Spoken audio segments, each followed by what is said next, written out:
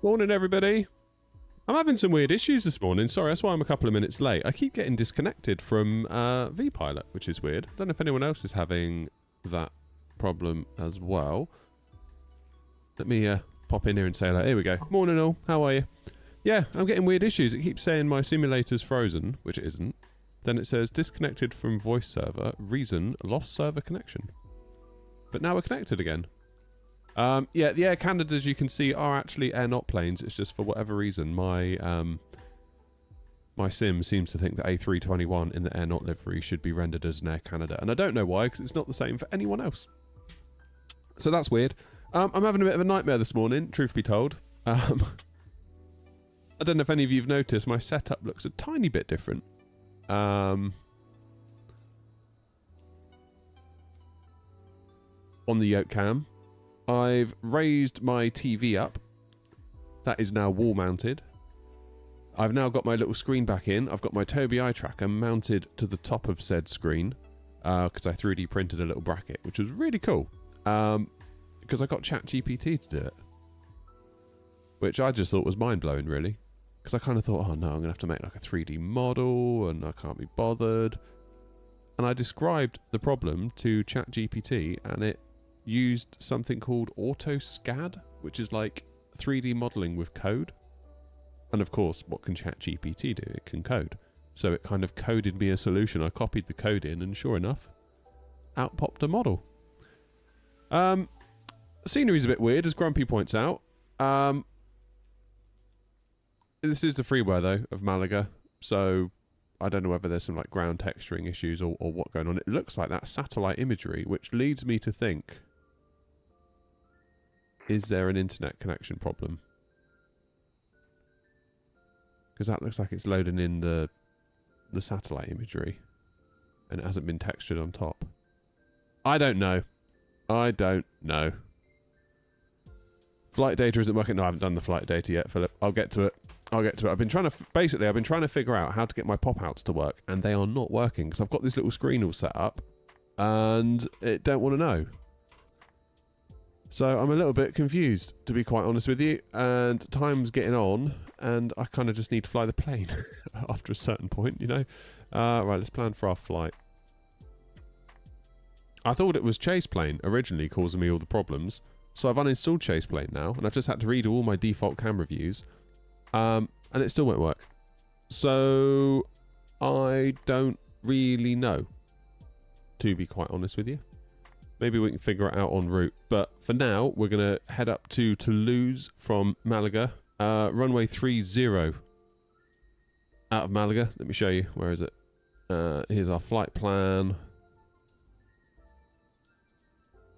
Zoom in. Here we go. Runway 30. So we'll need to taxi across probably Romeo 6 Charlie, up onto Lima, down onto Delta, and we'll hold it like Hotel Echo 1 and hop on and off we'll go.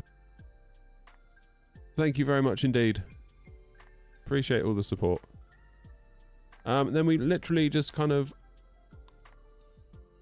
mosey on up through Spain until we get to France. The stream's freezing. Oh no. Is it my internet? Is it my internet? It looks alright here. Hang on. Everyone relax.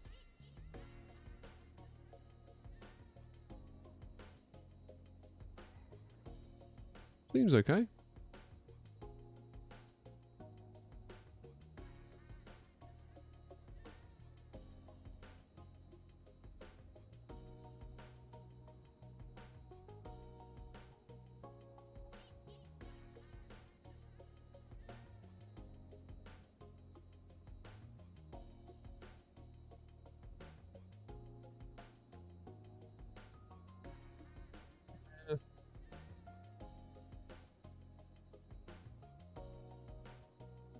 Two secs.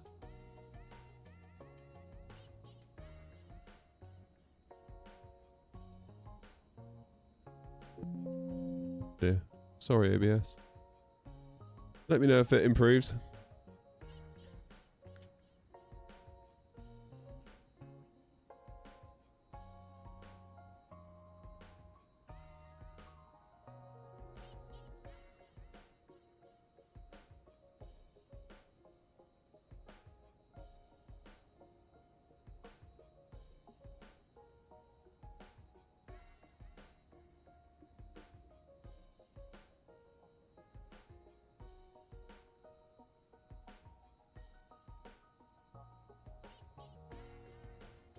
Okay, I think it might be a YouTube thing, because having checked everything, it looks alright for me. They just love it when things start off going badly. Right, camera view is going to be a bit weird today, unfortunately.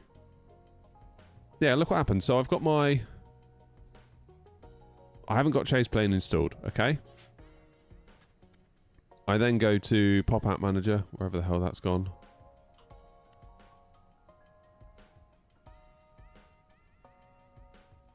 Right, Pop-Out Manager.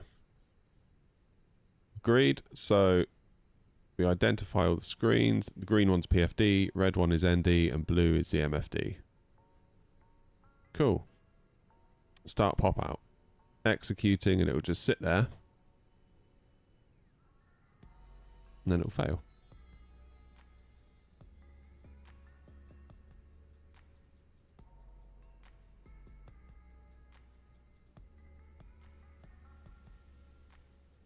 So there we go. I don't know.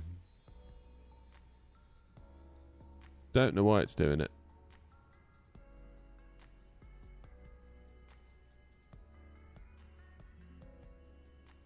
Very strange.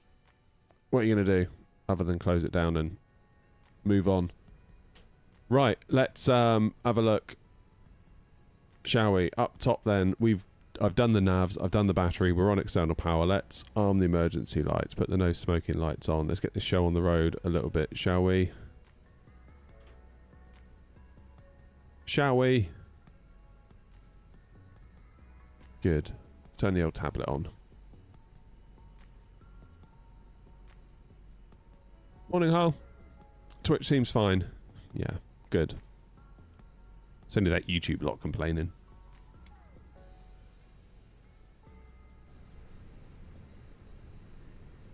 Alright, so we're expecting 174 passengers, 2.5 tons cargo near as damn it, and 8 tons of fuel. So, get loaded up, shall we?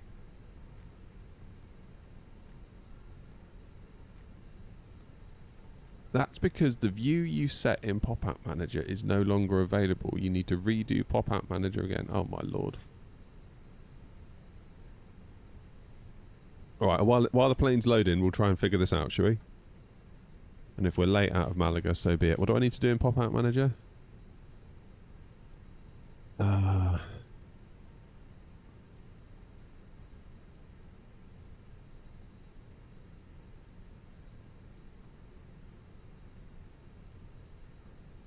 Minimize, pop out.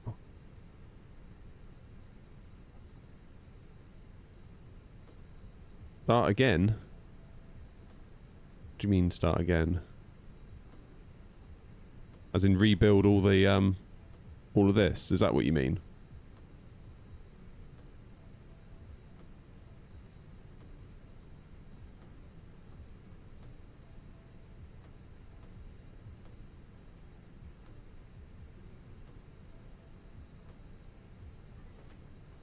Okay, let's start a new one. Call it Fenix 2. Click here to add. Add. PFD. Identify. There. Okay. Do the ND. Identify that one. Runway 30 for Malaga. Call it the MFD, for want of a better name. Okay, then we lock it.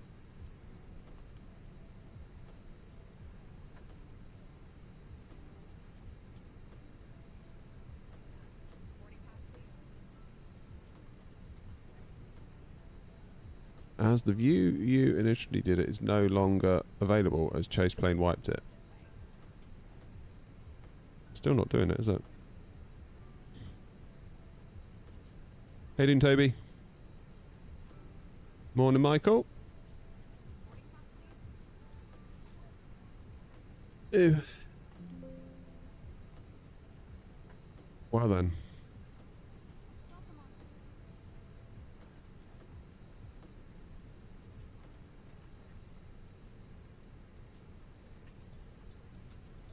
Yeah, I read your tip in Discord, Grumpy. I'm just a bit confused.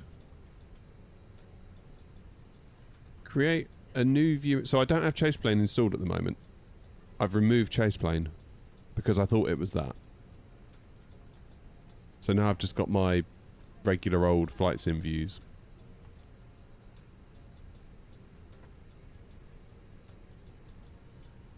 So this is without Chaseplane at the moment.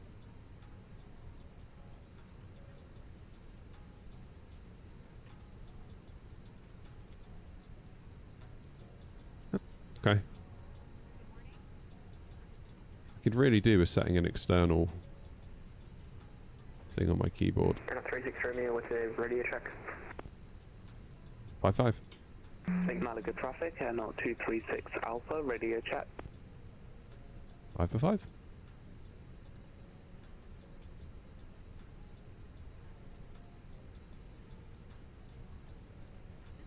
Malaga traffic AirNOTT 518, radio check. 5 by 5. Good. We can all hear each other. Okay, keyboard.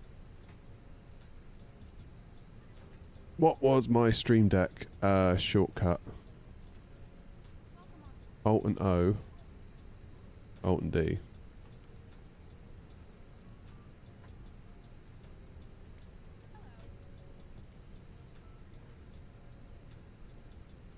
External view toggle is what I want, isn't it? External view. Alt and O.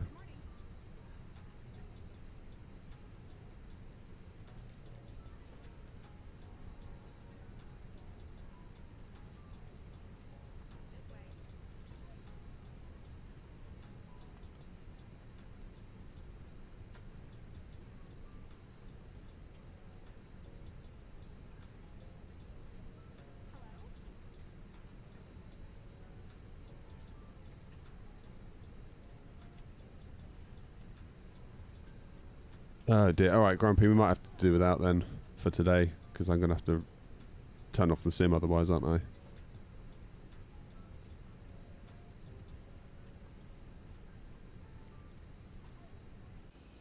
Better. Whoops, don't want to do that. Now I want a...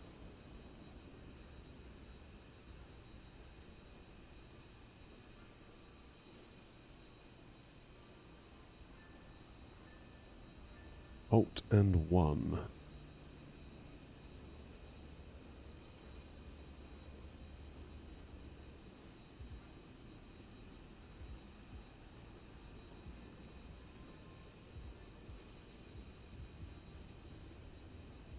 That scenery's doing something, isn't it? There you go, it's coming in a bit now.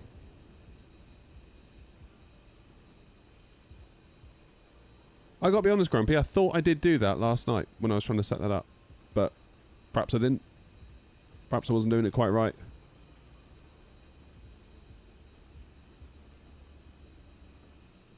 I guess we'll never know. Right.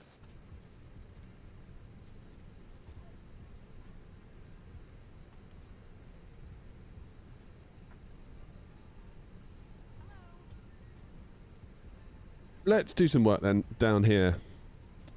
Get this show on the road. AOC menu. Flight in it. Where are we off to? We're off to Toulouse.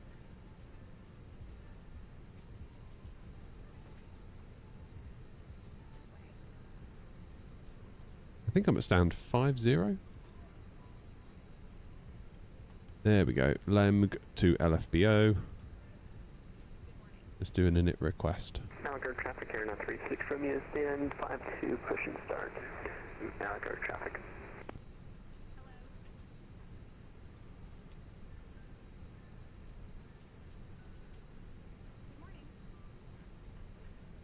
Right, flight number is AirNOTT 518.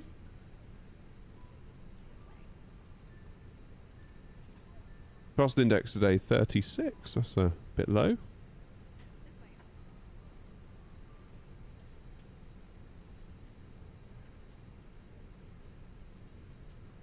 And 320 for the cruise. Let's get the wind.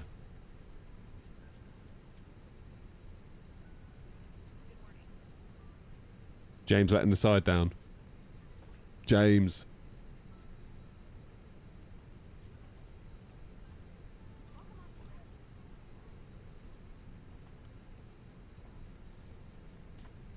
Right, so we're going to go out of thingy on runway 30. The bounty for Lima. Then into Toulouse. I've got 14 right ILS Zulu. Via where are we going? Where are we going? Aspect 8 Sierra. Via Surus? There we go. Perfect. Secondary flight plan. Let's copy that in. Actually, no, we won't. Secondary flight plan. Do LEMG slash LEMG. Pop that in there.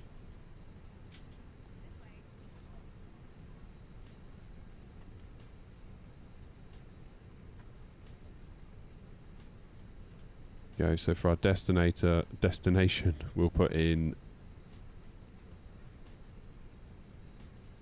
Interestingly, it thinks I've got 3-1 and 3-0. Why is that?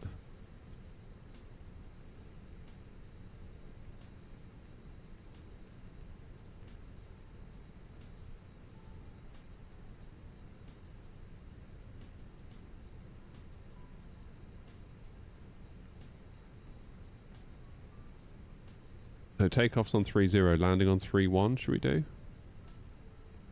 There's nothing on 3-0, is there? Just come in and land on. Okay. Then that's fine. Where'd I get my joystick from? That is from FS Projects. But you need a base to put it on. You can't just buy it. If you know what I mean.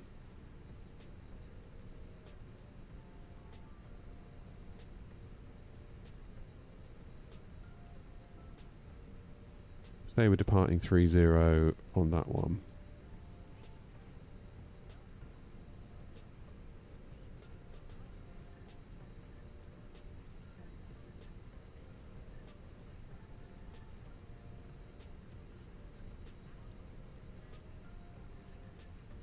Yeah, cool. So we've got waypoints ready if we need to circle back and land on 3-1. That should be fine.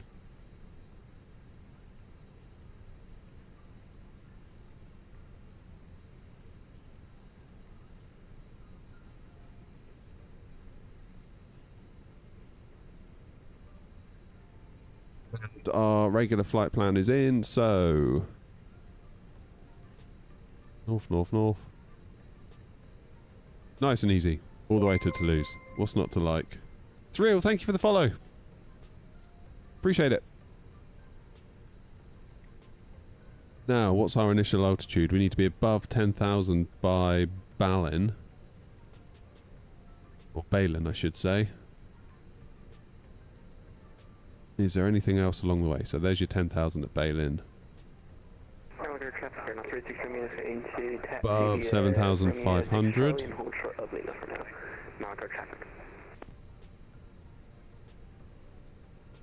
We'll put in 10,000 then for now. Maximum speed of 210 knots on the turn, then a max 230 by Malaga 902. Okay.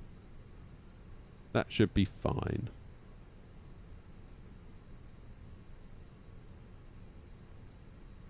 What's the QNH? We're nearly loaded, aren't we? We're very, very, very nearly loaded.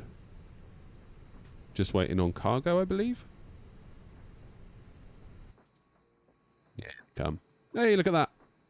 There's the old 7.3 looking good. So, good news, by the way. I got a...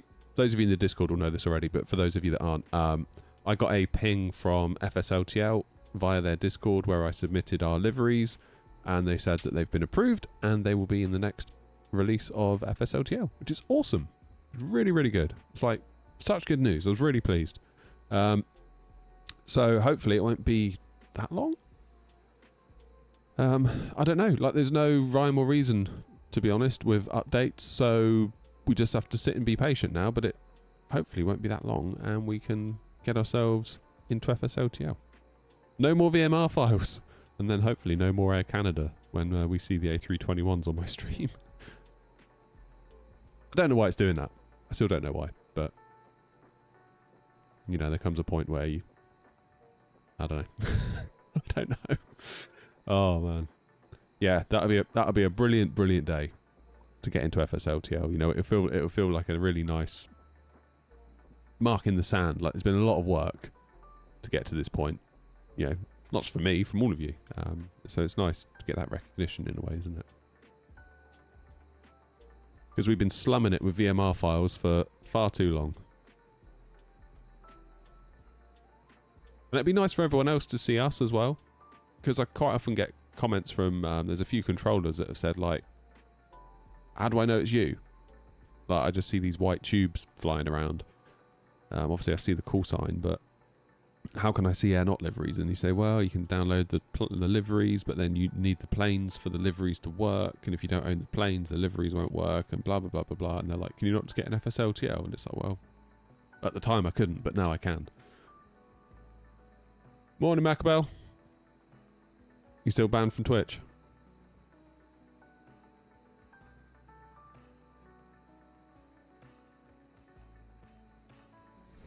Alright, we are nearly ready to go, aren't we? Just a few more crates to go in. I've moved my stream deck and I don't like it. I'll say that right now. I don't like it at all. We're going to have to move it back. Let's get the fuel, because we're loaded with fuel. So let's do that. Let's get people strapped in and let's get the APU on. Morning, Ronald. How you doing?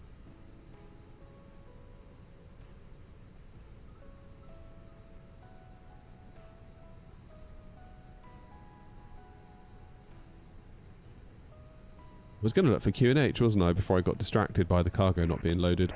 Malaga traffic AirNOTT Oh dear, Grumpy. What happened to your mic? Bloody amateurs, I don't know.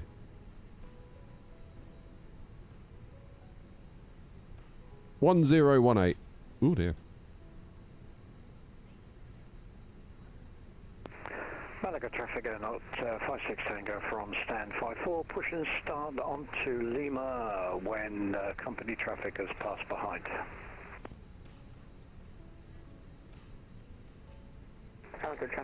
No idea, Joanna. Taxi now, holding point Echo 11 for runway 30 via Delta and Malaga traffic.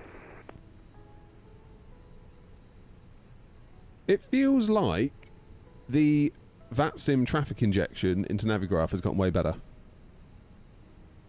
I feel like I can see everyone now reliably. Everyone that I should be able to see, I can see. Whereas prior to that, it always felt a bit iffy as, well, Grumpy will be the first one to tell you about the KLM incident into Heathrow. That was not good. That was not good. So I was following this, like the Navigraph, and you see all the little pink planes. You know, you can see that, and I was following that into Heathrow, and there was a plane that was present in the air that was not shown on the map, and then it was like, oh, there you are, as it went flying past my window. That was not a good day. That was not a good day. Hey, doing, Louis?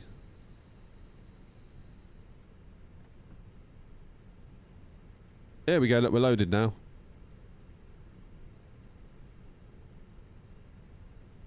You know what I'm going to do real quick? I need to check that my GPU is under control. No, it is not. Bloody Windows. Malaga traffic, AirNOTT 236 Alpha, Sand 48, push and start face north.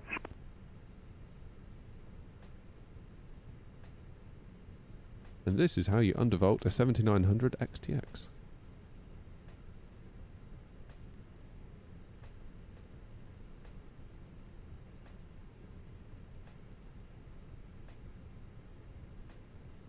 Ta-da! There we go. That's better. That's better, isn't it? Right, have I sent that to the MCDU? Yes, I have. Departure performance 30 load. Just going to double check my weather's on live. Yes, it is. Because I never trust it on 24. I don't trust it. Flaps 1 down 0.3 on the trim. 148, 148, 149. That's fine. Intersection, I was going to do... What was I going to do? Hotel Echo 1 was going to be my plan. Send to the MCDU. I would call it the McDo, but it upsets people. Init page B is populated. That's fine. Block fuel 7.9 tons as expected. That all looks reasonable there. Zero fuel weight 60.5. Fine. Performance page 148, 148, 149. Good. Flaps 1 down 0.3. Flex temp 62. Good. In which case, APU is fired. Get the beacon on. And we can get ready to go.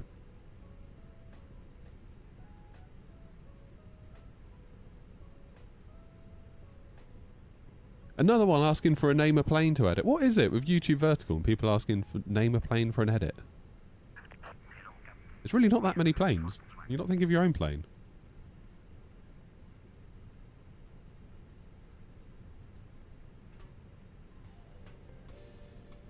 Malaga traffic and 56 Tango from facing the wrong way. Thank you, GSX. Taxiing to holding point runway 30 via Lima and Delta.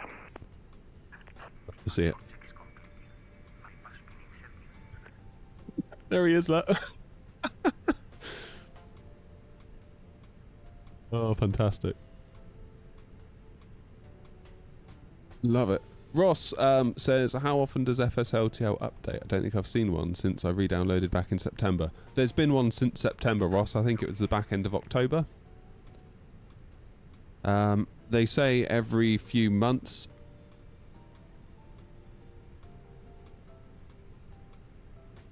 Yeah, Louis, I know what you meant. I just don't really get why people always ask in YouTube Vertical Chat. It's really weird. It's like... Is it like a culture thing that I'm just not au fait with?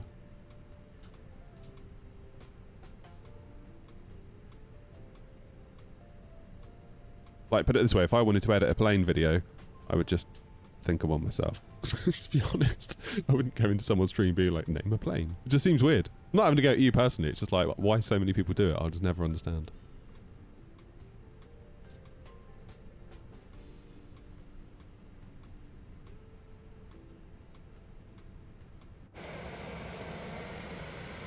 Look at that beautiful 737.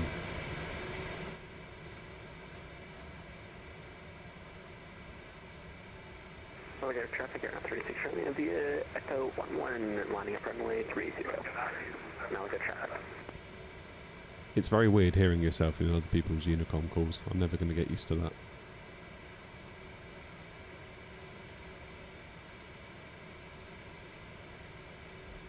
Morning, Pedro.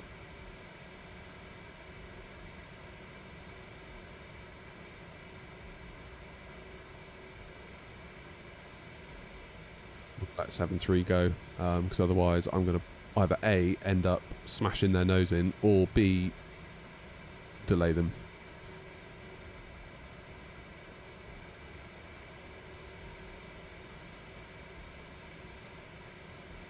Sounds like you've probably got static aircraft, Toby.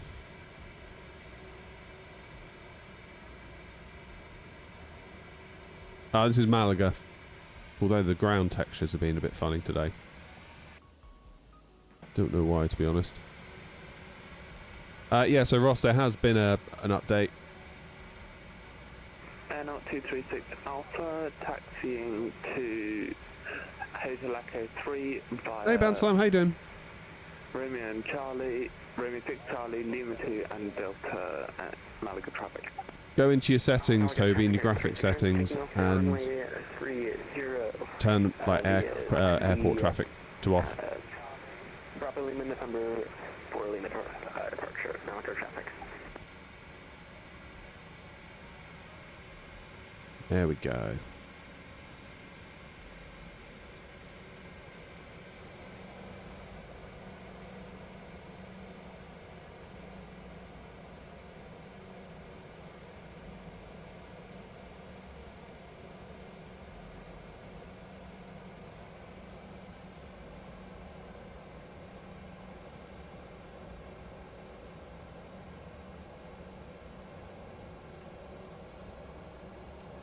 Louis says, just name aircraft or airliner, I'll make an edit. Louis, I don't know how to tell you this. I don't really care if you make an edit. No offense. Like, if you want to make an edit, think of a plane and make an edit.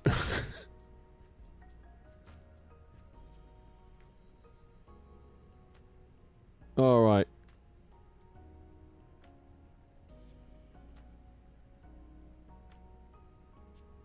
Malaga traffic, AirNOTT 518, stand 50, pushing back onto Romeo 6 Charlie, facing west.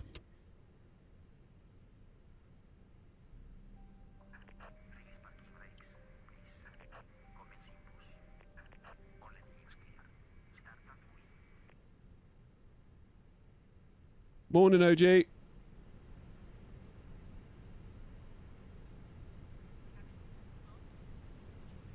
Roger, traffic AirNOTT 36 Romeo, airborne now passing 2000, climbing now flight level 340, Malaga traffic.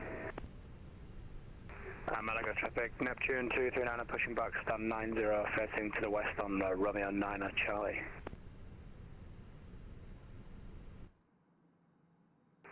Malaga traffic, willing at 4 km, push back and start Romeo 6 Alpha, facing west.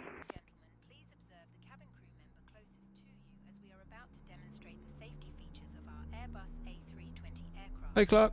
Thank you.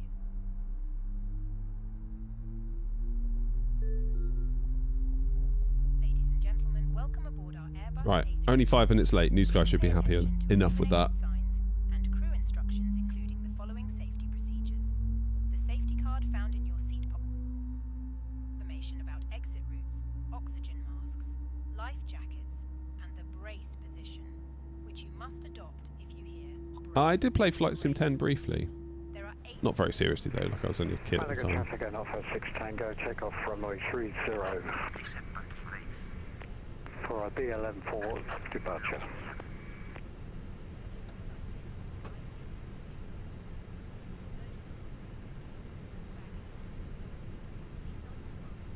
Adjusted and released as shown. It must be fastened whenever the seatbelt signs are on, and we recommend that you keep. Oh my word, has it not gone through?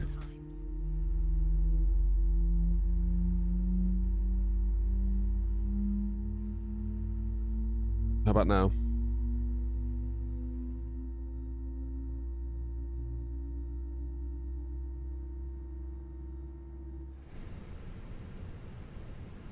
I've resubmitted, Clark. Hopefully that's gone through now.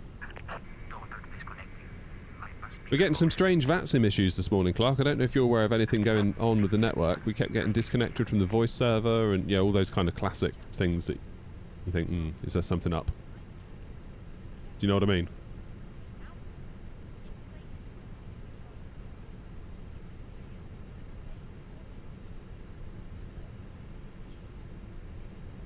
Alright, let's get that taxi light on. Both engines are available. So we can lose the APU bleed. Lose the APU. New throttle. Newish. Yeah, Moser sent it over. It's their MTQ throttles. So it allows you to pull the handles off and put on Boeing handles if you want to switch between different aircraft type. Which is nice. I like it. Cheers, Goz, Gosa TK fan. However I'm supposed to say that. I'm sorry if I butchered that. I probably did. Traffic AirNOTT 56 Tango airborne out of 30, crossing 2,500. No further call.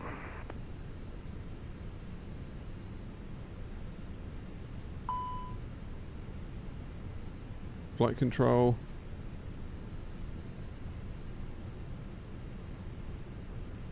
We'll do it.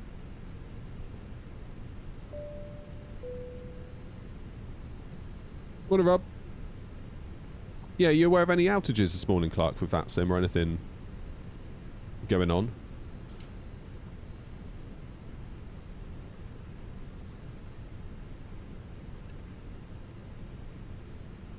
Malaga traffic AirNOTT 518 taxiing to holding point Hotel Echo 1 runway 30 via Romeo 6 Charlie Lima and Delta Malaga traffic. Not seen anything. Okay. Malaga traffic, Neptune 239 taxi, holding point Hotel Echo 1 via Romeo 9 Charlie. Charlie Foxtrot for runway 30.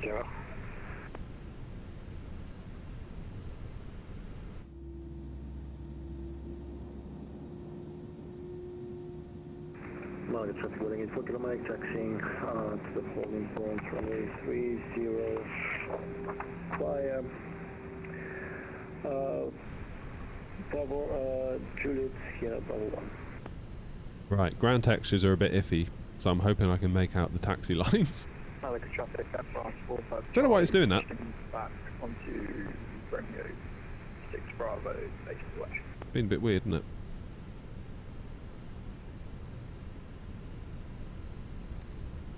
Still, we'll make do.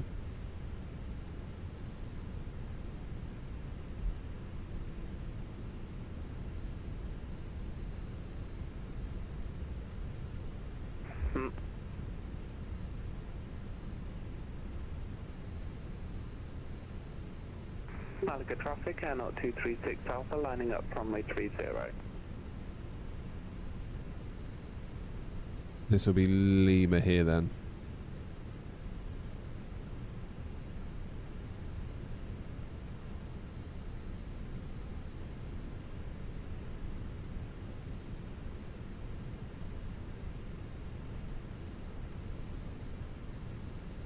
There's a Ryanair.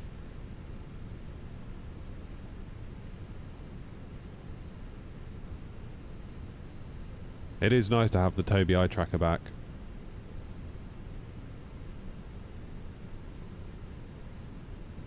I've changed the sensitivity on it. I've turned the sensitivity up. I just think maybe I've done it a bit too much. I don't know. Maybe I'll dial it back just a tiny bit. But I like the fact it's a bit more reactive than it was last time I used it.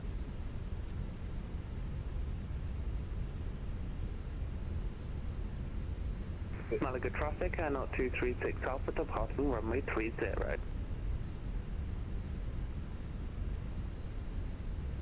So second right onto Delta.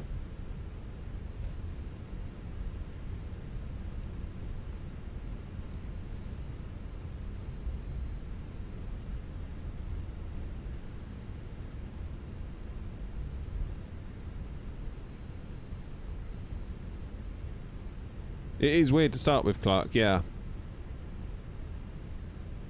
I mean, different people will use it in different ways. The most where I've settled on is taxi movements. Like, I see people trying to land with it on, and honestly, I just look at that and think, no chance, I'm not doing that. Like, that'd be way too weird for me.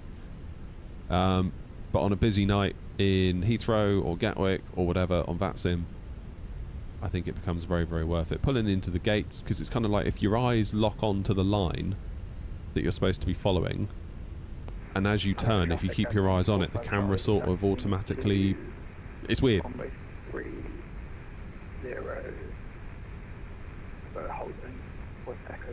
Only issue I have for having it on all the time is because if I look to chat over here, then obviously my camera's going to go everywhere.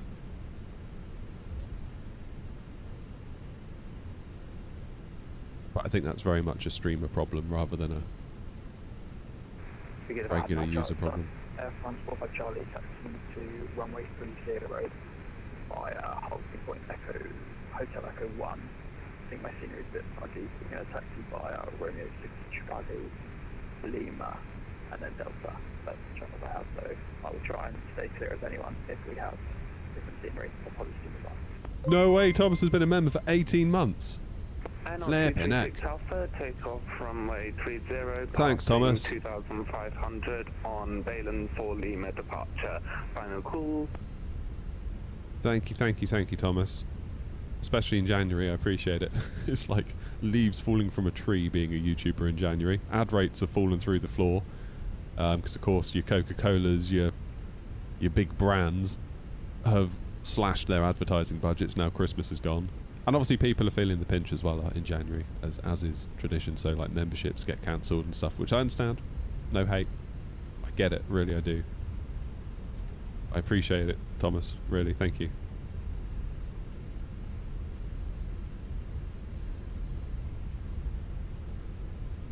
I remember this time last year and the year before I was freaking out a bit, being like, oh my god, like, it's all ruined, it's all gone. But now, this year, I'm kind of like, yeah, it's January, it's going to suck, it always does. But it will come back. Very much a seasonal business, this YouTubery stuff, which I did not anticipate at all. Who's that? Philip! Oh, nice one, Philip, you sent Chris a membership, thank you. Thanks, Philip. I feel like my camera is unreasonably bright on the yoke cam. Let's turn that down a bit.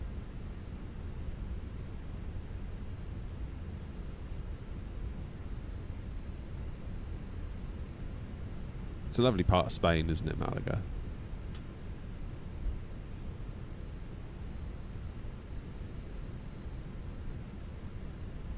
Lovely part of Spain. Got to start new sky. Oh no. That is devastating. Thanks again, Philip, for the gifted.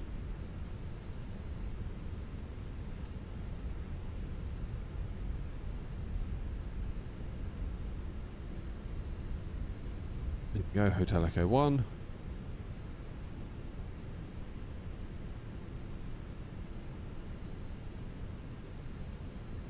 Have I ever been to Seville? In person? No. No, I've not.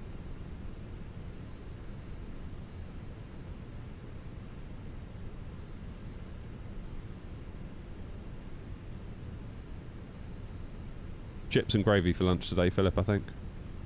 I'll whack on some oven chips at around midday, shall I? Whip up some gravy.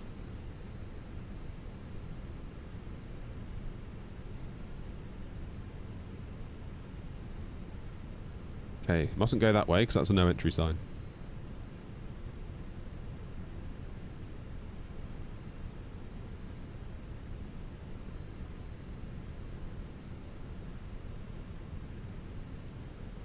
Okay.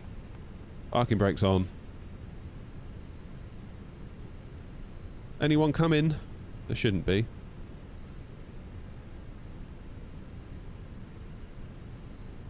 Presumably this fella's going to go on to 3-1. Should be alright. Malaga traffic, AirNOTT 518, taking off runway 30 on the Berlin 4 Lima departure, Malaga traffic. AirNOTT 236 Alpha, climbing flight level 340.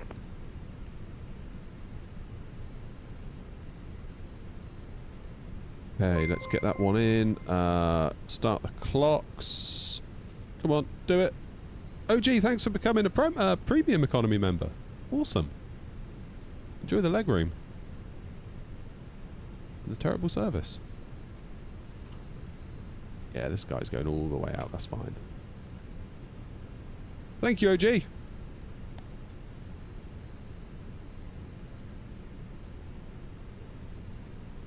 I really need to sort my stream deck out. I hate it being here.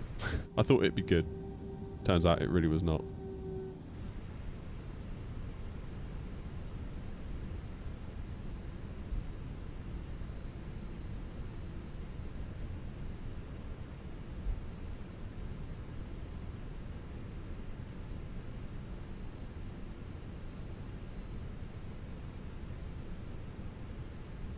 Ready to go then. This is where I'd be a bad host and ignore you all as I fly the plane. I apologise.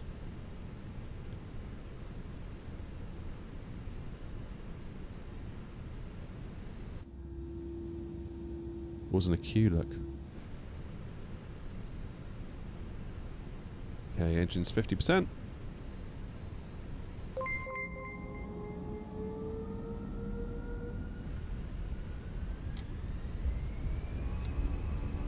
Man Flex 62, SRS green, auto thrust blue. Sorry if I'm missing all the messages. Hang on, I will get to you, I promise.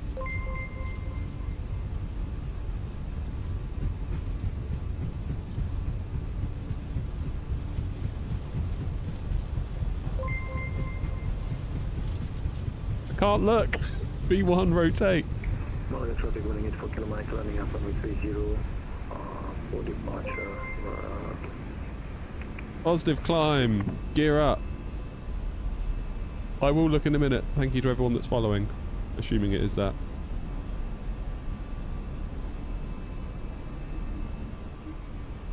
Make a turn.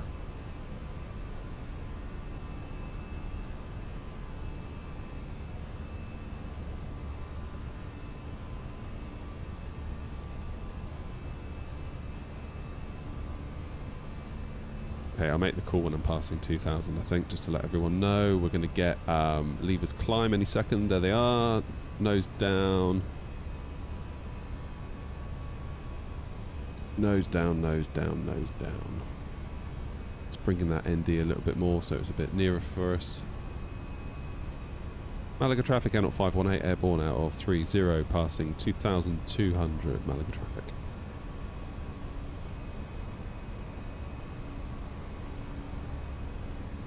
Right, what did I miss? OG, have you just sent 5 gifted? Absolute hero. Thanks, OG. If you got a membership from OG, be sure to say thanks. What a ledge. Malaga traffic running 84 kilometers, departing runway 30, Victor 1, limit departure Malaga traffic. What a beautiful morning for it. Look at that.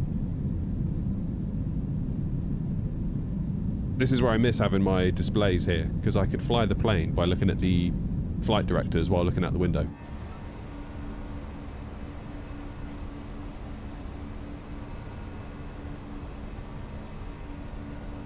Malaga traffic right now, 49 Whiskey Tango, taxi runway 30 via Lima and Delta. It was absolutely beautiful flying in here in real life. Trouble is, when you're in the passenger seat, you can't really see a lot, can you? You kind of like, your view's restricted. It was similar coming into Innsbruck. It was like, wow, that looks so amazing. I just wish I could see more of it, because you're kind of looking for a bit of a porthole, aren't you, to a point.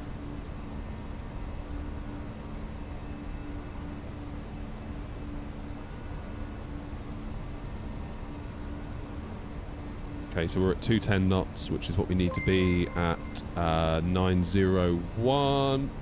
Johnny, thank you for becoming a member. Absolute hero. Anyone that became a member today, check the whatever page on the channel. Go to the channel page on YouTube, there'll be an extra tab for you, and you should see a link to the Discord. You can come and join the madhouse. And send grumpy Boeing memes. Fairly certain that's like 90% of the value I get out of Discord. But there you go.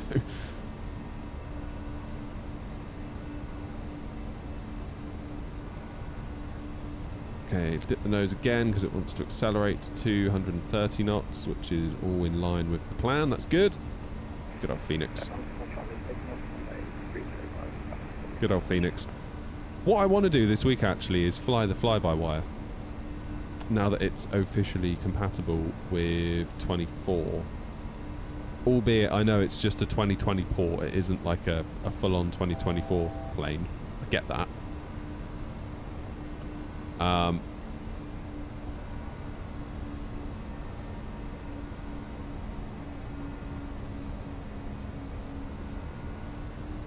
Okay, let's climb now 320.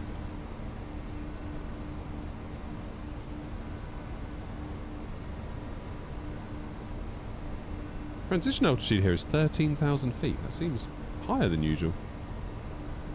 But we'll follow it.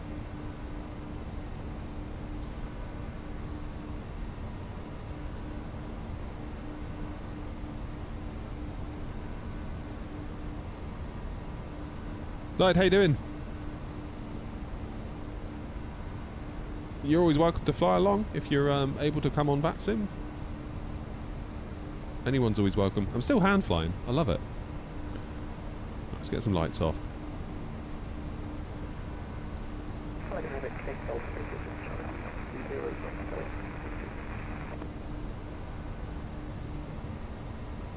Get to the end of our SID. Don't do it? What, the fly-by-wire? I used to love the fly-by-wire. What's wrong with the fly-by-wire? I mean, I know the Fenix is better. Like, make no mistake. Obviously, the Fenix is better. I understand that. But I used to love the fly-by-wire. I owe the channel to that plane, really.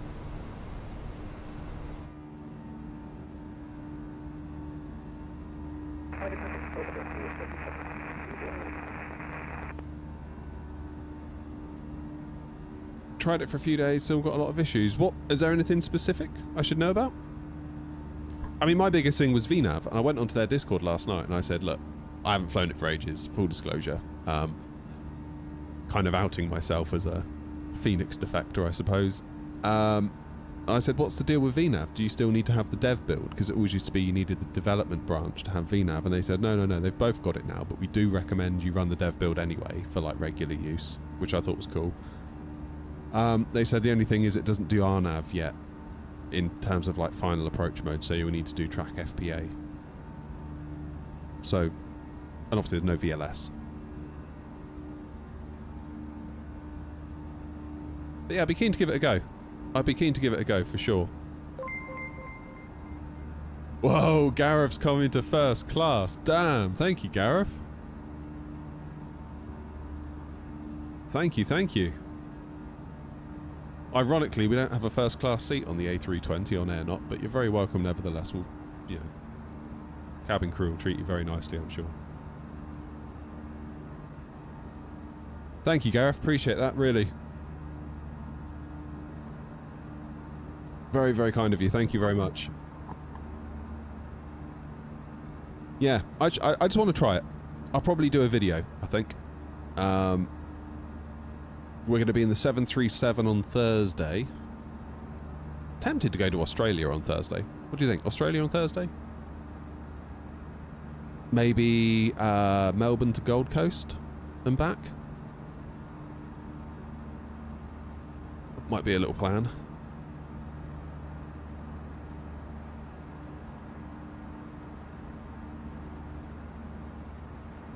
Be a plan.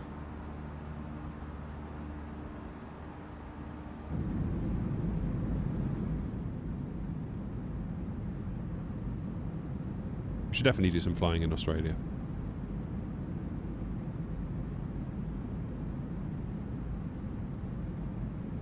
Welcome to first class on AirNOTT, where we book you another airline. Ouch! Ouch! Can't say that I disagree, but ouch.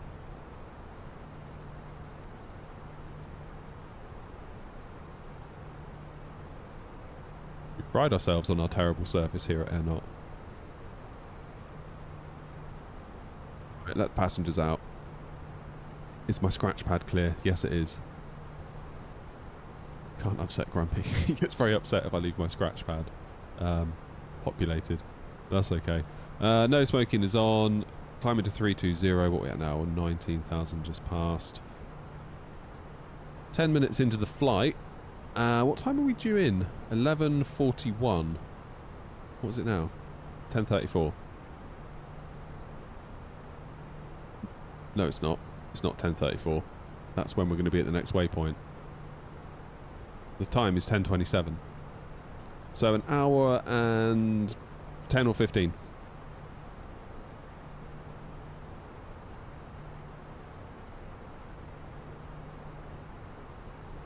We'll give it a go, OG. We'll give it a go. That might be tomorrow's job. Do a little A320X video.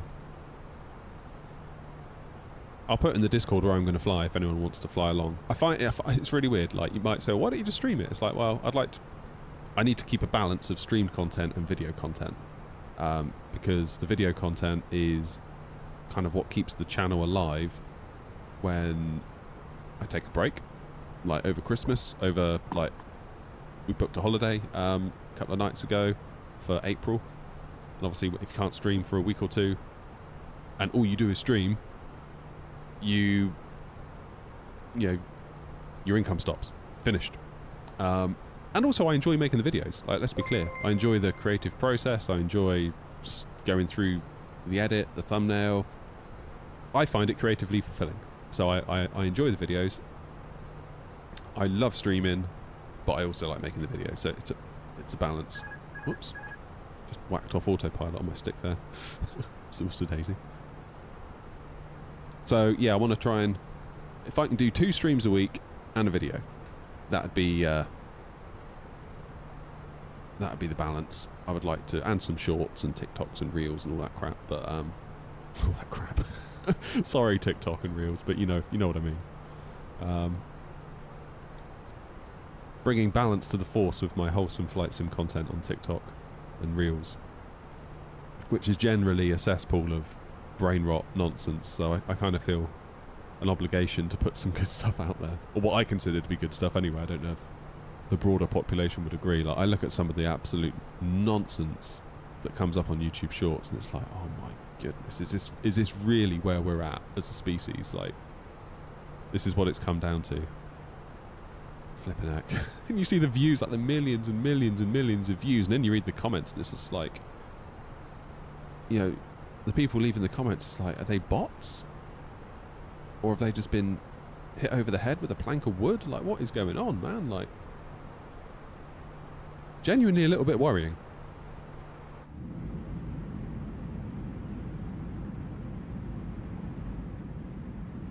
So yeah, rest assured I'll be putting out some flight sim landing content.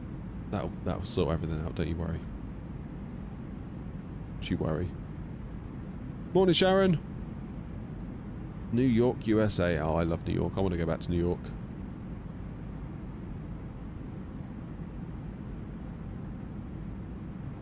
It's been too long since I was in New York. 13 years nearly, actually.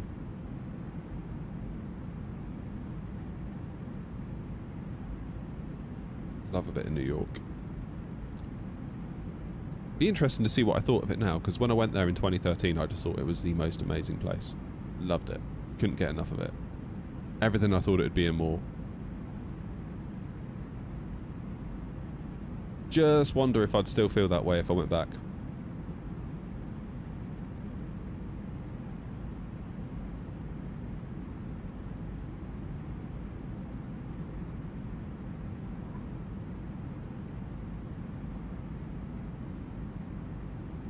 Yeah, Simbrief did give us even, actually, now you mention it.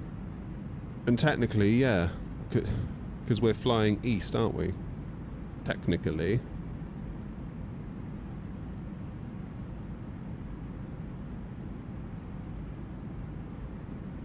And it's, yeah, it's west to east is odd, isn't it? And east to west is...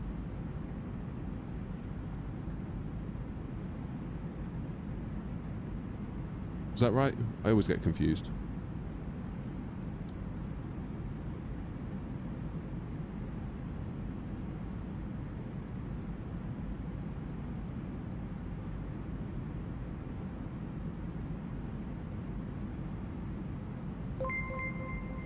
Cheers, Chris. What does Chris say? Good morning. Morning. I watched your very first VATSIM videos yesterday because I'm about to start a VATSIM too. It was very helpful. Good. Hopefully I show you what not to do if you've watched the Dublin one. Damn, that Dublin one. We don't talk about the Dublin one. We don't talk about that. Do we? Do we, guys? We don't talk about Brussels. We don't talk about Dublin. We don't talk about the KLM incident into Heathrow. We also don't talk about... Oh, there's got to be another one somewhere. We just don't talk about it.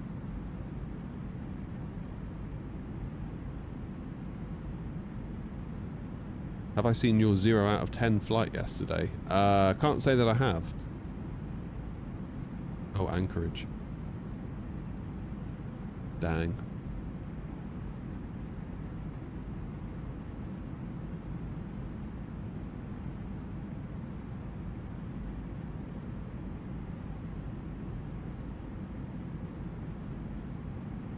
Yeah, OG, I do wonder how it would feel going out there now. Different vibe, maybe.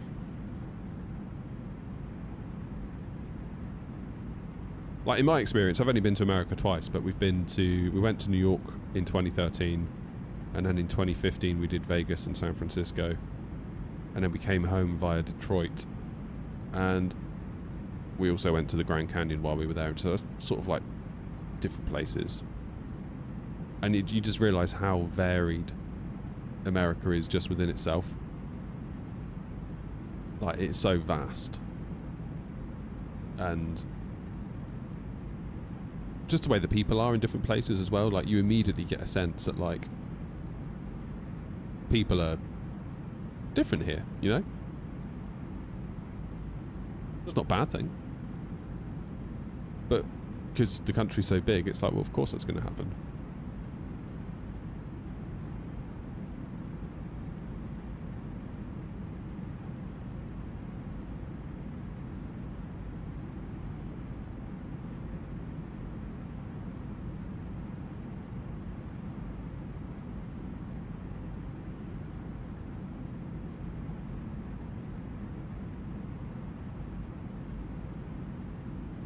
Toby says, I was there last year, lived there for 6 months across the US. NYC is definitely not for everyone.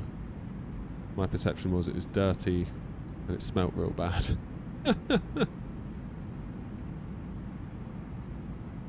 Yeah, I thought it was alright in 2013 on the whole. I mean, we stayed in Manhattan in like the touristy areas, I suppose, so perhaps you're going to get a skewed perspective if you're staying in the quote-unquote nice bit.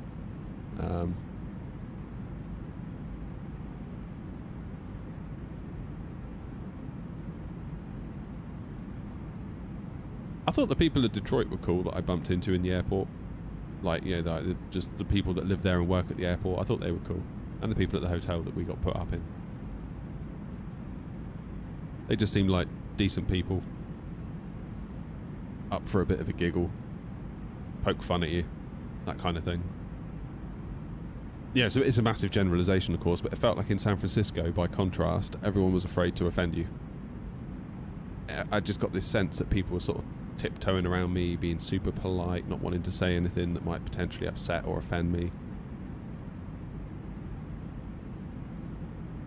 And then you land in Detroit, and then you find out your plane's broken and you're being put up in a hotel overnight, and then you get to meet all the people there and deal with that. It's like very different, very, very different vibe. I gotta be honest, I think I kind of preferred the East Coast kind of... what's the word? Found the East Coast much more matter-of-fact. Say it how it is, don't hold back. You know, a bit more... Because I found, yeah, the West Coast to be a little bit more reserved, I think. Which isn't a bad thing, necessarily, it's just an observation. And again, it's a generalisation, because I was only there for a small amount of time, met a small handful of people, so...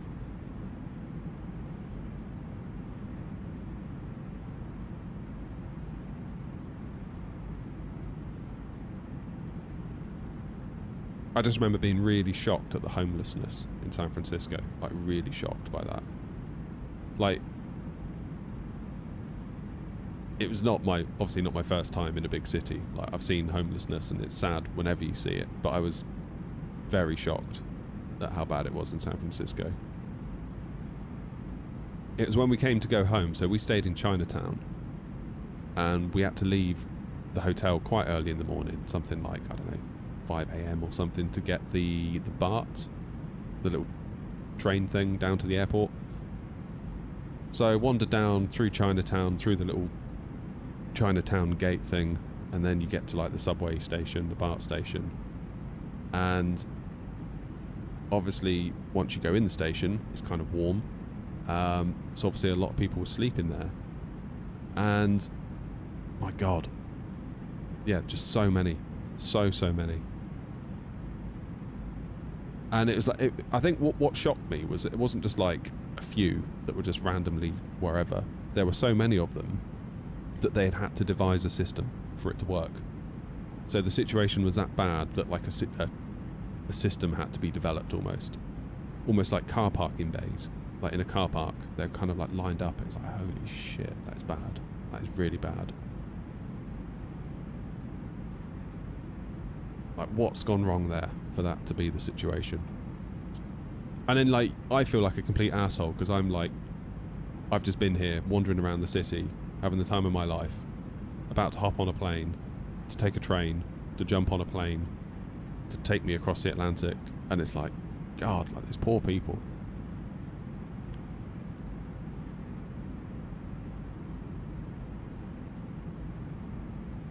Really, really sad. There was no trouble. Like, no trouble whatsoever.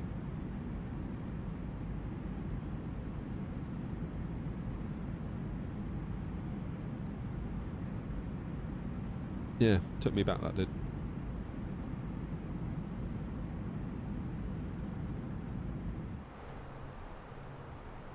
There we go, 330, we made it. Oh, it's getting hot in here, which isn't a bad thing, because it was really cold this morning, but I need to put my fans on.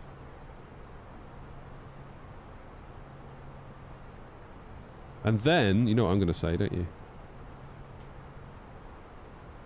Do we need...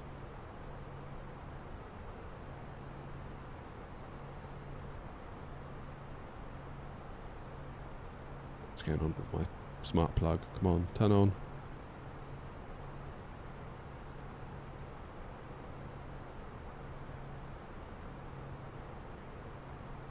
Hey, they've come on. Good. Morning, Mr. Mint. Sorry, I was ranting there and I missed you coming in. Coffee time. There you go. OG knows what it is. Coffee time. Get to use my new coffee machine. Very excited for that. I'm not loving the beans I've got in there. I ran out of APU, so I went and panic bought some cheap supermarket beans and, well, let's put it this way, you can tell they're cheap supermarket beans. So I haven't got long to go. I reckon just a few more coffees and then it would have used them all. Then we can get the APU back on and get this show on the road, which I very much look forward to. Now, is there any ATC on? I don't believe there is. Look at the train. Who's leading it? Is it Ryan? Ryan, then Grumpy, then James, then... Oh, that's me. Then we've got Toby in the Air France, and we've got Ryan off to Birmingham. It's quite a long flight from Malaga to Birmingham, isn't it? It's got to be a, what, good 2.5, 3 hours?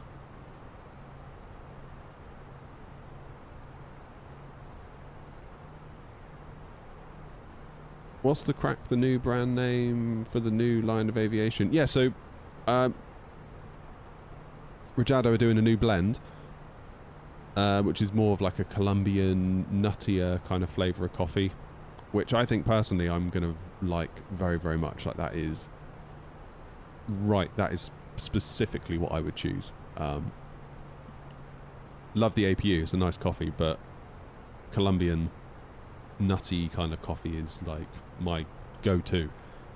I will report on it because they've sent me a bag to taste test because they're still sort of fine-tuning stuff like that, so that's really cool. But you can help name it. There's a post on the Discord and there's also a YouTube community post. There's a link where you can submit what names you think they should call it, because they're basically, I think they don't know what to call it, so they're asking for us to help.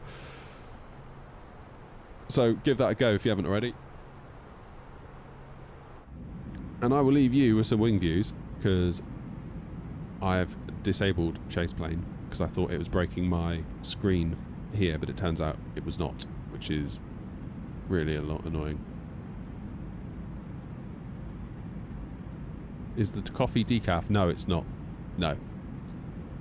I don't know if they do a decaf blend, actually. I'll have to ask him. Toga's a good one, actually. Toga's a good name. I think I saw... Did you suggest that in the Discord, Bobby? Toga would be a good name. I think someone else might have said GPU. That was ages ago, though. I don't know whether anyone... Because obviously APU, then GPU. I think they should call it the AirNOTT Signature Blend, personally.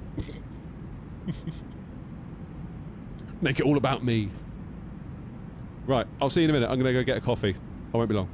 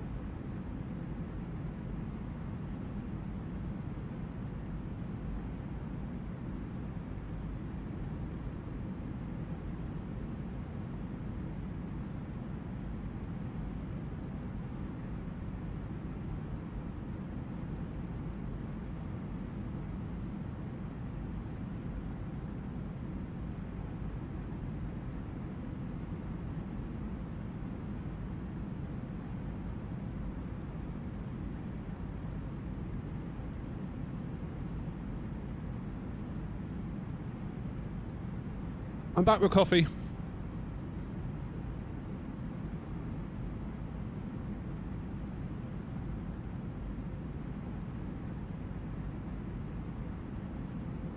You still talking about names for the coffee? A350 about to get uninstalled. What's happened, Ryan?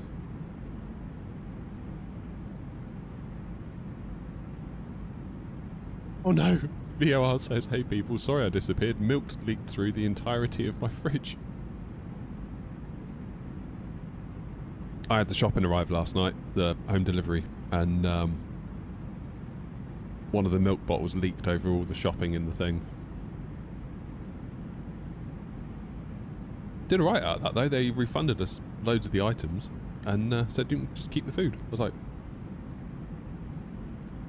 I could understand refunding the milk, but like the other food that the milk leaked over was like packaged in cellophane, so we just dried it, wiped the milk off, and it was fine again. It's like, why are you...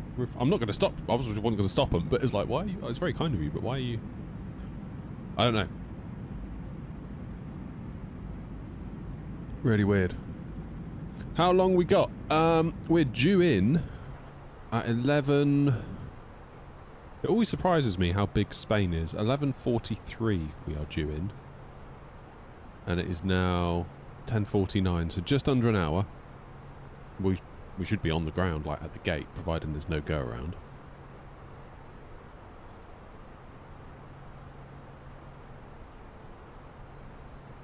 Yeah, I did very well out of it, Joanna. I was thrilled. I'm not streaming on TikTok. Should we stream on TikTok as well? Come on, let's stream on TikTok. Let's give the TikTok people some wholesome content, shall we? Change the world one TikTok at a time. Ah! That's better.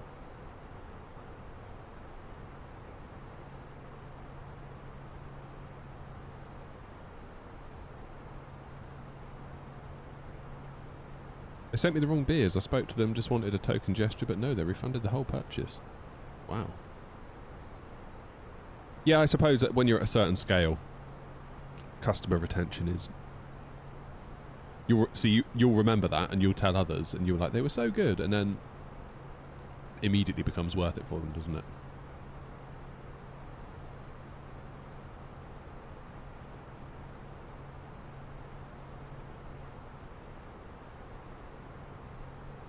How do you stream to TikTok? So this is the problem. This is why I didn't bother this morning, because you have to use the TikTok Live Studio app. I can't just...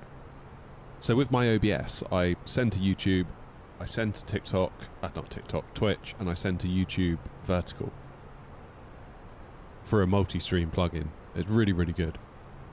And if I had a stream key from TikTok, I could add TikTok to that list and it just sends it out, which is great because you only have to do one encoding of the video. So my vertical feed, there is one encode session that encodes that at 6,000 kilobits per second or whatever it is. And then it just, the encoder just encodes it once and then it gets streamed out to wherever it needs to go. TikTok Live Studio, however, requires its own thing and it tries to be all like TikTok-y and, you know, just wish they'd give me a stream key. Apparently you can get them, but you need to go through an agency. It's like, I'm not going, like, what's that even mean? Go through an agency. Just feels a little bit griftery. Does that make sense? Right, what we're going to call... Oh, I got hiccups.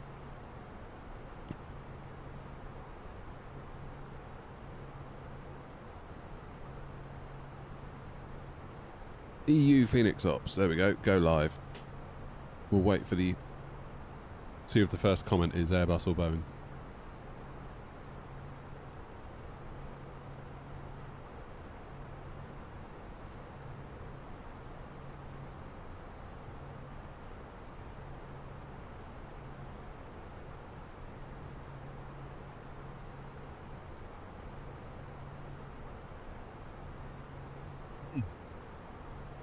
So the good news is that last coffee I made, I heard the grinder start running really quick towards the very end of the grind session, which tells me that I've used up all my rubbish supermarket beans.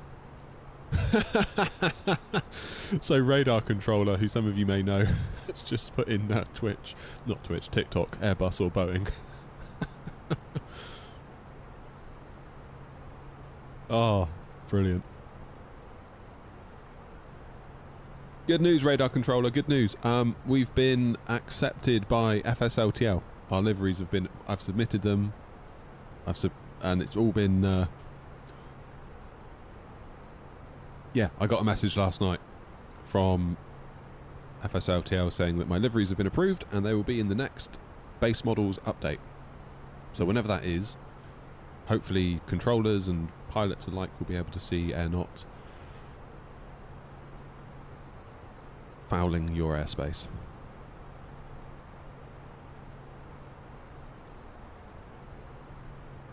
See what's going to happen here. Philip, I knew you were going to say that because I've got another little screen that tells me like people that are actually watching but aren't chatting yet, and it came up with Captain Smurf. I was like, oh god, here we go.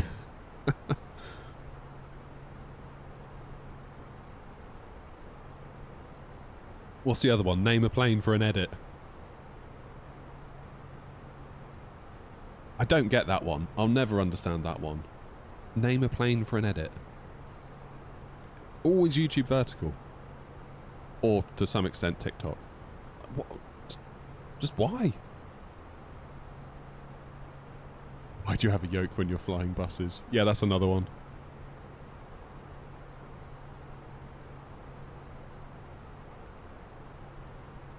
Oh, man. I don't know. Makes me very grateful for you lot, put it that way. Can have, like, actual conversation. Real dialogue. Name a plane for an edit. Just find your own goddamn plane for an edit. How lazy are you? There's only like a handful of them. Like A320, 737, A340, like... There's not that many of them. Maybe it's just like a... Philip says in TikTok chat, is this the PMDG? Yeah, it is, Philip. Yeah, this is the new 777.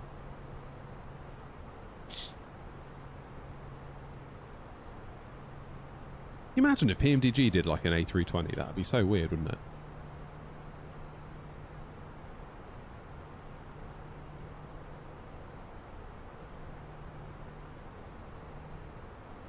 Wonder if they ever will.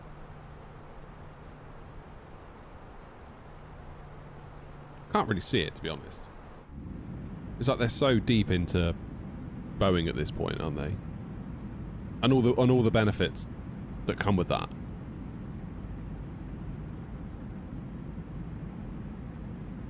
Radar controller wants a Fenix 737. I wonder if they could do, because ProSim do a 737, don't they?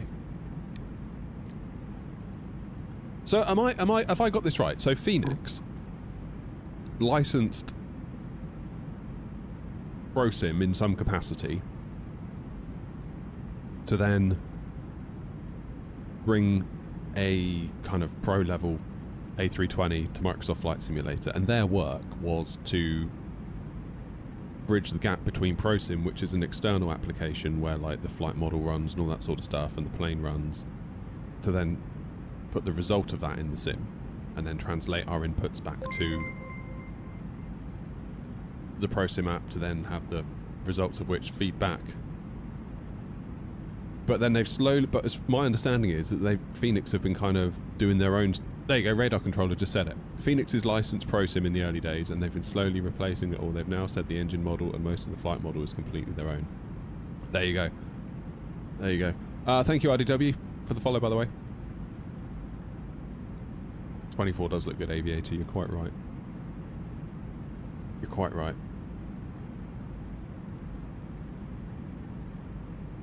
So my question then is, could Fenix start that same journey again with the 737? Because I believe ProSim do a 737.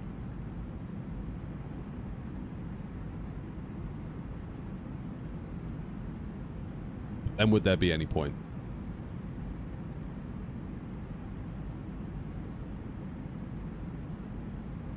With PMDG, with iFly. Shots fired by Sav.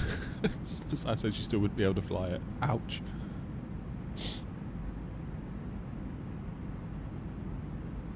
It happens to the best of us, radar controller, don't you worry about it.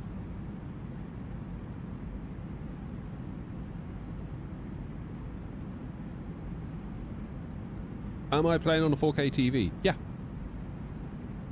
Yeah, it's a LG 4K budget TV. If you were to go into Curry's, and it'd probably be like £250 these days, I would have thought. I think it was slightly more. I bought it in 2021, so the TVs were slightly more, because you know what TVs are like, they get cheaper every year, don't they? Like the new model comes out, it does more and it costs less. I was talking to my wife last night, because I would really love a new TV for the front room. We're on a 50-inch 1080p plasma from 2010. It's an LG, but it is an absolute beast of a plasma. I researched the hell out of it before I bought it. And yeah, it was a great TV at the time. And honestly, it still does look good now. Like, it does look good now. I go around to other people's houses and they've got their QLEDs and they're this and they're that, and I come home and I'm like, yeah, you know what, that plasma's still got it. Like, it may not be 4K, but it's still got it. But there is part of me that would like a new one.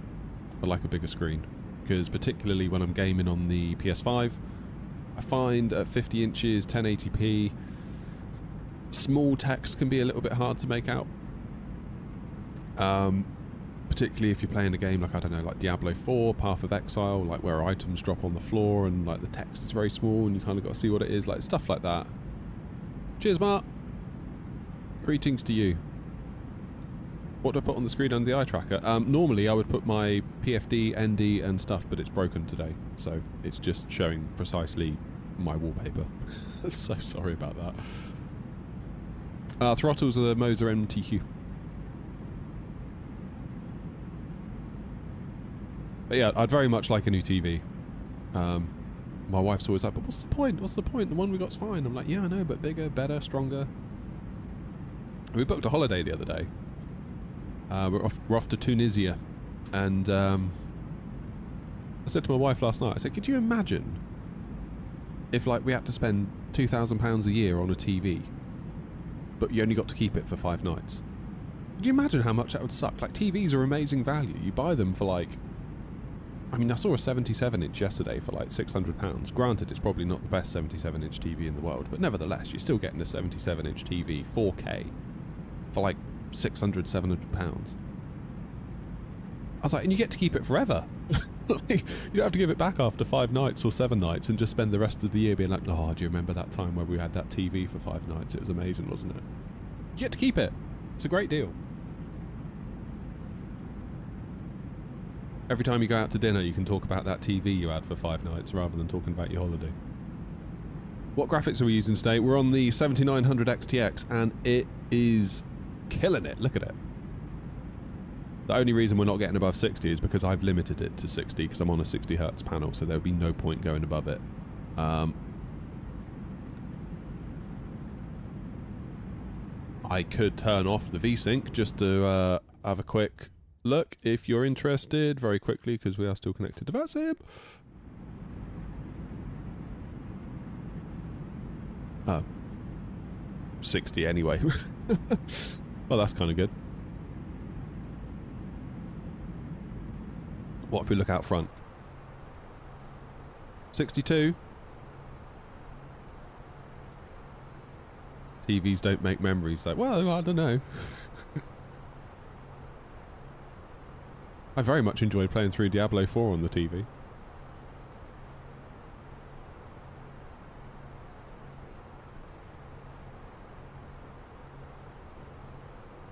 Cheaper to run than... Yeah, the plasma uses a lot of electricity. A lot of electricity.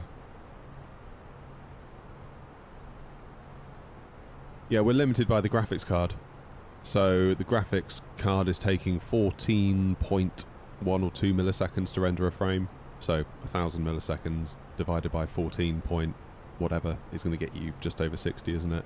Main thread is kicking around 10 milliseconds. Whereas on the 4080 we were consistently double that. So there's a definite CPU overhead when running the 4080. Now that's either an NVIDIA driver overhead, or the CPU's having to work to constantly keep the VRAM fed or something.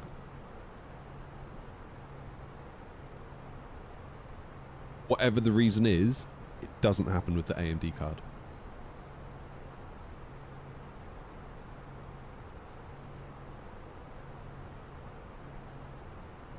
Oh yeah. 4K, TAA. That's pretty damn good. Pretty damn good. Just wish the 4080 would have done that. But you can't have it all, can you?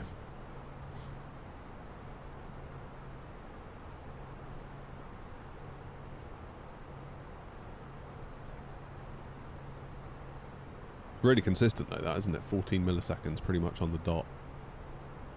And there's not a lot of fluctuation in the main thread either. Now that may change when we come into Toulouse, because that's a payware piece of scenery. So it may be that things do drop. I'm not expecting to keep a locked 60 all the way down.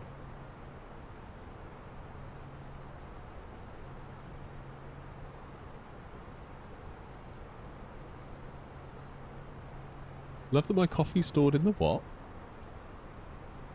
Oh yeah. I see what you mean, the green screen where it disappears. I'm actually quite impressed at this green screen technology.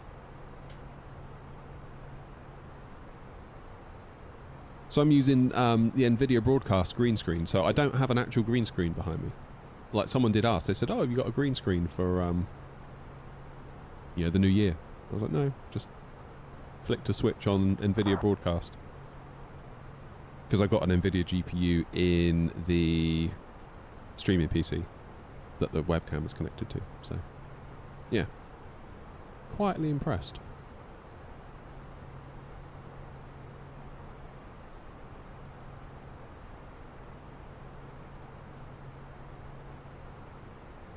Quietly impressed.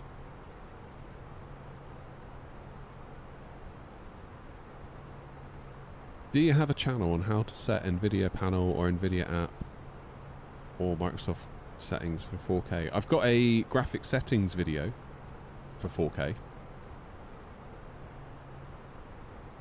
So we basically take the ultra profile and then we tune it down a little bit because there's a lot of settings that you don't really need. Ultra, like visually, you can drop them. I challenge you to tell the difference, but it gives you frames per second back, so we sort of spent a lot of time going through those. And I visually show you each one, like, for like the, I don't know, the one that do like all the rocks on the ground. It's like, here's what it looks like at low, medium, high, ultra. And then you can be like, actually at high, it looks a heck of a lot better than medium, so we'll go for high in this case. Whereas, I don't know, the trees, or maybe not the trees, maybe the grass, it's like, actually medium looks pretty good. And we get 5 FPS back, so maybe go for medium on the grass. So we sort of go through and analyse. There's also a more of a mid-range focused video. So I did the same style of video again, but with my 3070 5600X, which is my streaming PC, but I installed the sim on it to show you guys. Why is the PFD mountains? Because I can't get it to work. My pop-out manager is busted. Unless I do it myself. Can I do it myself? No. Summit's gone weird with it.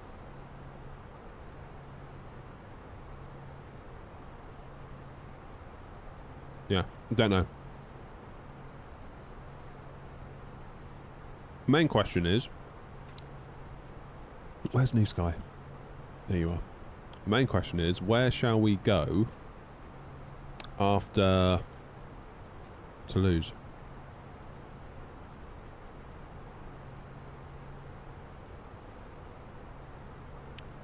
So this is where we could go. Let me make this a bit... Ah! Yeah, the plan was today to have all my PFD, ND, all that sort of stuff here, and subsequently make a video about it, but I couldn't get it working in time. So our options then, once we land in Toulouse, if we want to fly a scheduled route, which I think we would like to, we could go to Nantes, we could go to Bilbao, We could go to Palma, we could go to Ibiza, we could go back down to Alicante. Could go to Portugal, but that's going to be a long old drag, isn't it? Or we could fly home to Gatwick, Heathrow, Bristol, or Manny.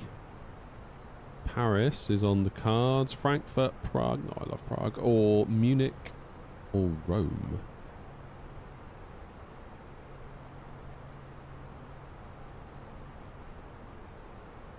Now, by the time we get there, it's going to be... What is it going to be? 11:43. By the time we get parked, probably 11:50, 11:55. By the time we get realised, so it's going to be a 12:30 departure, if we're lucky. So really, we need to keep it inside of 2 hours wherever we go. Innsbruck, I believe, is not on the list of destinations from Toulouse. So this is the AirNOTT schedule, basically, on VATSIM, on New Sky, I should say. So you can see here that all the routes out of LFBO is Toulouse to somewhere. Let me make this window a bit smaller so it's not covered up by my yoke. And at the moment, in Toulouse, there is at least one. It doesn't tell you how many, I don't believe. There is at least one 737-800 and at least one A330-900 Neo, so that would be the headwind. Once I land, it will also say A320 here, because obviously at the moment the A320 is being flown from Malaga to Toulouse, so then the A320 will become available for me to take somewhere else. Or, if somebody's being cheeky and they nick it before I can file the flight plan, they can take it somewhere else. I'll just have to do a free flight, but that's fine. As long as someone's doing it, it doesn't matter.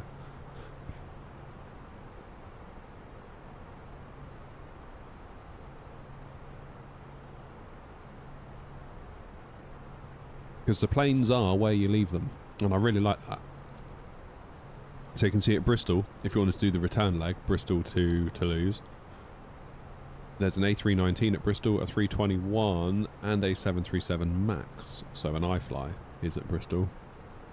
Copenhagen, we got a 321 and 737. Manchester, there's loads. That would tell me that not a lot of stuff has moved out of Manchester since we did the reset of the fleet.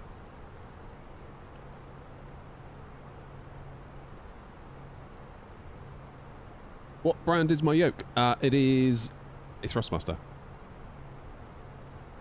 TCA Boeing yoke.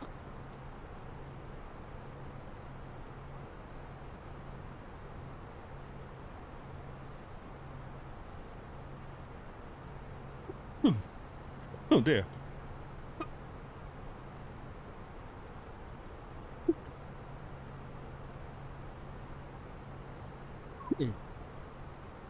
Excuse me.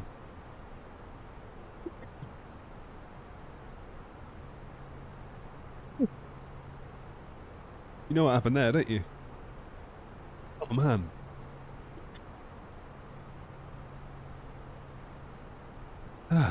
It's better. I'm all good, don't worry. I just breathed in a crumb. Yikes. Nobody clip that. I'm fine, everyone. Thanks for asking. Damn. Right, how long till top of descent?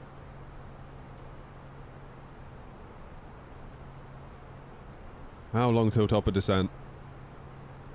89 miles. That's actually not too far.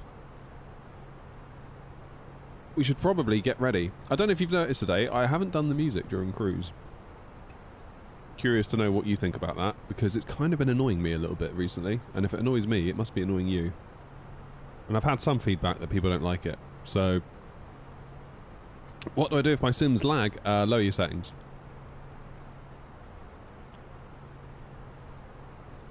Right, very quickly I'm going to turn VSync back on, because I don't like the tearing that it's giving me. Save and back. Voila. That's better.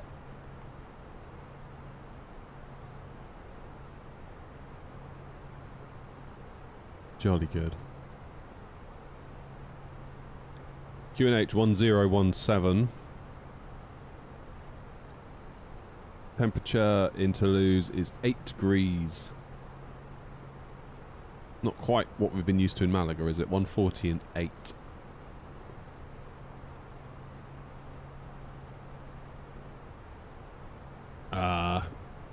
Rob, I've only just seen your message last night, by the way. I apologise. If you're still there. Minimums then are 688.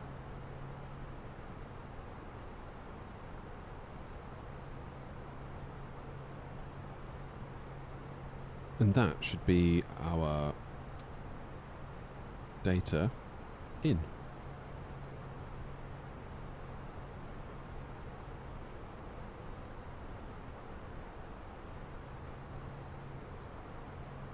Happy days.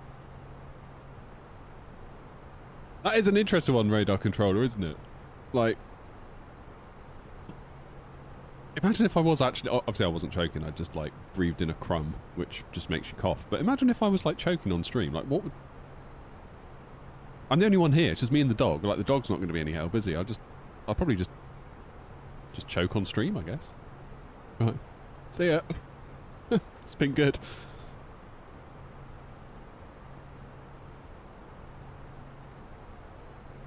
Sim Update 5 betas upcoming over the next few weeks. Ooh. Oh, I hope they don't, like, regress on anything. I feel like the Sim Update 4's in a really good place. Where do I find the mins? On the charts. So I'm on chart 113, ILS Zulu. I'll show you. So you got decision altitude 688 feet or 200 if you're doing radar altimeter. And to double check that, you come down to the bottom. ILS. Sometimes they'll divide it out by the category of aircraft. Like category A, B, C, D. But obviously if you're doing a localizer, yeah, be different.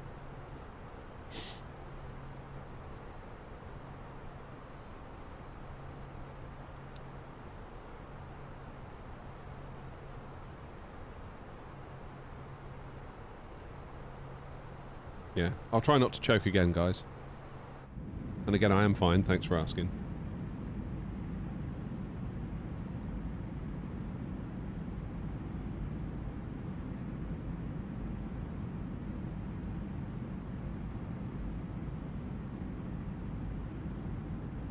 I'm going to put a poll up on YouTube.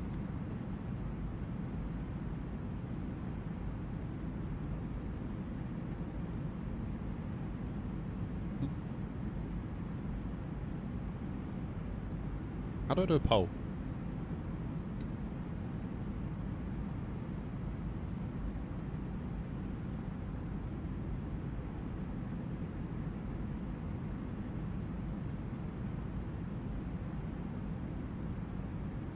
There it is, right.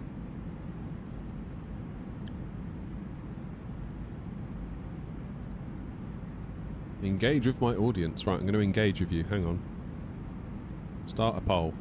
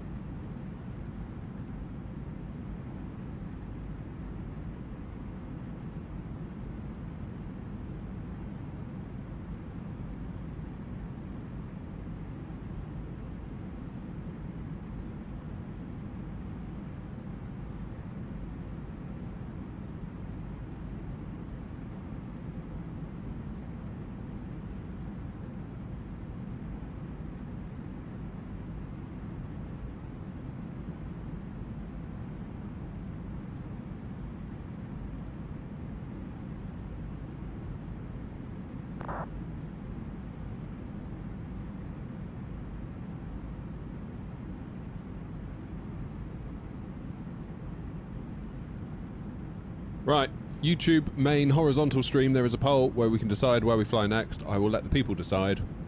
You've got 4 options.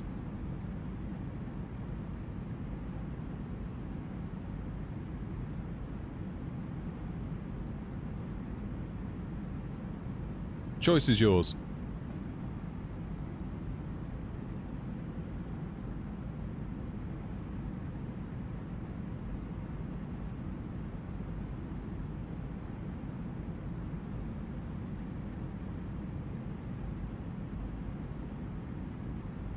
Radar controllers on 3 platforms. Mad respect to radar controller.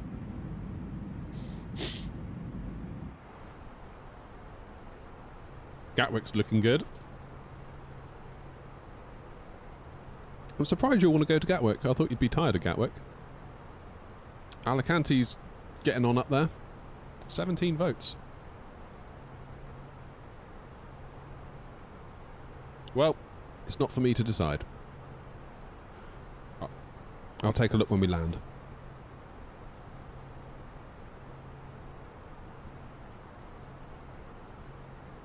Look at that.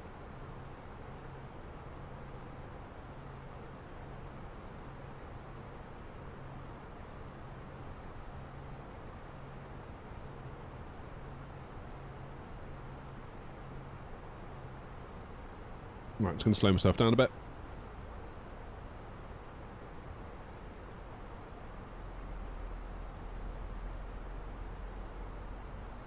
What's wrong with Gatwick? I like Gatwick.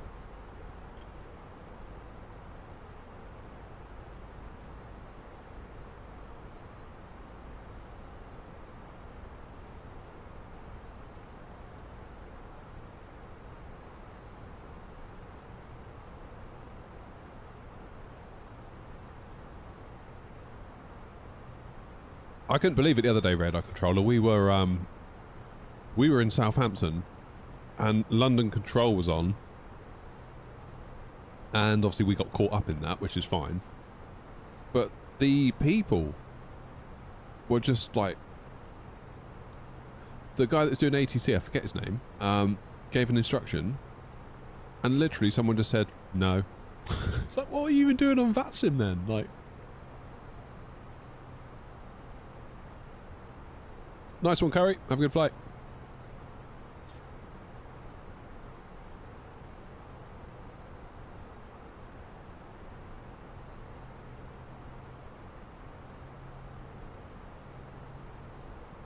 Ali, cheers for the roses on TikTok.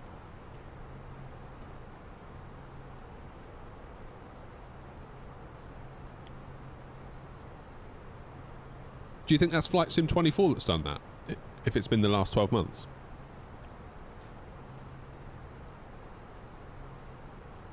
As in broader reach, therefore you're going to scoop up a lot more less interested people.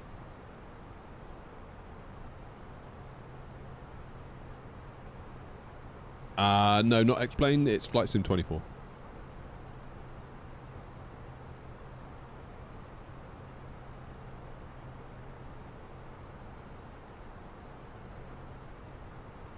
Okay.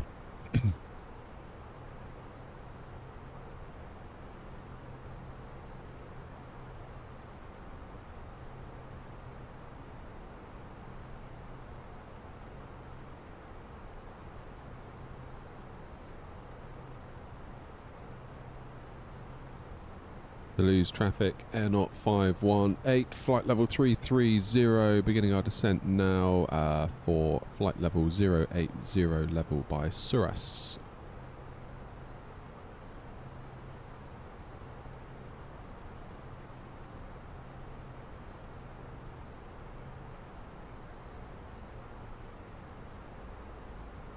Yeah, anti-ice might not be a bad idea.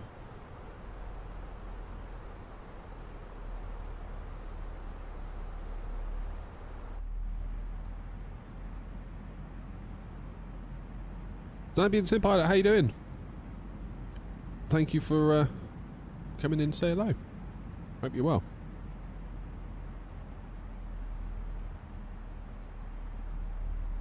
I think the reach of 2020 started it and 2024 has made it worse, and VATSIM wasn't quite quick enough to put things in place to assure quality. Yeah. Hard, isn't it? It is hard. Because on the one hand, obviously VATSIM want to be welcoming, like their tagline, isn't it? It's like aviate, educate, communicate, whatever it is. Like the educate is quite key to that.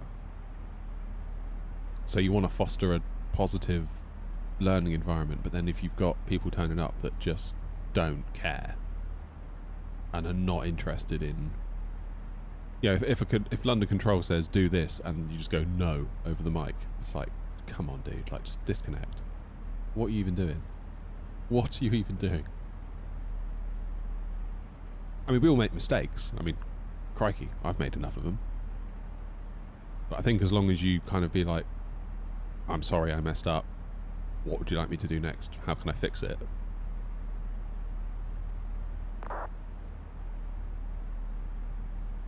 No, I understand where you're coming from, radar controller. I understand.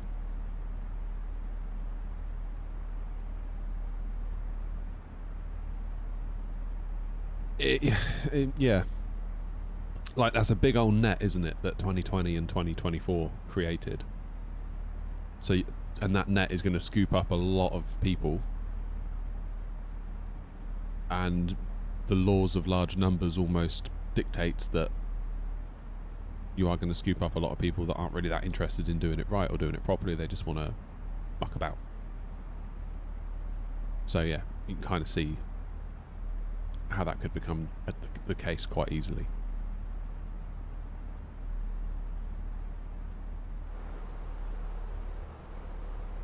What a lovely view that is.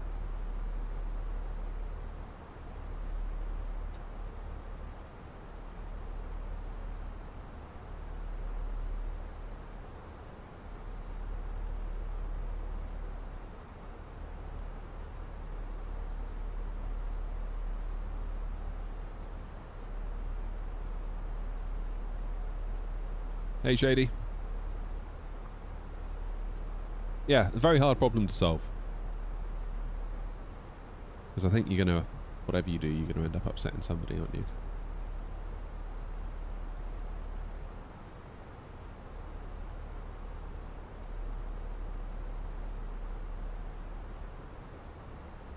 Oh, it must be so annoying with racing sims, OG. Like, if someone rammed you off the track, that must just be so infuriating.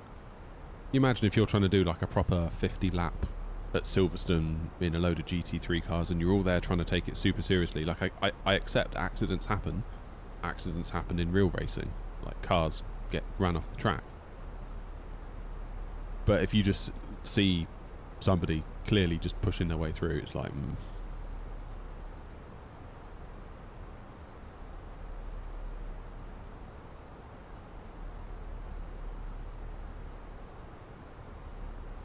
A320, Shady.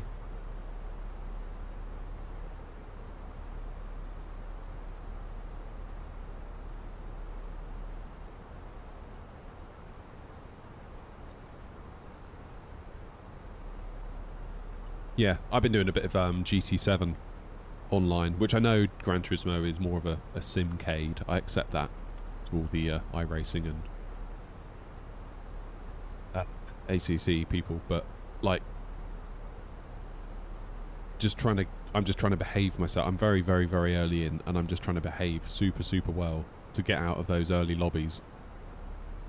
So you get into the lobbies with like the racing, because there's your grade as a racer, and then there's your grade as a, like, how nice you are on the track, basically. So yeah, I just want to get out of those sort of lobbies where you get people that just want to smash their way through. Cheers, Honda. Am I on that sim? I am.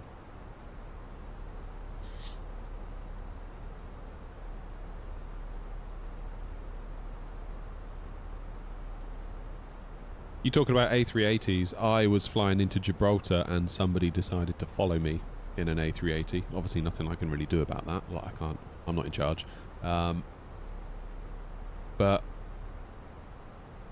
I noticed them coming. I'd landed, they were on approach, and I thought, go on then, I'll have a look. And they disappeared. So somebody of it, like a super, obviously saw them and just removed them.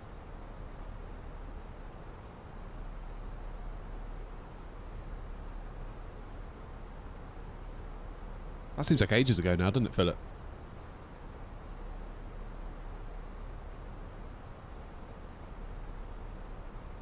Good, we are nicely on profile. Speed is within the where it should be. Weather's taken a bit of a turn though, isn't it?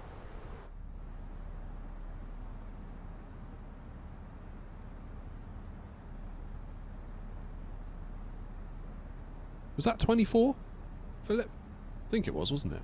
That was 24 days, maybe. It's funny, like, just rewinding the clock a year on 24. That was rough.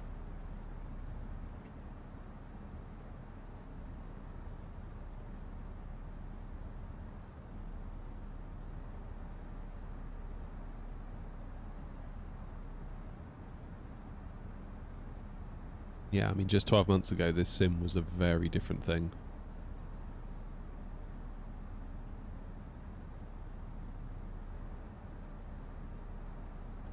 One thing I had the other day, into Bristol approach was on, and then the controller asked us to retune to like Bristol Tower, then retune to Bristol Ground, even though obviously it was top down from approach. I'd never had that before. Is that what should be done all the time? But I struggled because I normally use vPilot to look at what's online and what frequencies I should be using. And of course I had to do it all kind of verbally or look out charts and stuff.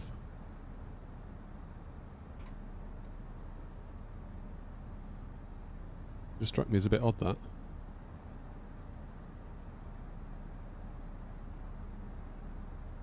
It's me.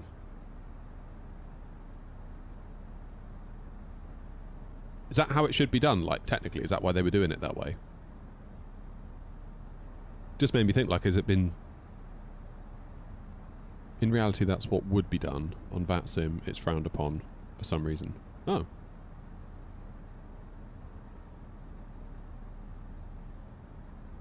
It just felt weird. It's like, call me back on this frequency. It's like, can I not just talk to you here? It's like, I'm already tuned. But yeah.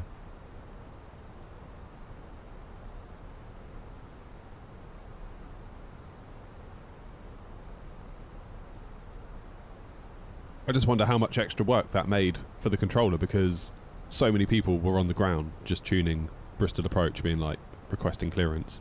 And every time he'd have to say, please call me back on whatever.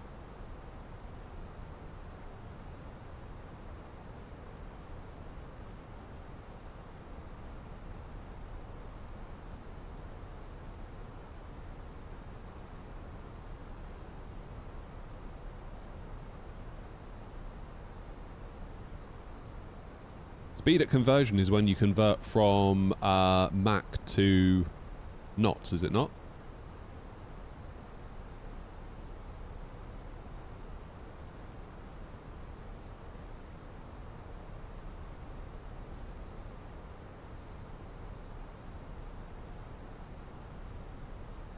And the point at which you convert from Mach to knots will be... See, I'm never sure when that point is. Because look, we're at 15,000 feet and I'm still showing a Mach number here. So have I converted yet? I don't know.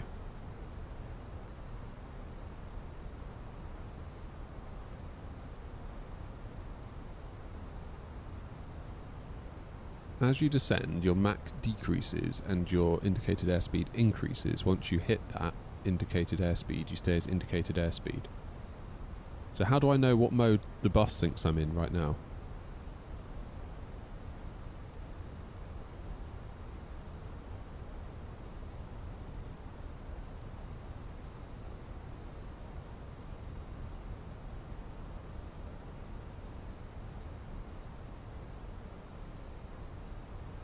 Will it tell me?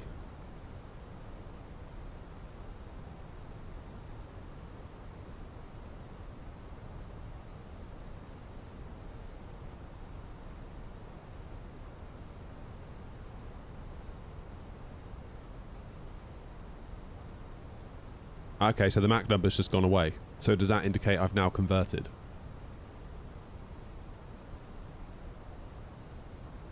performance page.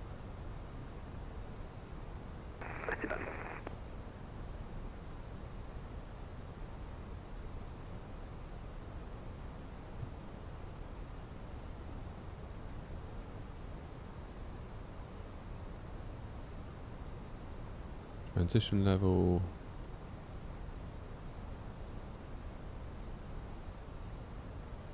Not sure.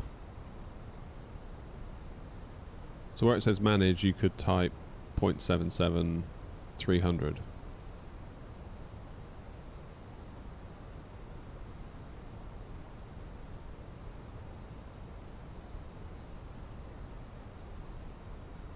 Oh, 77 254. So when I get to 254, I'm considered to be converted.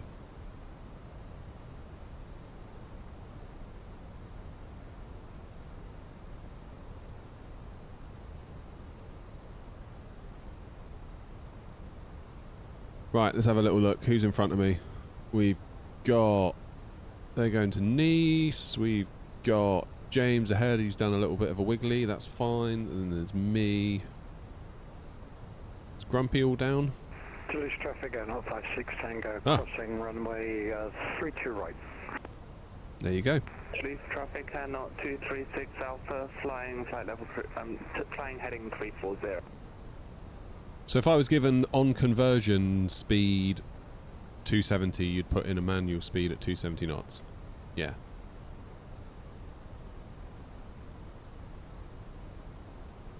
So 0.77 was my cruise, and then the slash is the conversion that comes after, yeah?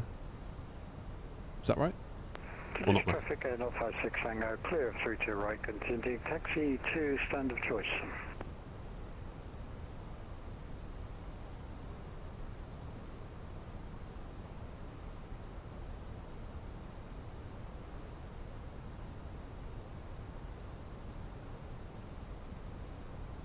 Yeah, maintain 0.77 in the descent until your indicated airspeed is 254, then it will do 254. Got it. Thank you! It's always nice to know your assumptions are correct. 10,000 feet. We've got lights on. Thoughts on the lack of music today, by the way? You notice I haven't used it in the cruise. Normally you would hear stuff like this.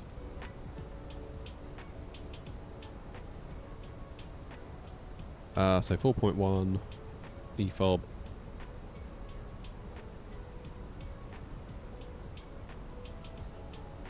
$64.6.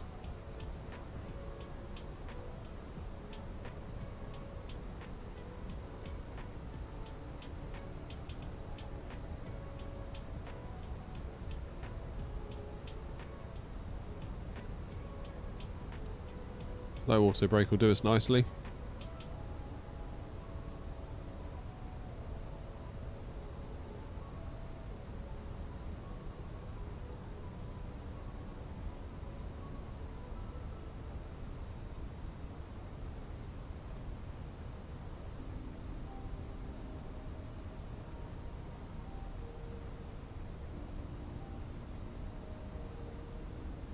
Okay, James is looking like he's going for a longer approach. I'm going to go heading...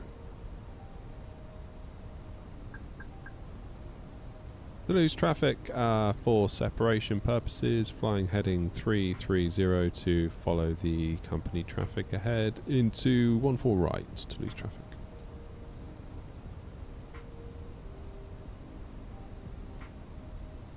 No music's better. Yeah, I was kind of feeling the same. Ever play career mode? No, we kind of build our own career mode really with New Sky.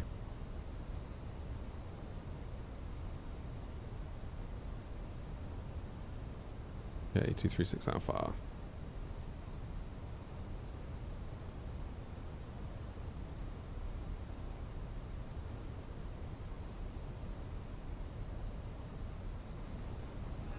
Engine noise it is. I can do that.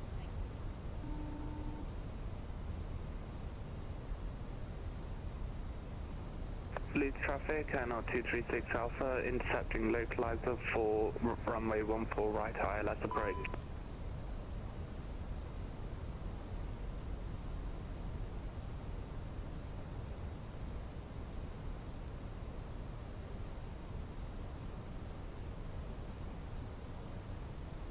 I don't know whether it's a confidence issue on my part as a streamer, but I always feel like it's better with the music because then it always sounds like there's something going on, even if I'm not saying anything. But maybe that's a me thing. It could well be a me thing.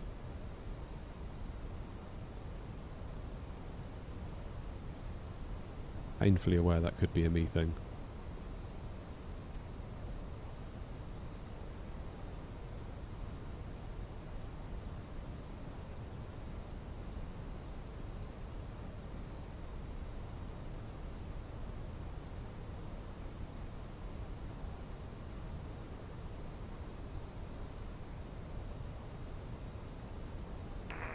Toulouse traffic, Air France 45 Charlie is flying heading 320 for separation purposes. I'm going to join in behind company, not Toulouse traffic.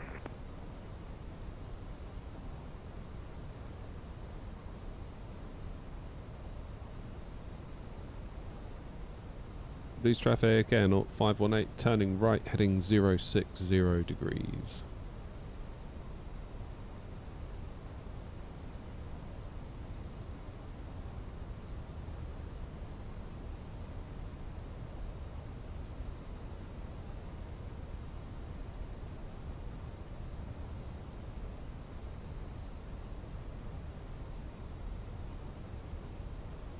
Would I play real music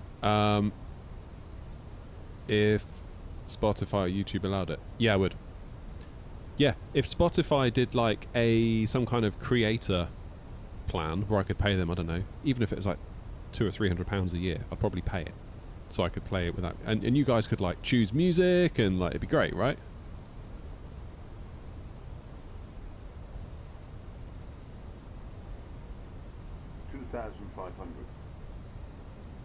Toulouse traffic, AirNOTT 518 turning right, heading 110 degrees to intercept the ILS 414 right, currently descending 3,000 feet. Toulouse traffic.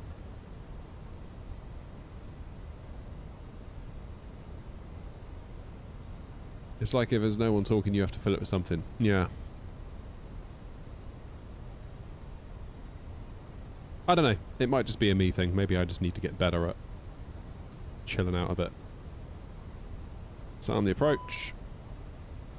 Speed brake's still out, I know. I'm just burning fuel. In fact, I'll keep it out.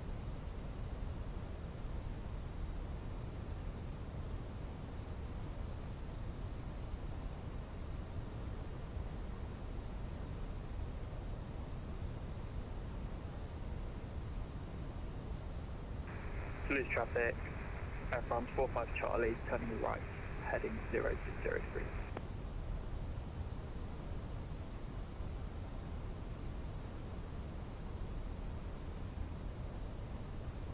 Toulouse traffic, AirNOTT 518 established on the localizer 14 right, slowing to speed 200 knots. Toulouse traffic. Toulouse traffic, AirNOTT 236 Alpha, intercepted glide slope, ILS, runway 17 right. Correction 14 right. Could we get you a speed? Current speed 170, but we're going to decelerate very soon. In that case, AirNOTT 518 slowing to speed 170 knots.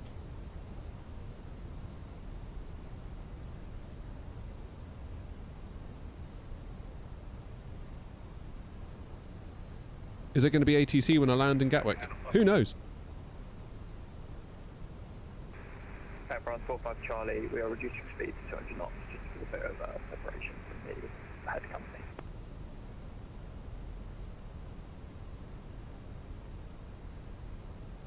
Is ATC the real person? Well, we're not actually talking to ATC at the moment. We're talking to each other because there's no controllers online at Toulouse, or at least there wasn't as of a few minutes ago.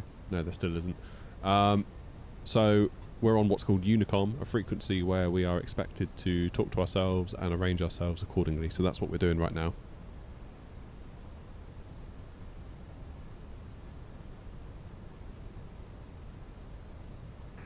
Toulouse traffic, Air France 45 Charlie, heading right, heading 110 to intercept the ILS for runway 14 right, Toulouse traffic.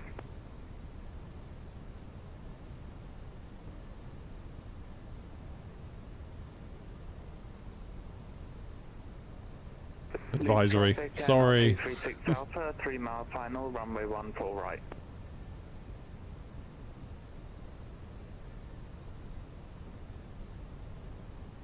Toulouse traffic, AirNOTT 518, 11 miles to run. We're going to slow to a final approach speed now for separation. And that final approach speed is Toulouse traffic, 139. from 45 Charlie is reducing speed to 170 knots, Toulouse traffic.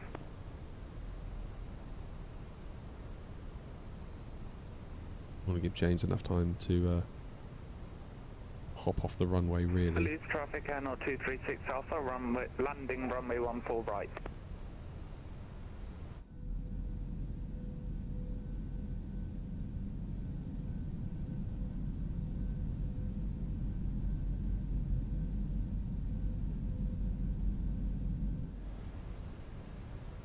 Alrighty. ILS is about to be intercepted. This diamond is going to make its way down, hit that yellow bar, which tells me that we are locked in. Flaps full. We are configured quite early. I wouldn't normally be configured this early, but given that there's people around, I would rather be ahead of the aircraft, slowing right down. That gives me a nice buffer between the aircraft ahead. Gives them a chance to vacate the runway. There's nothing worse than somebody on like a 2 mile final and you're still rolling down the runway and you can hear them being like, call sign on very short final, basically being like, hurry up and get out of the way. Don't like it.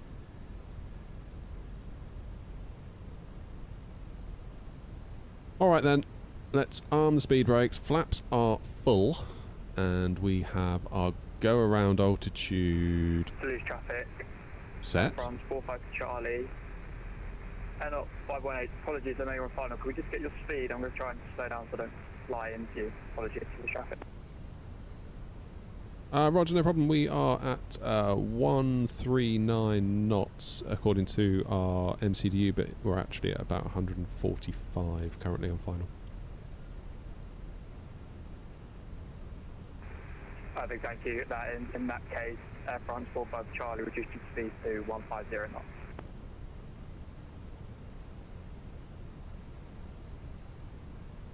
Give you a raid? I'm still going. I'm not finishing anytime soon.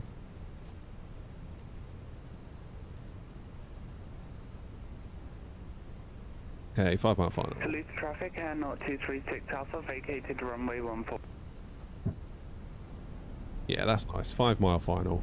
5 miles between them vacating and me landing. That's nice. Hey G.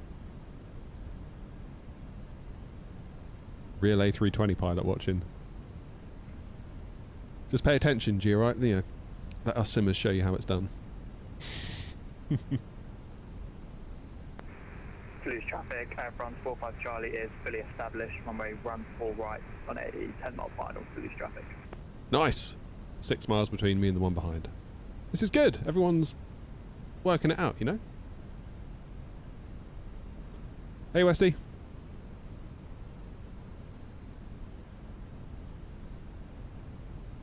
Absolutely, Inu. Just let me land the plane.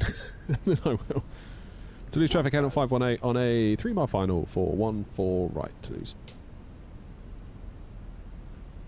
Gear down, 3 greens, auto brake low, flaps full, speed brake armed, lights are on, passengers are strapped in.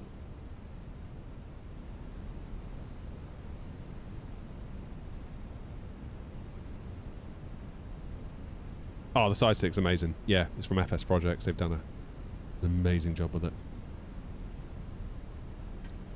My plane.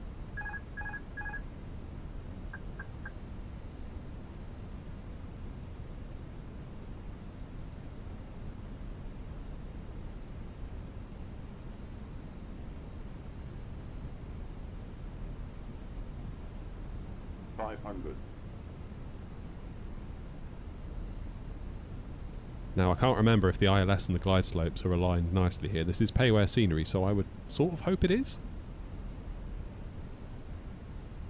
But the sim being what it is, you never do quite know. I always feel like 3 reds is about right. Even though you feel a bit wrong doing it, you do tend to get better results. Minimum. Continue.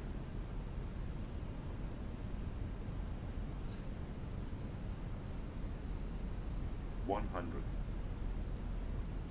50 over the numbers. 50. Oh. 40. 30. 20. Retard. Retard. Yeah, baby. Down you go then, plane.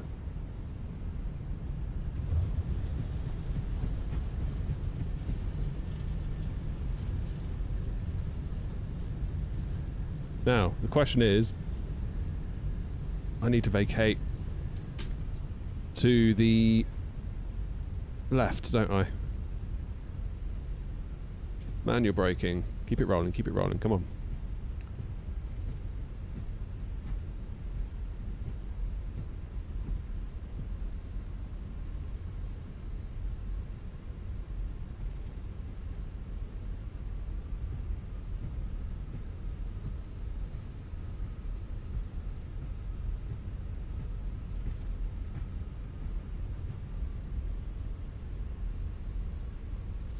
Here we go, we'll jump off here.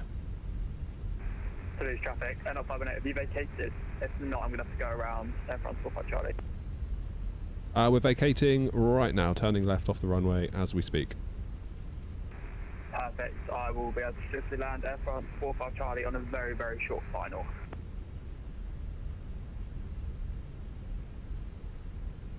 There we go.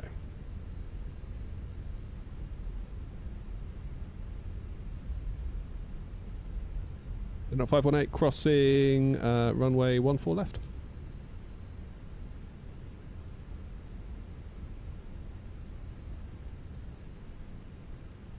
Good job. Over we go.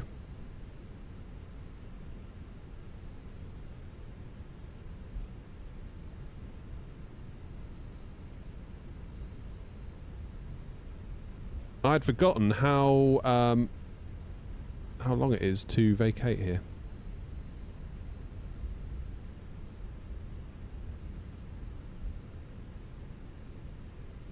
Right, where should we go? Toulouse traffic, AirNOTT 518 clear of 14 left, taxiing to stand Echo 62 via Tango 40, Tango 41 and Tango 51.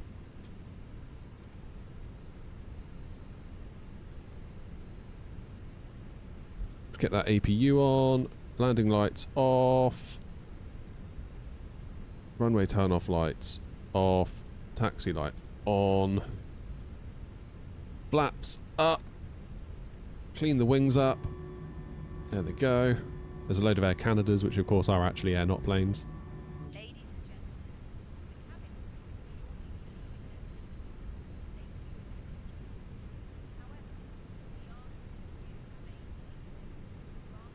Wasn't too bad, that landing, it's okay. Felt like there was a little bit of a squirm to it, but not much. Toulouse traffic, Air France 45 Charlie has vacated runway 14 right.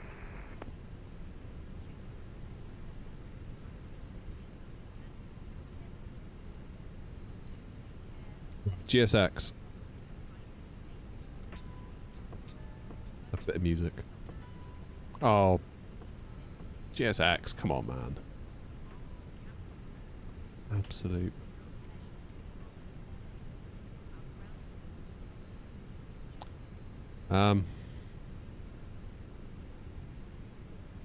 Oh, there it goes.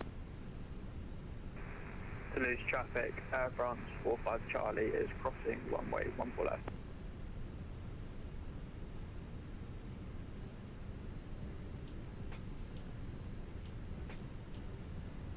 Turn the anti-ice off now. APU's fired, that's good.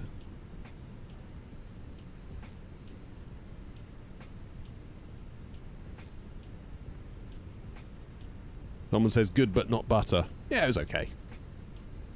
I personally, I don't really chase butter anymore.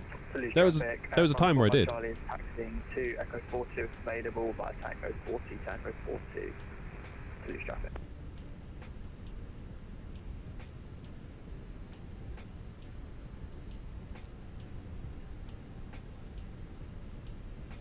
Yeah, I don't really aim for butters anymore. I feel like that's a massive misconception in the flight sim community. the whole butter thing. I really do. I feel like you can end up doing an unsafe landing just to be able to say, oh, I buttered it. Where actually, that's the wrong set of priorities, I think.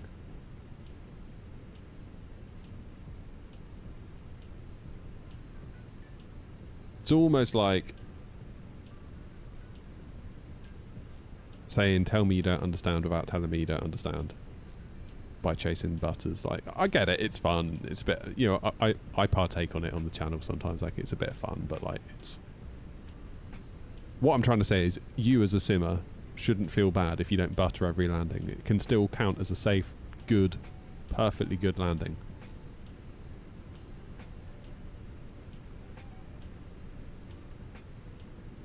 Just because it wasn't quote unquote butter doesn't mean it was bad. And it took me a long time to come to peace with that as a simmer, because you get so caught up in the whole community mind virus of butter this, butter that. Am I going to cause a problem parking here? I feel like I might.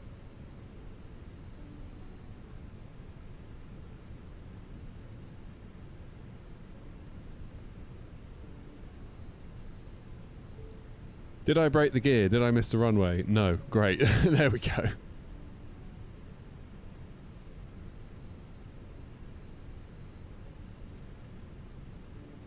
Cheers, QNH.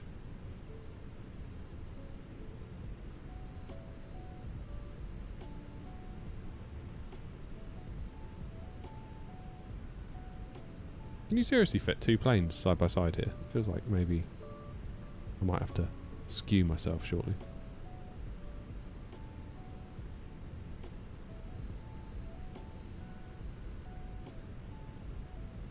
Is flight sim your job? I wish I could fly right now. It's my part-time job. So I do have a job. And I do this. I run the channel, the YouTube channel and associated platforms 3 days a week. So Tuesdays and Thursdays in the daytime I like to do streaming, which is what I'm doing now. Wednesday I'll generally work on video content. And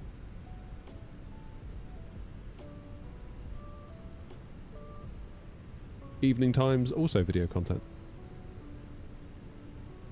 Right. Engines off. Beacon off. Let's see what New Sky thought of the flight.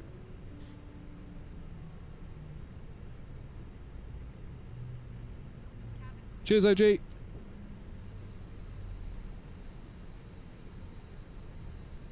New Sky, what did you think? 10 out of 10. See, New Sky said it's a great touchdown. 1.26 G, 255 feet per minute, normal conditions, distance from threshold 500 metres, accepted range between 2 and 8. So we split the difference there, that's pretty good.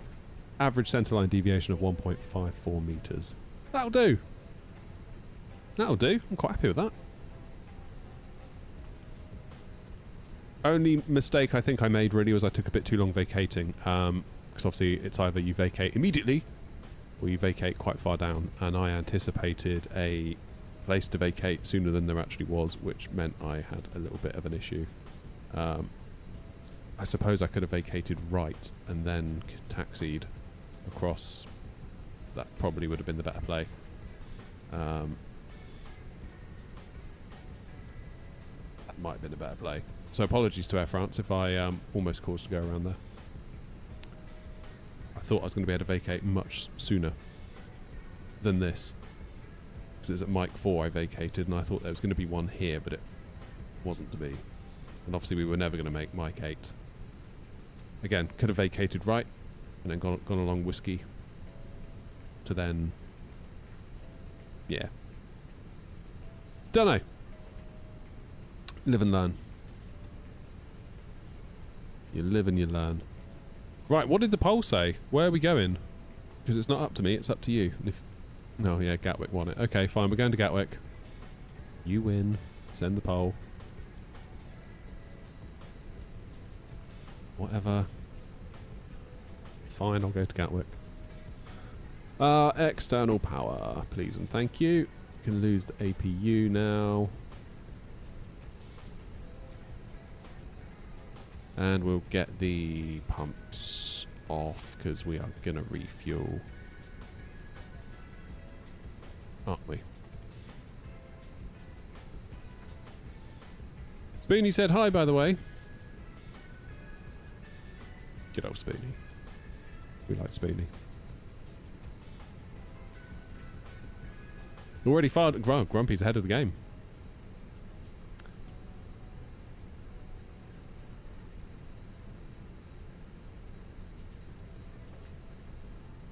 Right.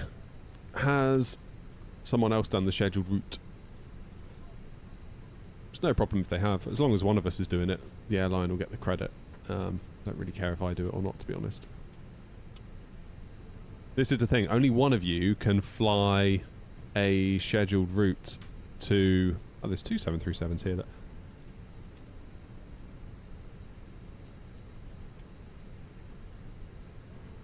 Let's go with 1225 and we can push at 1220.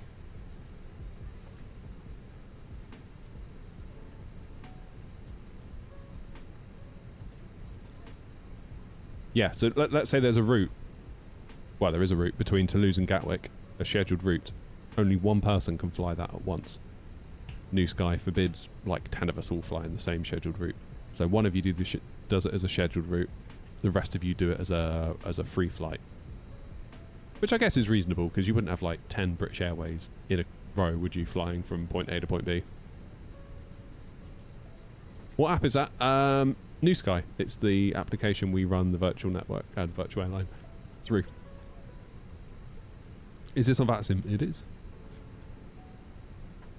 Toulouse traffic and 56 Tango push and start from stand wherever I am on to Tango 51 for a departure on runway 14 left.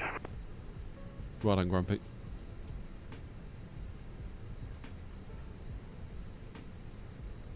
Right, AirNOTT 8101. 1801.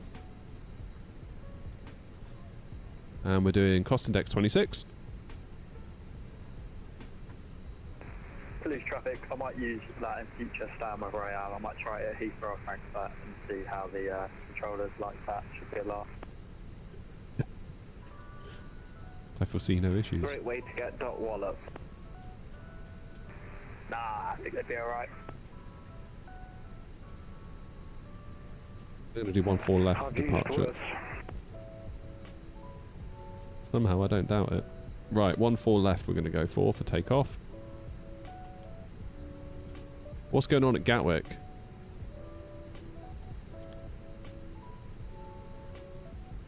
Got ground?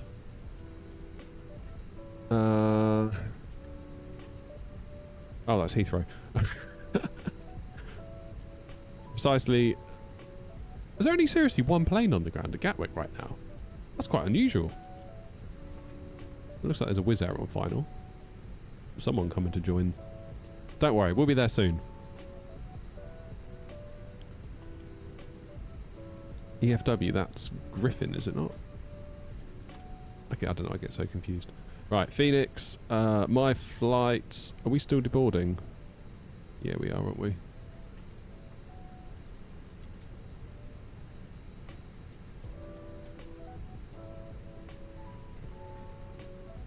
New Sky doesn't require VATSIM or anything, does it?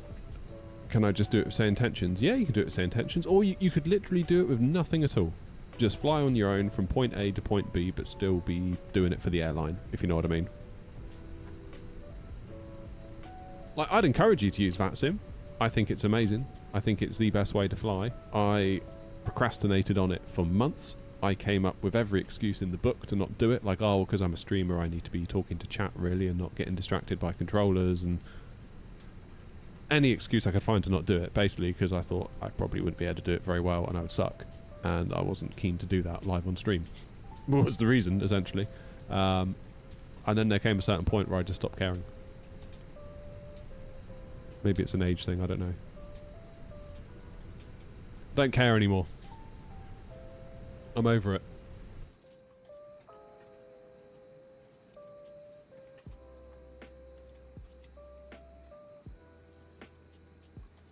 Alex, Say Intentions is doing that.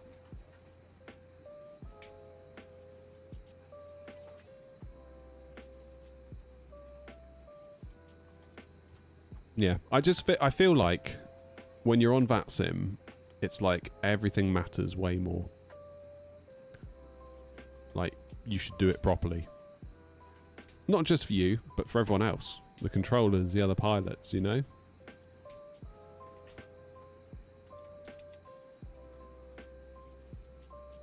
It's like when you play a competitive shooter.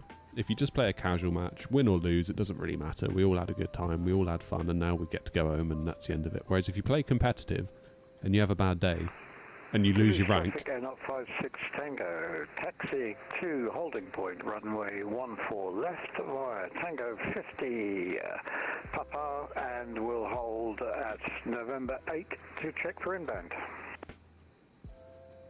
08 right, I would believe, for Gatwick. Let's check the weather for Gatwick.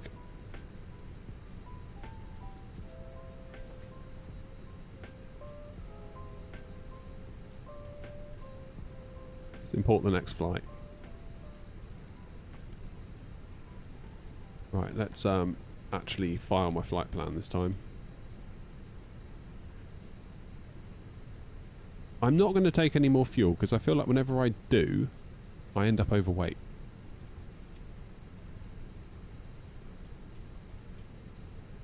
Yeah, so Simbrief wanted me on 14 right, but I want to go 14 left.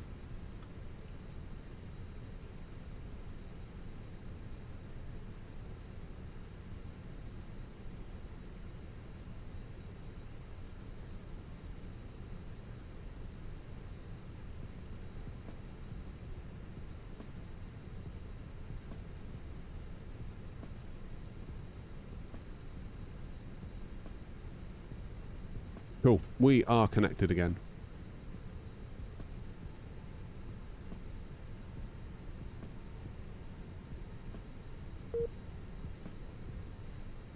Disconnected from voice server.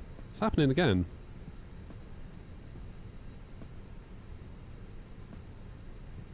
Wind is 160 at 9, so that is gonna be...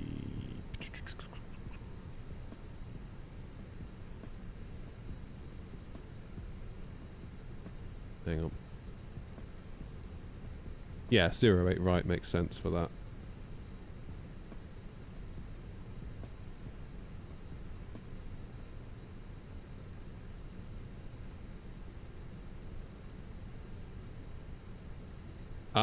Maybe Nikos, but it won't be streamed.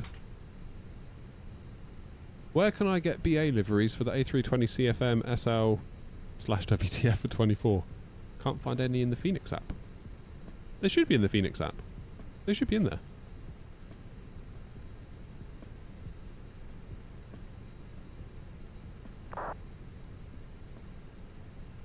How long till I take off? We're going to aim to push at 12:20. Let's reload Simbrief. Simbrief okay.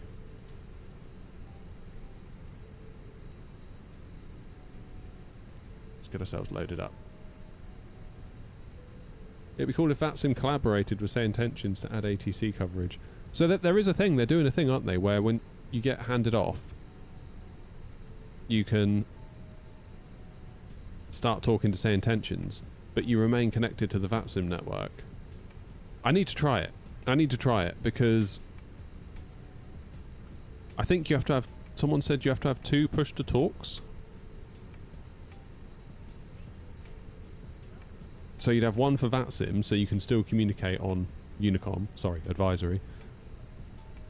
And then one so you can talk to Say Intentions, because obviously people on VATSIM don't want to hear you yakking away to Say Intentions. But equally, if Say Intentions tells you to do a thing and you want to blindly follow it, you need to obviously make people on VATSIM aware of what Say Intentions has told you to do. So yeah, I need to give it a whirl, really, I think. On Say Intentions, if you're entering VATSIM controlled airspace, it will tell you to contact the VATSIM controller. But if you're on Unicom, obviously you still need to state your intentions to Unicom users. But the trouble is, everyone's going to have a separate instance of say intentions running. So you don't want everyone else to hear it, do you? Because they might not all say the same thing. So you basically want say intentions in the cloud. Therefore, there's one giant say intentions controlling everybody on Unicom. That would be the ultimate play, wouldn't it?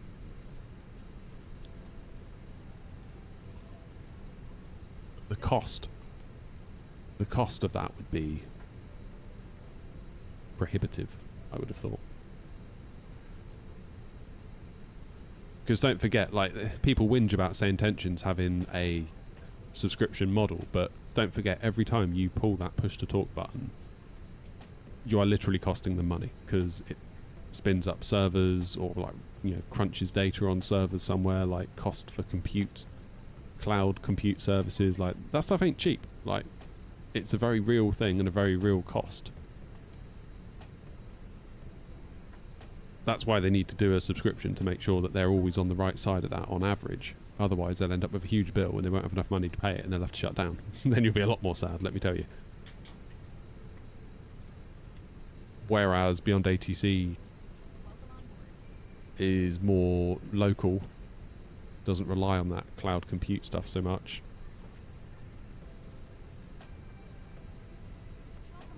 Don't know. Beyond ATC felt a bit more on rails to me. Almost like it was quite easy to confuse it. Like, you can kind of get it in that little loop where it's just like talking back nonsense to you. Have I tried VATSIM yet? We're on VATSIM. Oh yeah, that is a good point. BA don't do CFMs. That'll be why.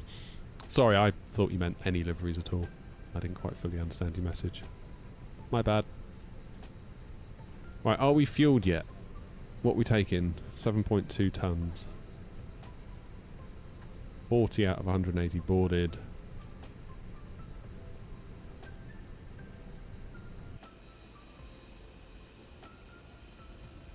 Happy days. Okay, I'm going to take the opportunity then to pop into the house and have a quick look. Oh, hello. What's going on here? What's going on here? What's going on here? Holy shit, what's happening on Twitch? 888 Tannis just gifted 10 subs on Twitch. Bloody hell, thank you, man. That's amazing.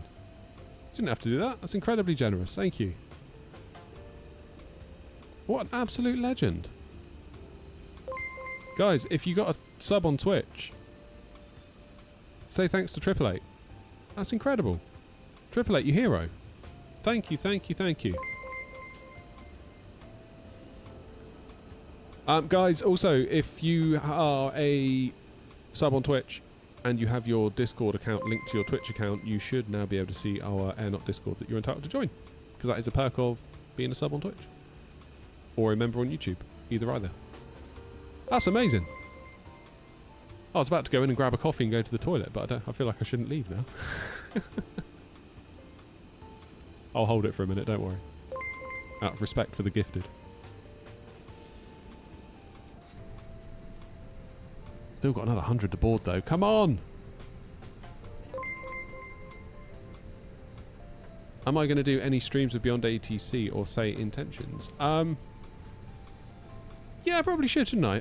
I've generally kept... Still dinging. I've generally kept that for video content because I feel like when I stream, a lot of the guys like to fly along too, and VATSIM is the perfect way to do that.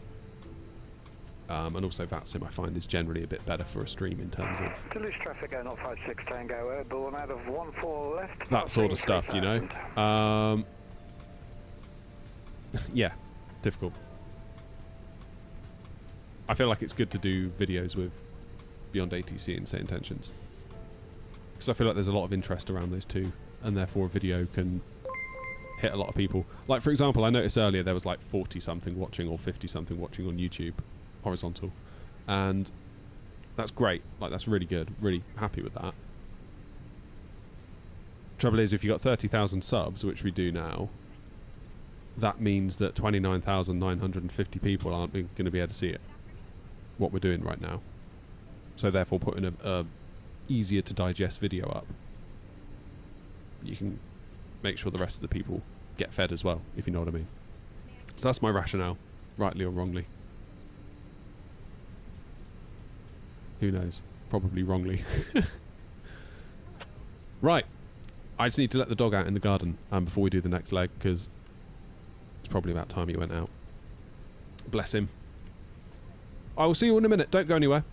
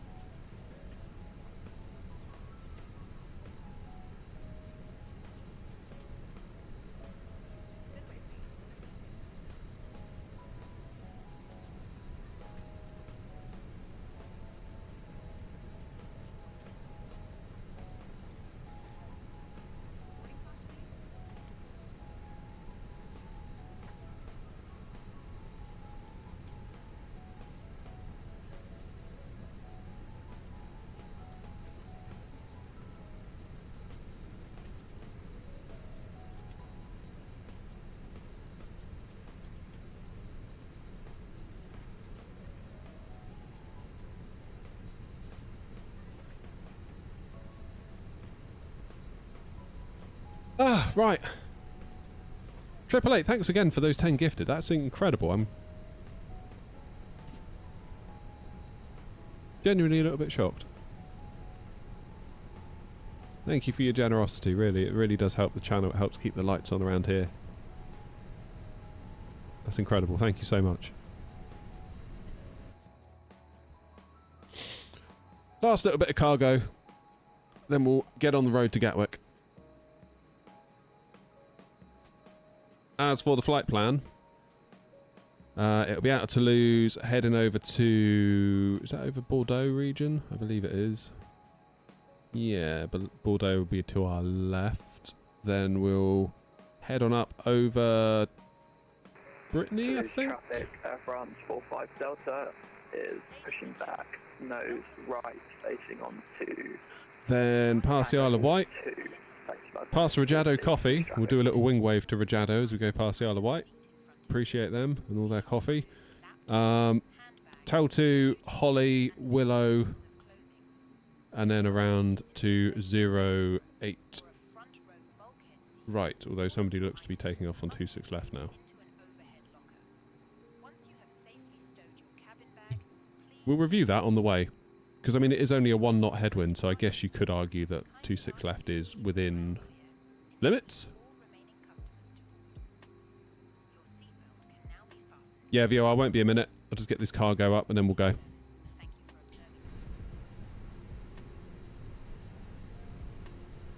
just another couple of cargoes to go on. Whoops. Dog was very quick in the garden. It's raining at the moment. He doesn't like the rain. Bless him. He's a sensitive old soul now he's older. Doesn't like his feet being wet either now. Gets really upset if he comes in the house and he's got wet feet. He'll sit down and he'll put a paw up. Just be like, dry my feet. Neediest dog. Why has this not loaded in? Come on, this should say it. There it goes.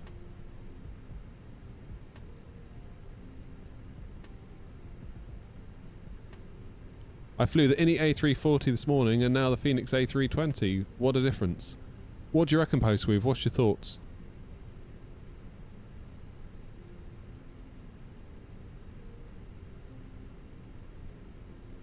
A GSD. What's a GSD? German Shepherd? Gotta be German Shepherd, right?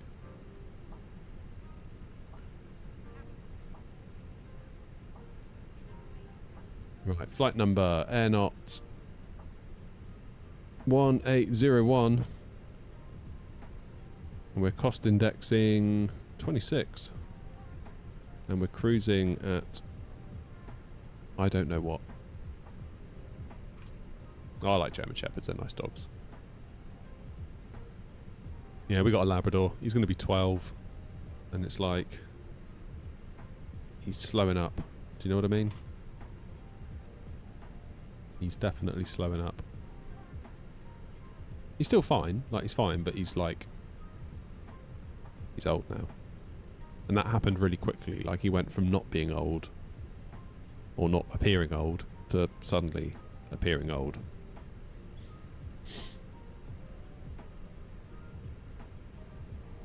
It feels so arcade-like. What, the A320 or the A340? Right, 1-4 left. We're going to take the Laku 7 Hotel.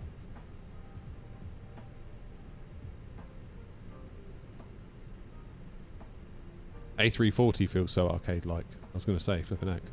Ooh. Careful. You have me worried then.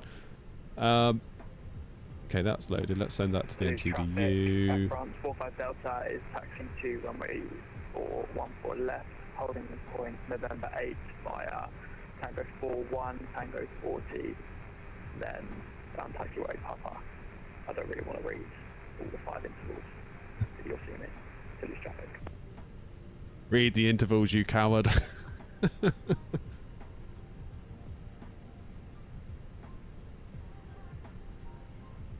Okay, that's looking good. Flaps 1 down 0.5, 152, 152, 153, flex temp 62. Is init page B come across? Yes, it has. Block fuel 7.2. GSX loaded us for fuel, that's always good.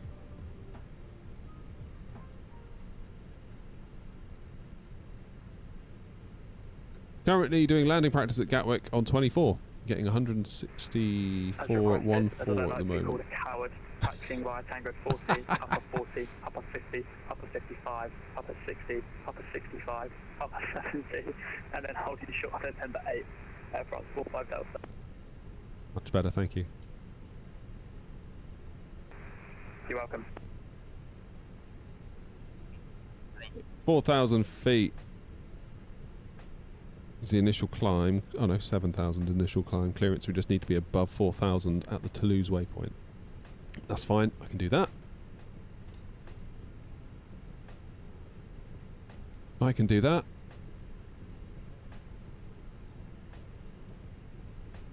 Check QNH.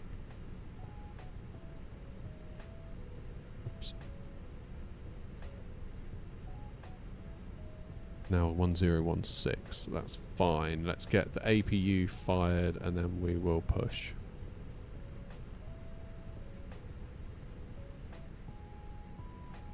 Those fuel pumps on first, ideally.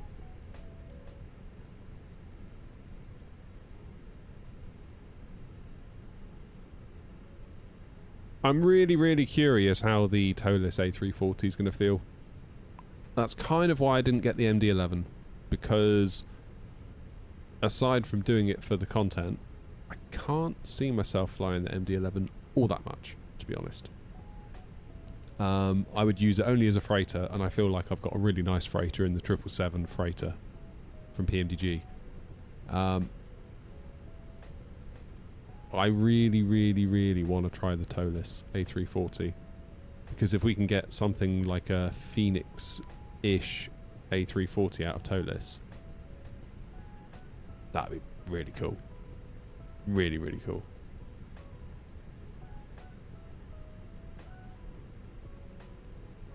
The traffic Alpine 837 uniform, we are established on the other one for right turn now. Let's traffic.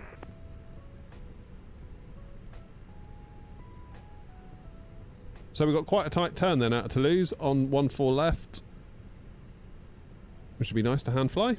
So we will push back facing northwest, and then we will take Tango 60, then Papa 60, Papa 65, Papa 70 to November 8. See, that wasn't hard, was it?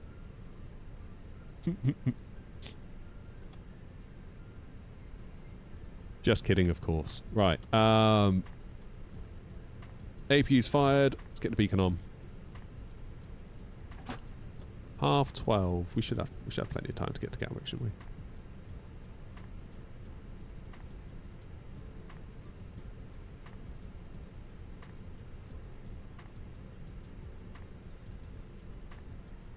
I need to figure out this screen issue. Phoenix need to do the A350. I have the INI builds, but far from smooth. Still needs a lot of optimization. And they were going to do it as well, weren't they? That was on their plans. I think if I was Phoenix, I would go A330 next, because I feel like they've got so much of the systems nailed now with the A320.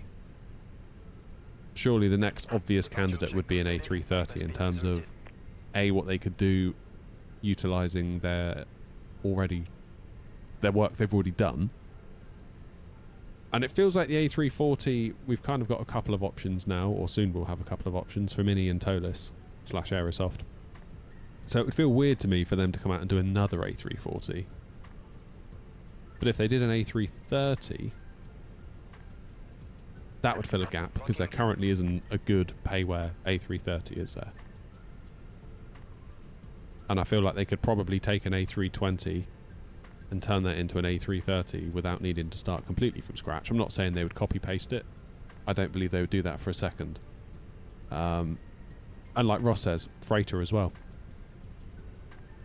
Toulouse traffic, AirNOTT 1801, pushing back from stand Echo 62, facing northwest on Tango 51/61, Toulouse traffic. Release parking brakes. The traffic on 837 uniform, we are short final 14 right traffic. You're going to get a 220 from mini builds, aren't you, though?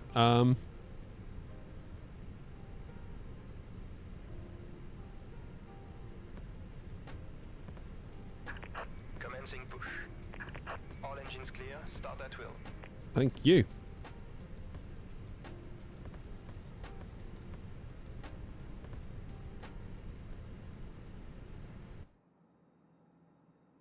We're off.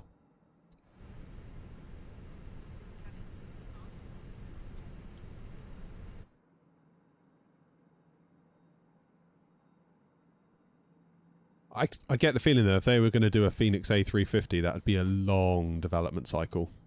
A long, long development cycle. Like, I'm honestly just so shocked at how quickly INI builds can put out aircraft. Like, they did all that stuff for 24. The default stuff. They did the 350, they did the 340, they're now on about the A380. Like, that's a lot, you know?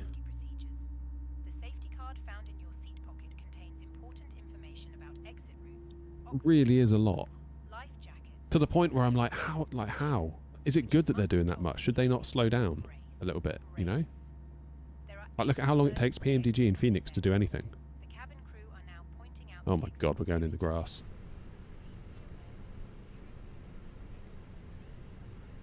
Where are you taking me?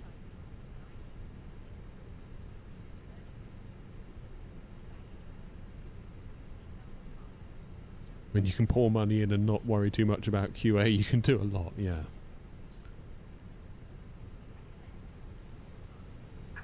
Set parking brakes. Toulouse traffic, airborne 45 Delta is lining up and taking off runway 14 left. I feel like as a community we need to get a bit better about either waiting or accepting things that aren't quite as nice as we want them to be. Because you can't have it both, can you? You can't have it both ways.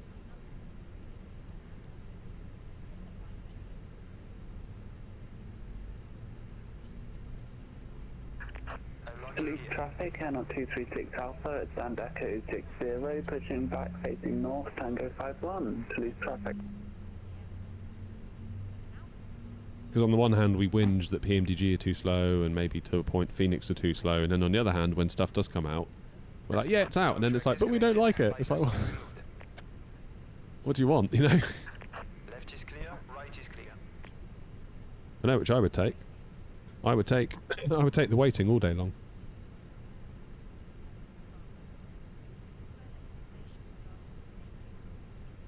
Taxi light on. I mean, just look at Flight Sim 24. Look at the year of just the last year was not fun.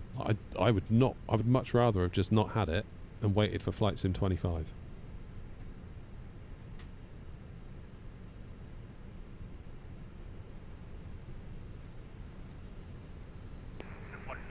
Toulouse traffic, aircraft 45 Delta is passing 1500 feet, making that right turn out of runway 14 left.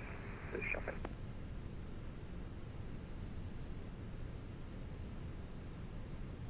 Alrighty.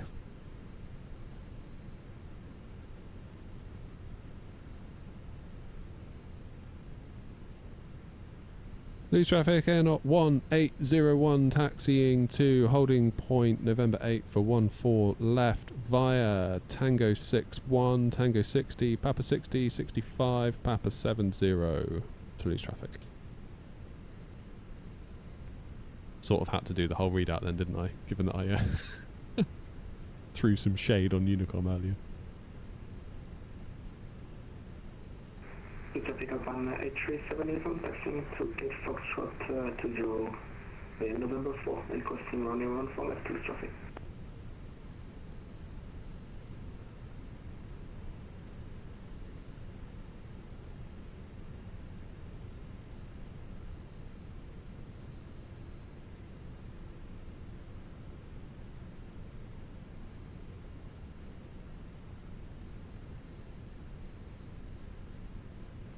Oh, we'll go down to the next one.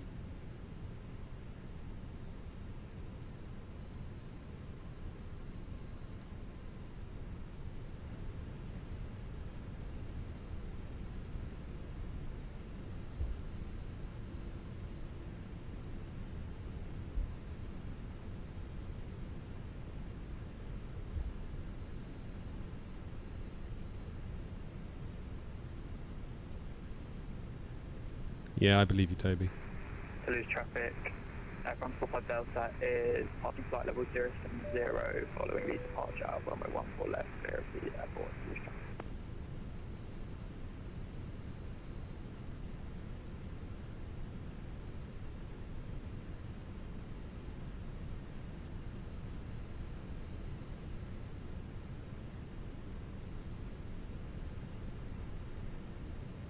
Okay, follow the line. Check the window. Left is clear. It's clear.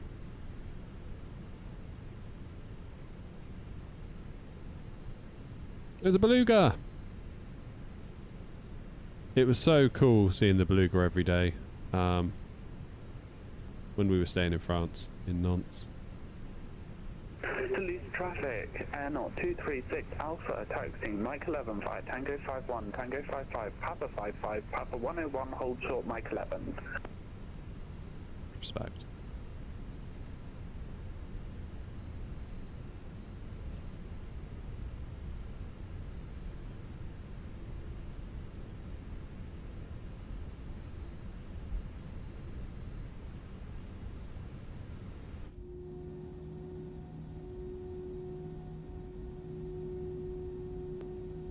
Do you know how to turn off the in-game ATC? You know what? Off the top of my head, I probably wouldn't. Because I haven't had to in forever since I did it when I first got the sim. It's in there somewhere.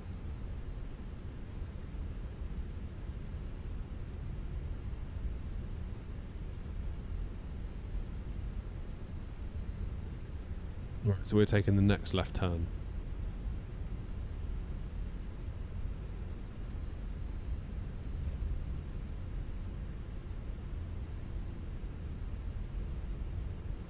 Online section, that's it.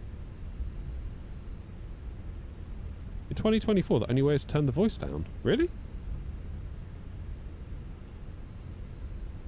Maybe that's what I did. Honestly, it's so long ago. So long ago.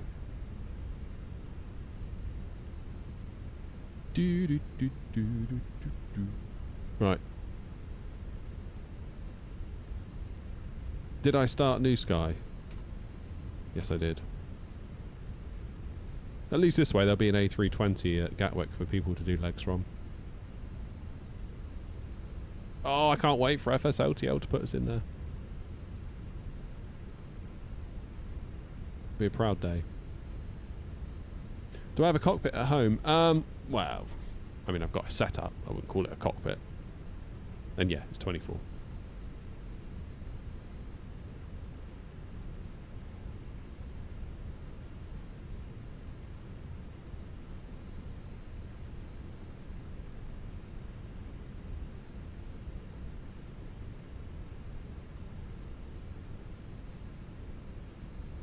Oh, don't say that, radar controller. There is a part of me that's like, at what point do I just admit defeat and build something, you know? I don't think I would buy something because it'd be too much money. I wouldn't be able to afford it, but I could definitely go down to Wix and get a few sheets of MDF and rustle something up, let's put it that way. But then I've always tried to have like what I call the Omni cockpit, in that it can fly any aircraft. We've got the yoke, we've got the throttles that can change between Airbus and Boeing now, we've got the stick to the side, like we can do everything. We can fly an MD-11, we can fly a 777, we can fly 737, A320, 340, 350, so on and so forth. I appreciate this is very Airbus specific, and annoyingly it does not yet have SPAD.NET support, so I can't Boeing it. Which is a pity, because I'm convinced you could have a very nice time with that if you could.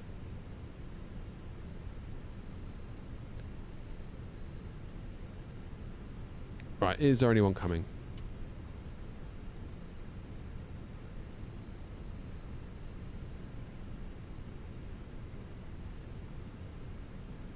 There is, but where are you landing?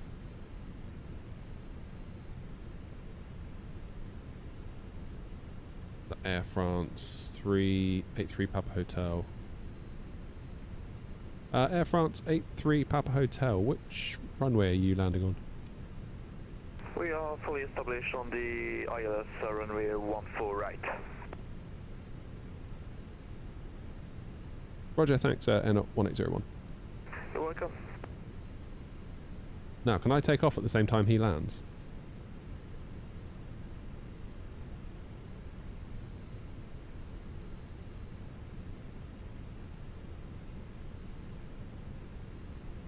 I think I can, can't I? Toulouse traffic, AirNOTT 1801, lining up, taking off 14 left, Toulouse traffic.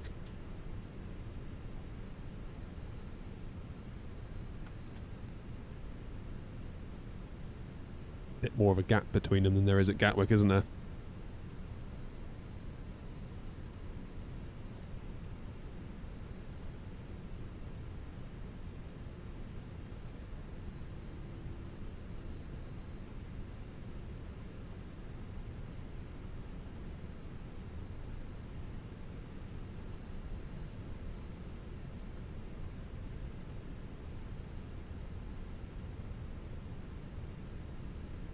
Decast indeed. And we will start the clock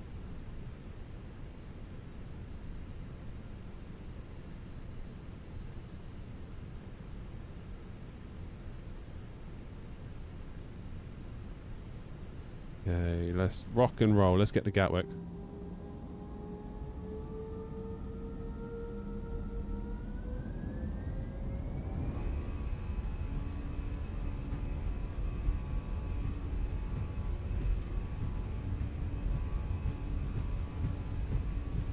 Toulouse traffic, AirNOTT 236 Flight Alpha, lining up 62. runway 14 left behind the SRS parking, green. traffic, Toulouse traffic. Auto thrust blue.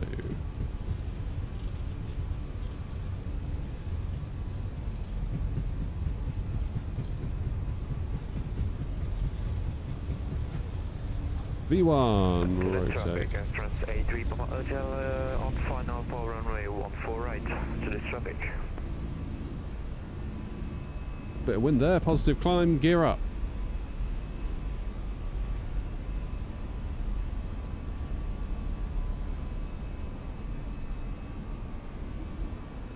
Toulouse traffic AirNOTT 1801, airborne out of 14 left, passing 1,300 Toulouse traffic.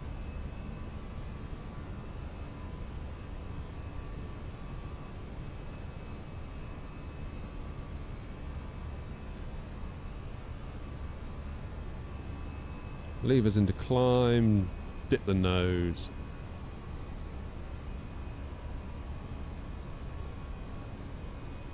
Rotten old weather, isn't it?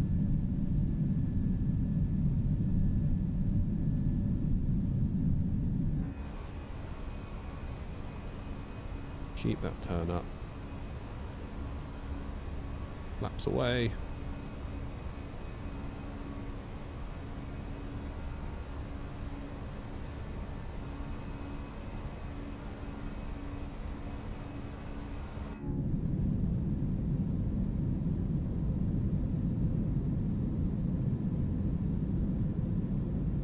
Toulouse traffic, AirNOTT 236 Alpha, departing runway 14 left.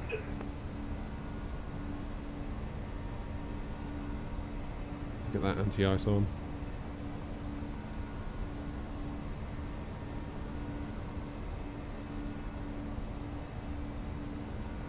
Into the cloud.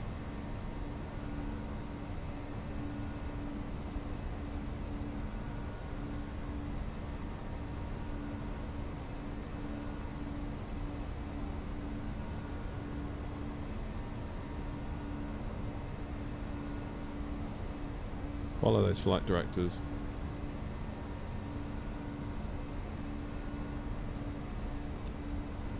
And we'll go to standard pressure. Whoops.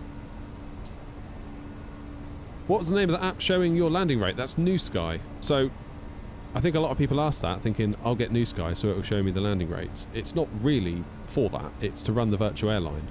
It just happens to show you the landing rate as well.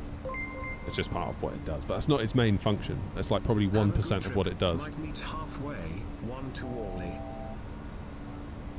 Have a good trip, might be halfway on the way to Orly. Awesome. Have a good flight. Thank you very much for the donation. Really appreciate it. Hope you have a pleasant landing in Orly.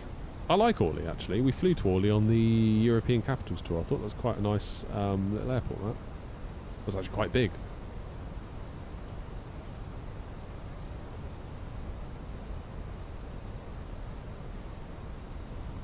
I've still not done Charles de Gaulle, actually. Toulouse traffic AirNOTT 1801, climbing now flight level 300, Toulouse traffic, final call.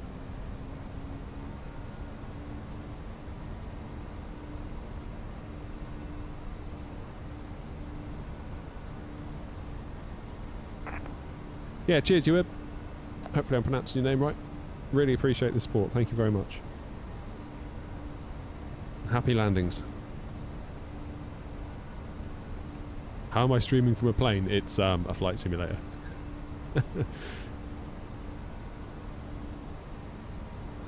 Someone asked, didn't they, if I could talk about my time at Gatwick, and I forgot to. I don't know if you're still in chat. I'm happy to do that now if you are. Sorry that I forgot. Alright, autopilot on, then I can look around and clean some stuff up. Let's get the lights off. 10,000 feet. Not quite ready to let passengers out yet. I feel like we're still climbing at... let's hope the Gaulle will be good soon. Good soon in what way?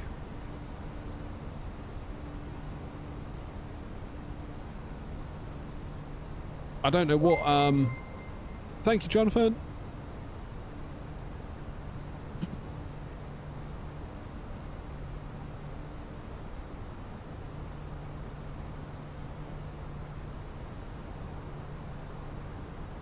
Yeah, I don't know where we are with scenery for Charles de Gaulle. Is that basically... there is a default one, isn't there, that's handcrafted, I think? That is good enough? I kind of feel like, with scenery, I'm not that bothered a lot of the time. Like, I will gladly support scenery devs that do a good job of an airport. But, for example, like Cork, we have a World Update freeware version. That's perfect. It's good enough. Like, totally good enough. Like, if there was like an IndyBuilds Cork, I don't think I would. Quite honestly. Like, I'm not that bothered whether they've done the internals, as long as, you know, the outside looks reasonable. Taxiways, gates, runway markings, as long as that's all good. AirNOTT 236 Alpha climbing to flight level 320. I don't know, to be honest. UEB, I've not really been following Charles de Gaulle that closely at all. I mean, it's a huge airport, so it would be a massive undertaking, wouldn't it, whoever did it? It's hard to know, really, isn't it?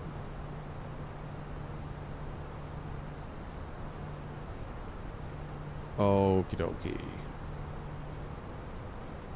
10 to 2 will be at Gatwick, and it is now 1:45, so I've got time for a bit of lunch. That's always good. I'm hangry. We need to fly to Tunisia, of course. Now I've booked a holiday to Tunisia. That's the rules, isn't it? You go somewhere on holiday, you first of all need to do the flight on Flight Sim. Bristol to Tunisia. Flying out of Bristol.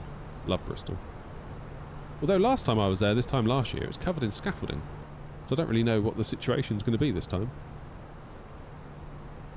Opted to not park in the multi-story this time. I honestly thought that was a bit rubbish last year. It would have been quicker to have gone to the Silver Zone and got the bendy bus to the terminal. The amount of time we spent just circling around, going floor to floor to floor to floor to floor, trying to find a parking space. Took forever. Like, there was no kind of system of, like, the whole green light thing, you know, like, where you go past a row and it's like, there's a green light at the end of the row, so you know there's a space in that row, then you turn into the row and you look for the green light above the bay that's free. That would have been a really good feature in that multi-story car park, let me tell you. Circling, trying to find a space, seeing time tick away is not pleasant when you've got a flight to catch. The Silver Zone, I know that they move your car once you drop it off there and that, and if you're not comfortable with that, fair enough, I understand. But, and I know you have to get the bendy bus afterwards,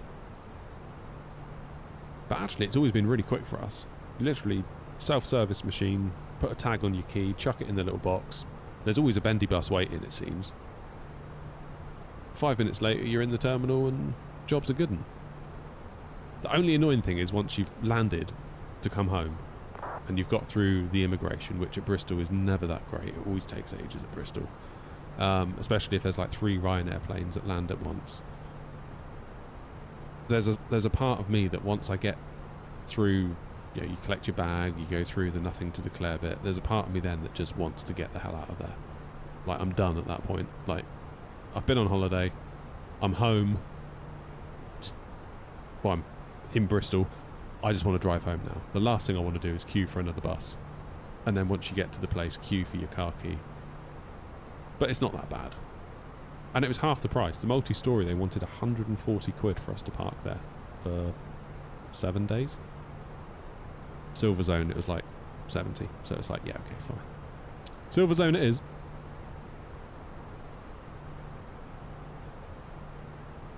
It's fine by me. How do I like the motor throttles? Yeah, they're good. It's, as I said in the review, if you're like super into Airbus, probably wouldn't get them, to be honest. Like, I know they've got Airbus handles on them and they work for Airbus, and they've got the detents and that's all fine. But honestly, if all you fly is Airbus, you should probably get the wind wings.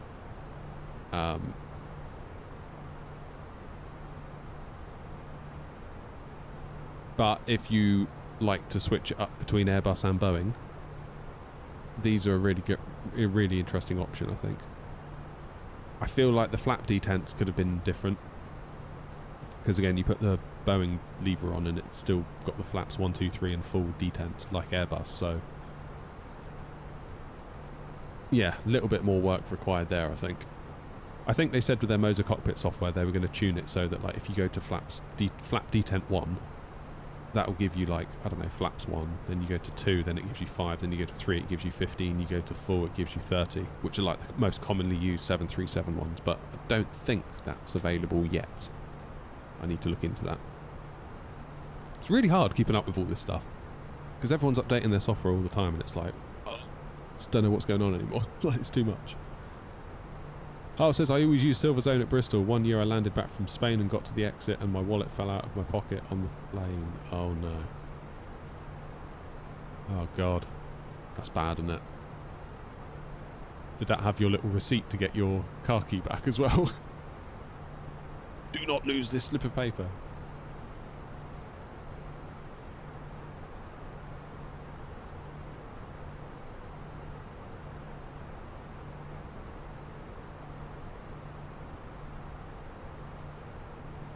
Yeah, I'm not convinced the multi-story's all it's cracked up to be at Bristol.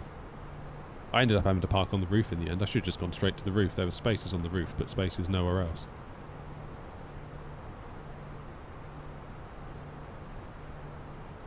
But what can you do?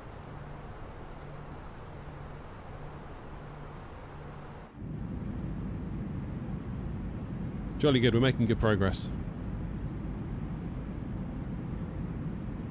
We've just passed Laku, which is our point where the SID ends, so Bordeaux should be on the left, actually. Any moment. Not that you'll be able to see it.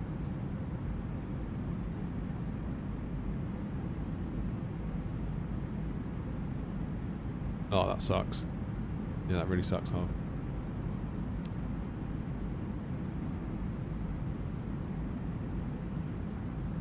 Yeah, I don't know what the state of play is at Bristol these days. I was talking to Callum, developer at SoFly. Of course, they've just done the Bristol scenery. And he's saying it's really difficult because Bristol is currently undergoing a load of redevelopment work. So as a scenery dev, it's just a complete moving target at the moment. So like they could do it right now, but then in 6 months it's like, well, it doesn't match anymore because they've redeveloped it again. So tricky one for the devs.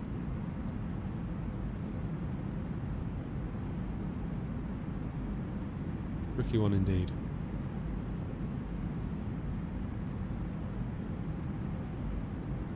Yeah, as an airport, I really like going through Bristol. It's like, it's just right. Like, it's not a huge airport, not really. I mean, Exeter's like the gold standard.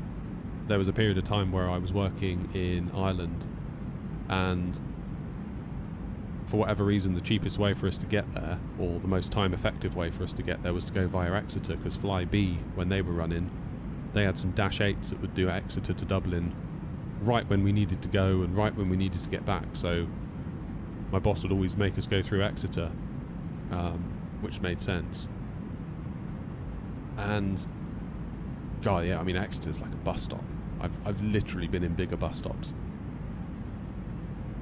I think at the time there were 2 security gates for the whole airport, and then you wander through and it's like you're at the gate and that's it. It's like just really tiny,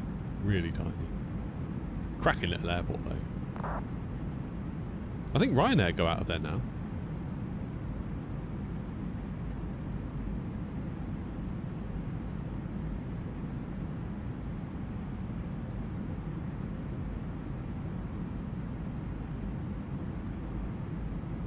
Getting busy around London way. Is there any ATC on to match it though? Oh, now look. Now we've left Spanish airspace. We've got Madrid control online.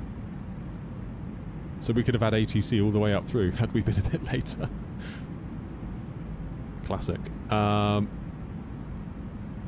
Leon's online. Starting to come to life, isn't it, a little bit? Still nothing at Gatwick. Craig is on ground at Heathrow.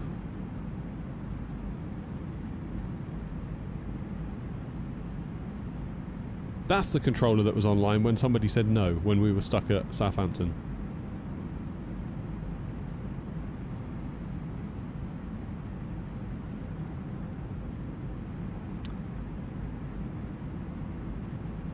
Same with Derry. Feels like I've been to bigger tube stops. Derry? Where's Derry?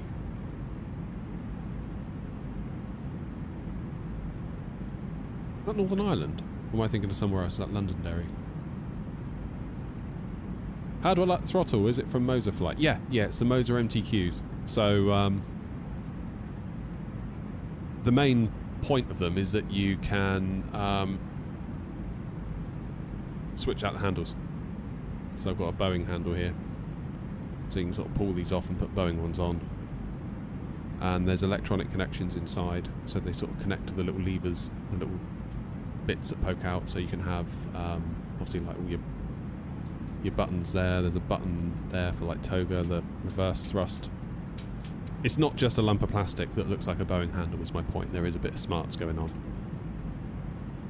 So it comes with like military style handles, which I will never ever ever use.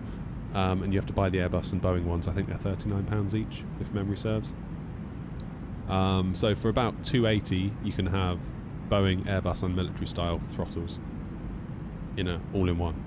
But like I said, if you fly an Airbus exclusively, I probably wouldn't. I would probably go down the wing route, to be quite honest.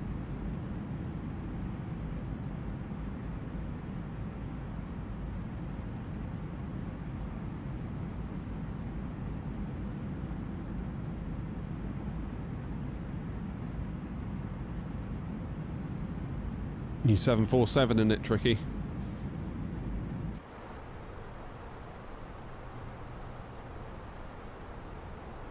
Yeah, they can get that anti-ice off now. We're above the cloud. Let the passengers out.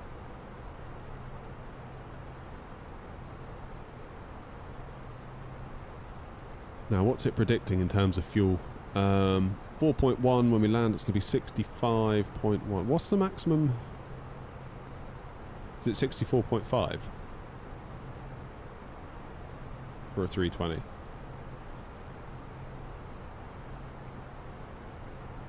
How's it going, OG? We are on the way to Gatwick. The poll said they wanted to go to Gatwick, so we're going to Gatwick.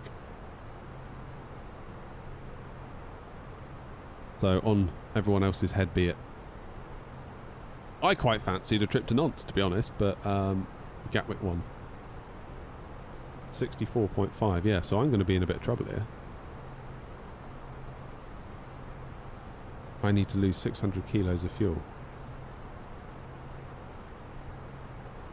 What if I up my cost index a bit?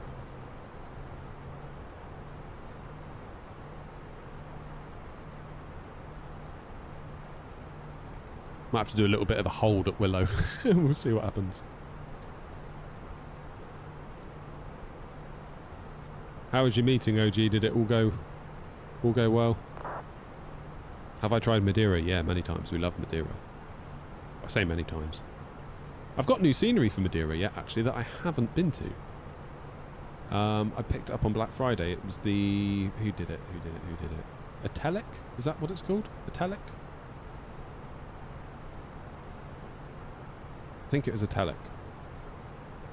It was on a deal, so I picked it up. Spent quite a lot on scenery this Black Friday, but what I wanted to do was kind of get all of the hubs that we've got going on, or as many as I could reasonably. We've got Copenhagen, we've got Madeira, we've got Toulouse, Gatwick, already got Heathrow, Manny we've got. Yeah, I was just wondering, Canada, whether I needed to descend a bit, but just fly with the speed brakes out, it'd be alright.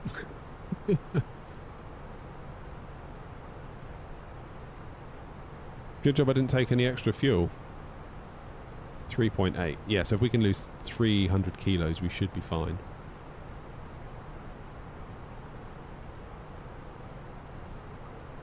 Can I go to cost index 100? Would that do it even more?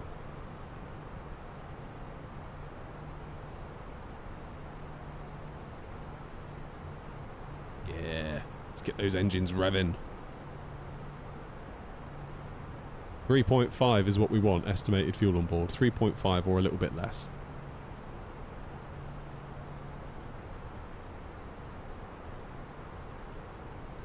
Spot on.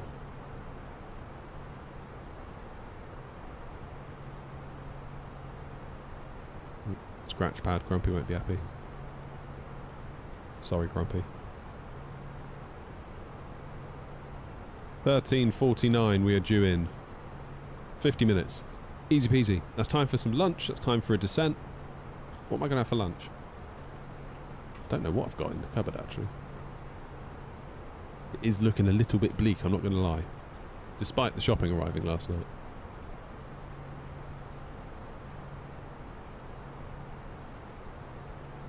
How you doing, Mike? Hope you're well. Right, I can now see myself. I'm green. Grumpy must be almost there, surely. Yeah, look, Grumpy's up by Jersey. Wow. It's amazing, isn't it, how just like a little bit of extra time on the ground translates into that much distance. Like, Grumpy's nearly home. Chips and gravy. Trouble is, I don't feel great about putting the oven on and leaving it on cooking while I'm out here. Do you know what I mean?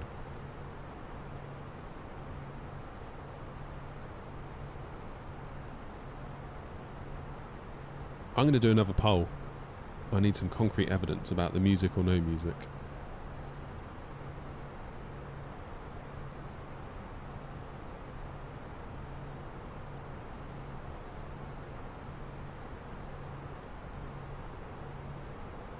Where do I go? Engage with your audience. I am.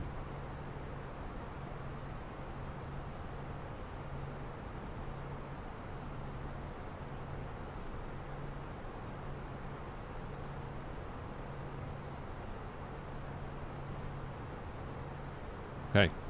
Poll started. Vote away.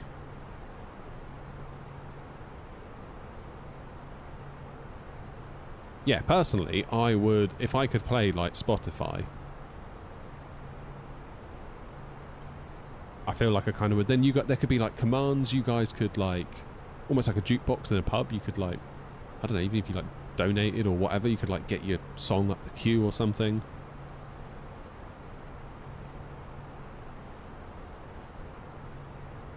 Can we have a third option? Oh yeah, maybe should have done that. I know what's going to happen. It will go 50-50. It always used to be when I first started the channel, I didn't really know what to do for the best. So I would just ask. Like any question I had, I would just ask.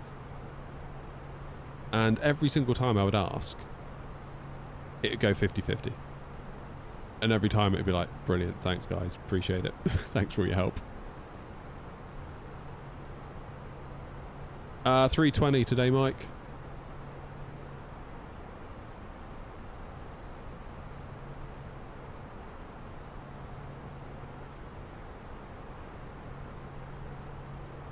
I mean, it goes to show how naive I was when I first started this channel, because I thought nobody would want to see a cold and dark setup.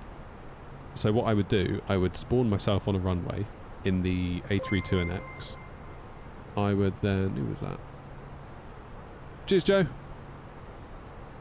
Do I have an air fryer? No! I've yet to jump on the air fryer bandwagon. Or do you think I should get an air fryer for the shed? Is that what you're saying, Mitch?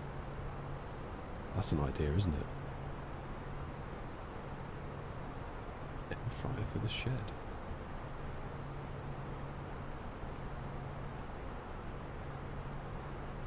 It's a brilliant idea. You just have like chips every day.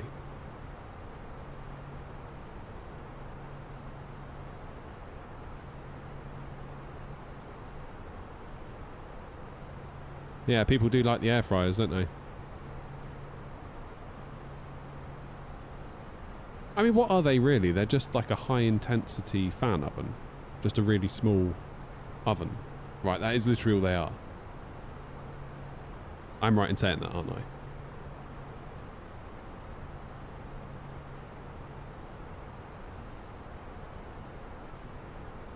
It's a small convection oven. Got it. Yeah. Goes to show the power of a brand, doesn't it? Because if someone said to me, have you got a small convection oven for your kitchen? I'd be like, no. Do you have an air fryer for your kitchen? Oh, what's an air fryer? That sounds good. That sounds like frying, but healthy. I'll buy one. Like...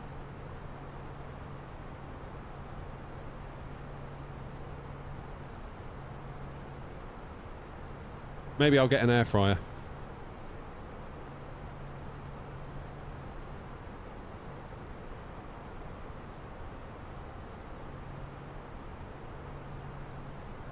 We are perilously close to 50-50. Come on, guys. Make a decision.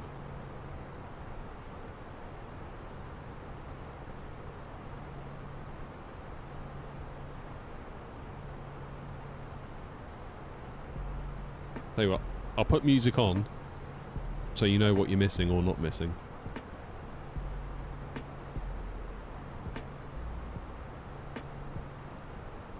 Quicker than the oven. Yeah, that's true. Because you can spend like 15 minutes waiting for those things to heat up, can't you? Thing is, though, if we're a family of 4, am I going to need like 2 of them? At which point, should I not just use the oven?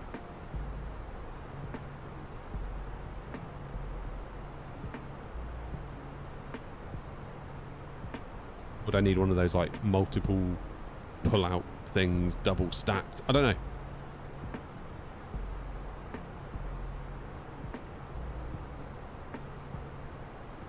How's that fuel burn looking? Come on, come on, come on. 3.8. Ouch. Let's do speed brakes.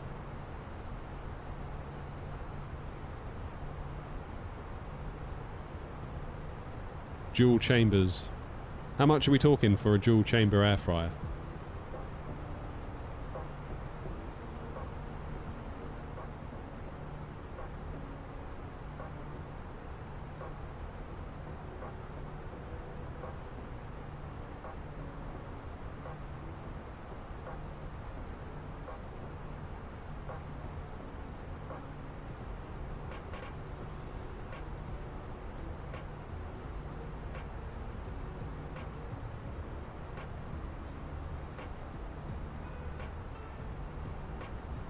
Have a look. Ninja Maxi Dual Zone. 160 quid, bloody hell. You can get the Ninja Double Stack for 269. They're not cheap, are they? Ninja 6-in-1 Dual Zone. Gunmetal grey. 7.6 litres, 130.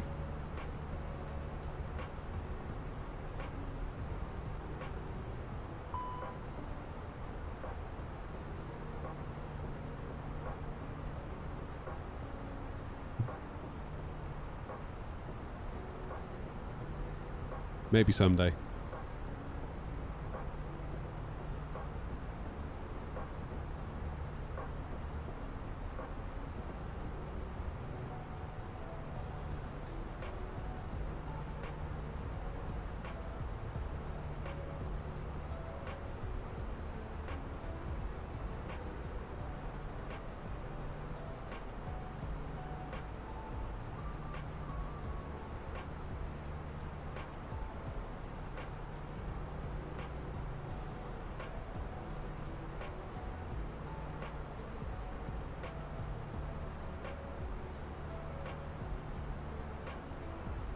Chicken nuggets for the kids in 8 minutes. Yeah, see, I must admit, I am partial to a chicken nugget or a turkey dinosaur, so wouldn't be the worst idea, would it?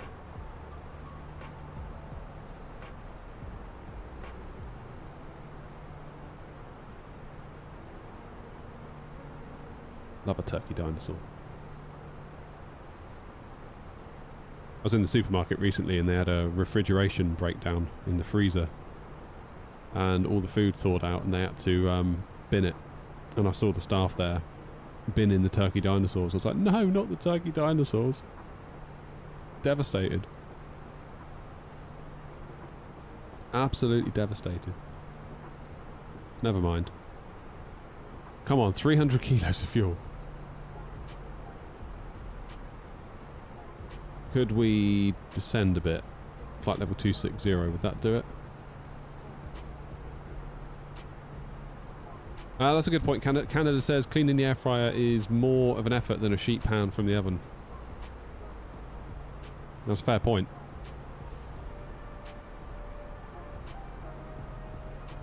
It is a fair point, actually. Oh, okay, so the poll is starting to take shape. 65% of you say no to the music. That's interesting, isn't it?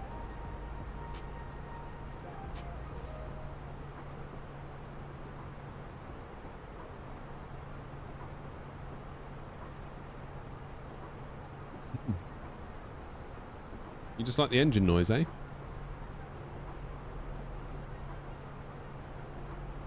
It's funny because I see some people on Twitch, they will literally just play Spotify all day long. And then just delete the VOD.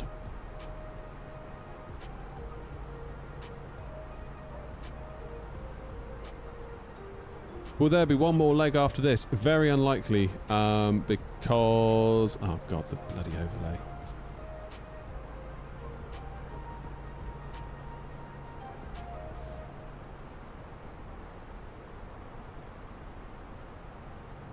Ta-da! Got the overlay. Always forget the overlay. Yeah, I see a lot of streamers. Some flight simmers, some not flight simmers. They'll just play Spotify, play what they want, you know.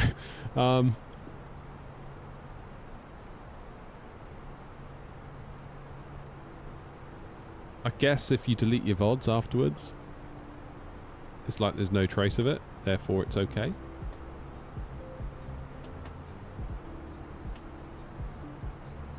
But I did hear there was a, you know, like the record companies were developing technology to catch streamers while they're live playing copyrighted music.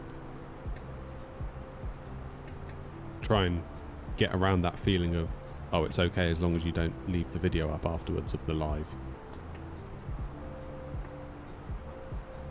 Don't know. Funny one, isn't it? But if Spotify would do like a creator account, where if you had to pay... I'm trying to think how much I would pay. What would it be worth? I kind of feel like it might be worth up to $500 a year.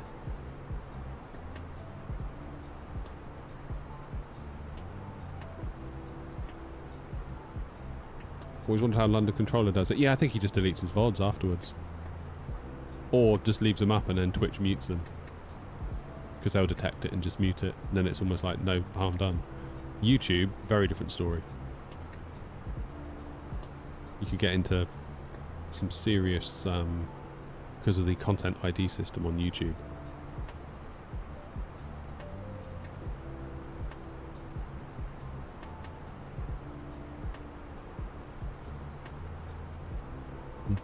I don't know, I just feel like you're playing with fire a bit there, to be honest. Like, yeah, maybe you could get away with it on Twitch to a point, but I feel like you're playing with fire. This music is stream beats. So there's a streamer, content creator called Harris Heller. He has a channel, used to be called Alpha Gaming, now called Senpai Gaming, I believe. He had a brilliant idea, because he was a Twitch streamer that was constantly like fighting copyright strikes with music, and like it was a whole thing in the streamer community that like music is a problem, but we want to have music, but we can't play actual music.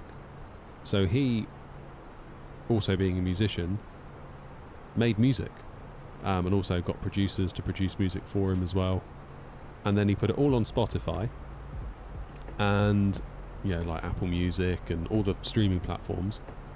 And he made a license available where basically he said, you can use all the music, it's fine, I won't come after you, and this is like an irrevocable license, have at it. And then streamers would, through Spotify, start listening to the music. And then they don't get any repercussions, because the whole point of it existing was that it's available to use for streamers. How does he benefit from that? Every single time a track is played on Spotify, he gets a fraction of a penny or whatever it is. And with every streamer on Twitch all of a sudden pretty much using it, I think there was a point he was making like $60,000 a month. So, like, yeah, he was doing fine. Brilliant idea. Absolutely brilliant idea. I mean, fair play to him. I think he said at one point that he had to spend about $40,000 to get all the music made, all the different, like, genres, hiring producers, setting up deals with them so that he has ownership of what they make and they can't come after him at a later date, all that sort of stuff. It's quite a lot to it.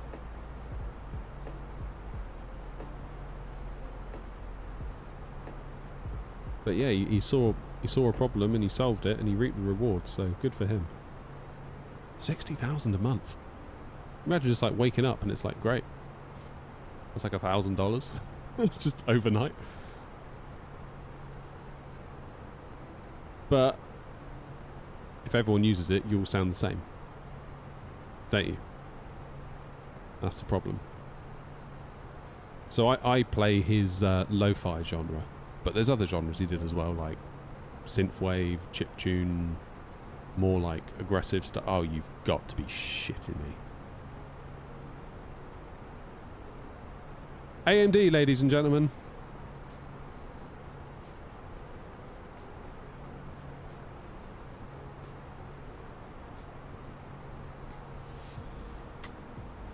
Oh, I hate my life.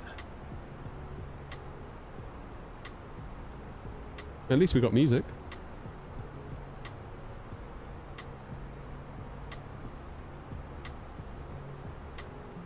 Was that with... I can't even move my mouse.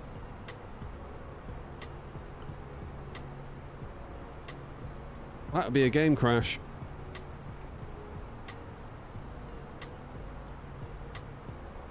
That is with us undervolted as well. Well, shit.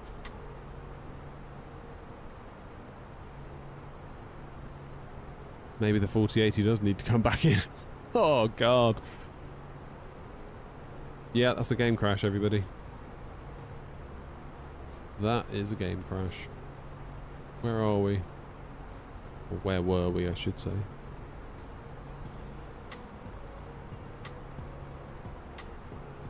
Oh, that really sucks. We were near Ipatu.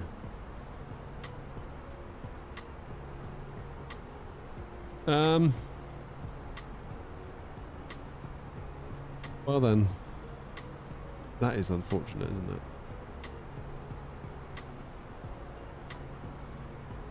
What do we do?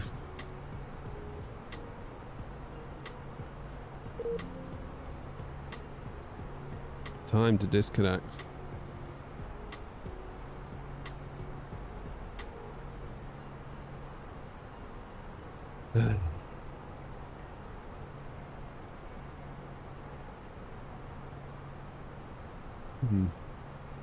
Okay. Probably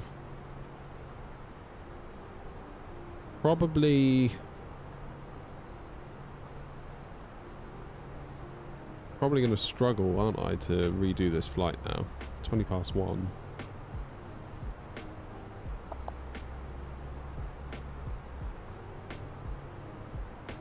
Do some landing practice for a bit.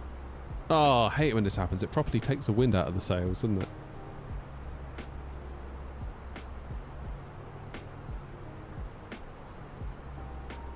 Never mind. Where's Lanky? It's got to be Lanky's fault. Right. You just play Call of Duty? Anybody want to play a bit of Counter-Strike? Bit of Halo Infinite? Look at that. Best shooter in the world. Not that anyone noticed. What have I got? Ratchet and Clank? Starfield? Who remembers that? What was the consensus on the music? 64% no. Fine. Have it your way.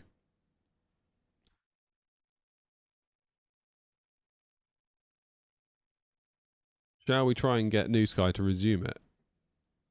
Do you reckon that'll work?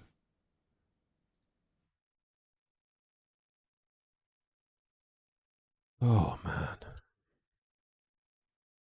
I'm going to have the music. Just for now.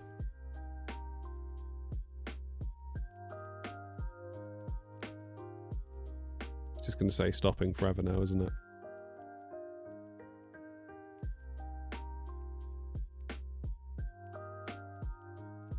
I tell you what, if right now a 5090 Founders Edition were to become available, I would be lying if I said I wouldn't buy it.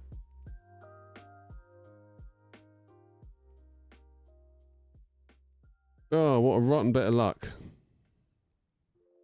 It's all that talk about air fryers that probably did it, you know. I'm going to have to just quit Steam, aren't I? This is just going to say stopping forever.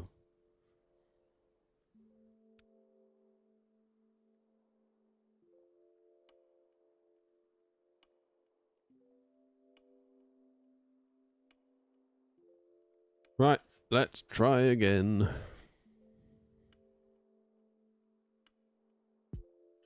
Yeah, we're gonna give New Sky a try. We'll give it a try.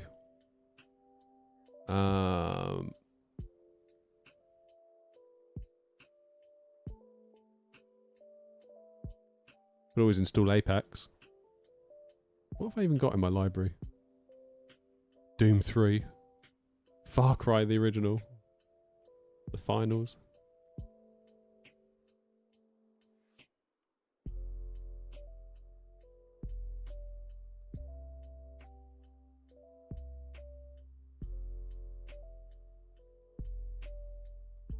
Damn. How did I find Starfield? Honestly, I got really bored. Like, super bored on Starfield.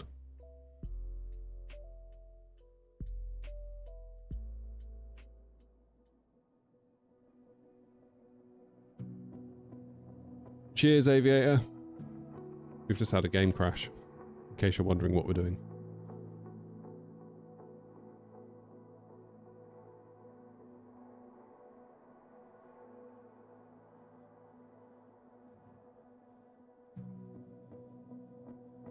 And we'll see what happens.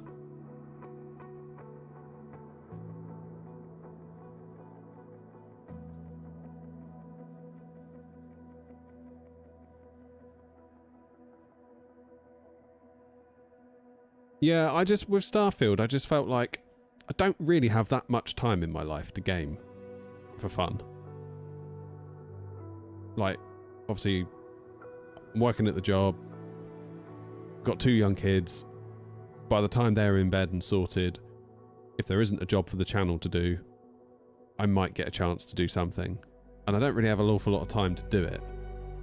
So I feel like a game's got to be worth my time. It's got to be good. I've got to really want to play it. I'm not just going to grind it because I feel like I should. Like I used to think that way, but now I'm just like, no, screw it. Like, kind of over it, to be honest. So what am I best to do? Shall I go back to Toulouse and then just restart the flight? Where is Toulouse? It's here. I'll just put myself on the runway.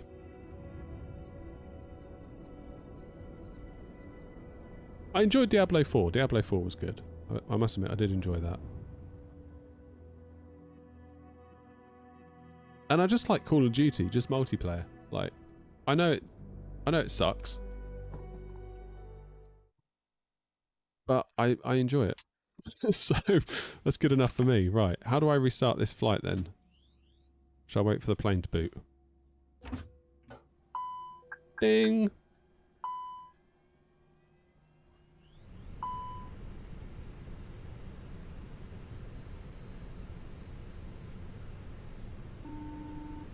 What happened? We had a sim crash. So we're going to try... So what do? Just literally hit restore flight?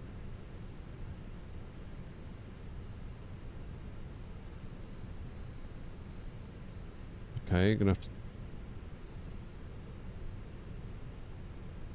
Fine.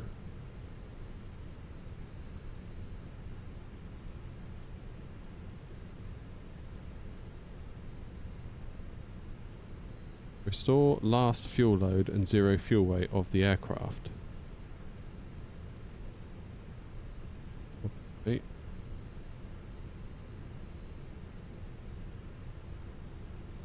So do I have to do this manually then?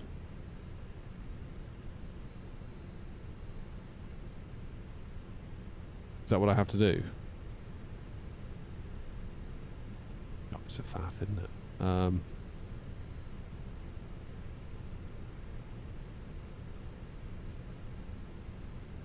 many were on board? I don't even know, to be honest. I think it was 180 and then 4391. 4391.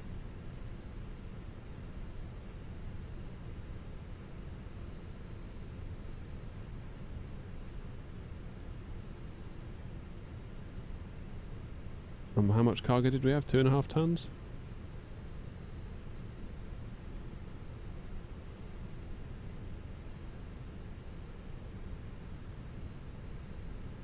Okay. Need to what?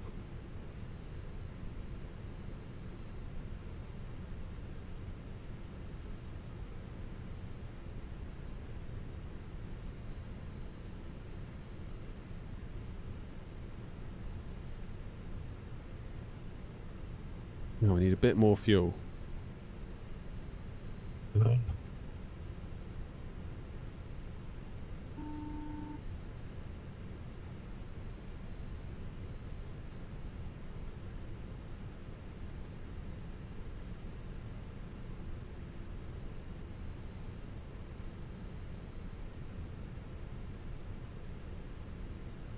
Okay, good. Next. Now prepare your aircraft for departure as you did on your original flight. Oh my.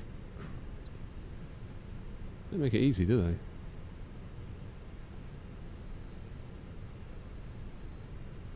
Oh, Ben, you've missed it all. We had a sim crash. I'm just wondering, are we going to be able to get back?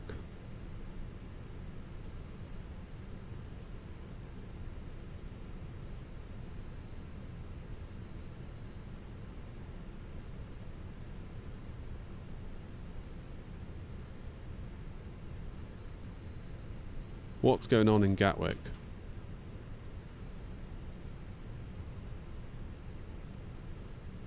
Who's 6 left by the look of it? Hey, hey, hey. Have I got the 7900 XTX in? Yeah, how did you guess?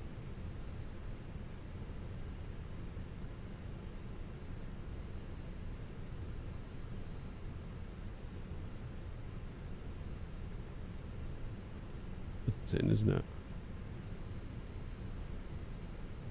Ever importing SimBrief? Why?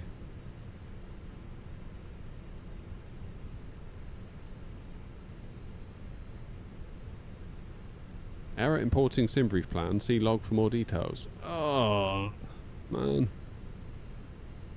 Why? Why?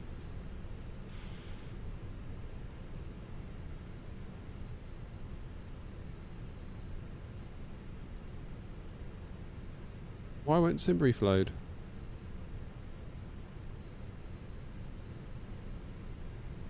Should I have done that first?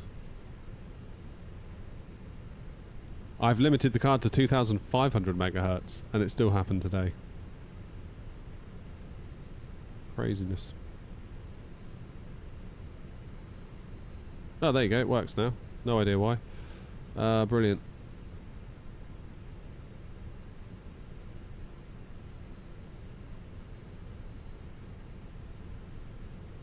Come on.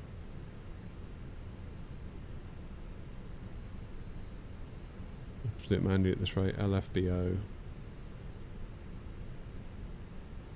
EGKK. Then we'll do 26 left into Gatwick. Pass 61 Golf via Willow, presumably.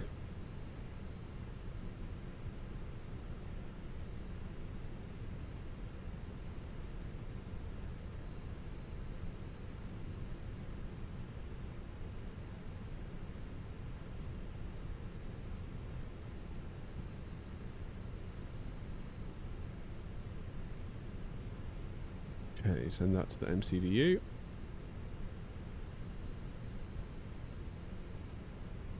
Still don't have a flight plan though, do we? Oh, bloody hell, this is such a pain.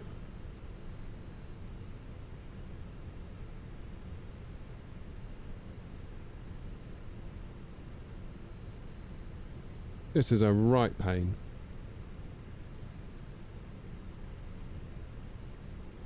I am tempted to restart this. I feel like this isn't going very well. Let's just reboot, restart the flight. The temptation to turn the stream off has never been higher. Just saying. Come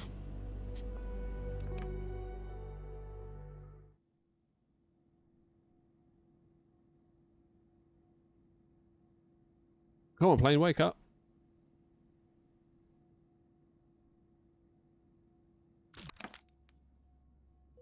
Wakey, wakey. Here we go.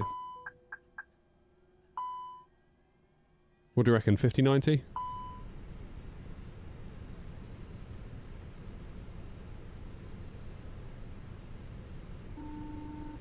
Need a big old power supply though. I've only got an 850 watt at the moment.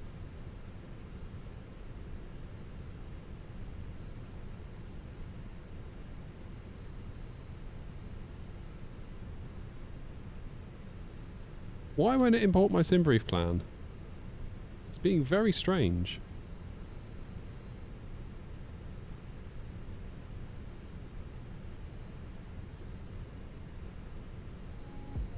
Don't care about the poll, we're having some music.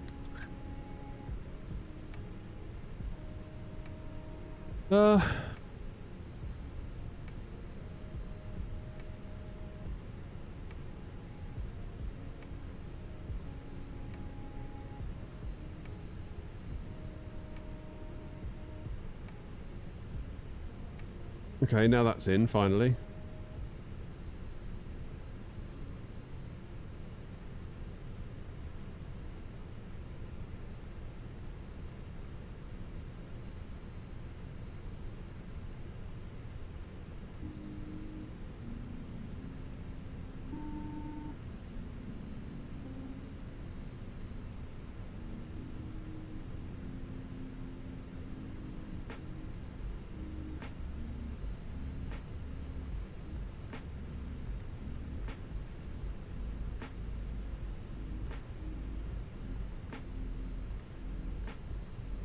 ATSU, we'll try this one more time.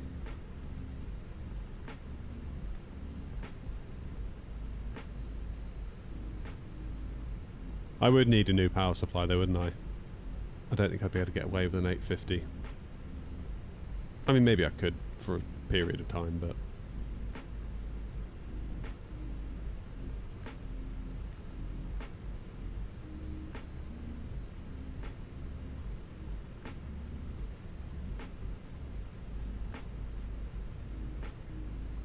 Come on, why won't you load? Like, legitimately, we're going to run out of time even starting halfway over France at this rate.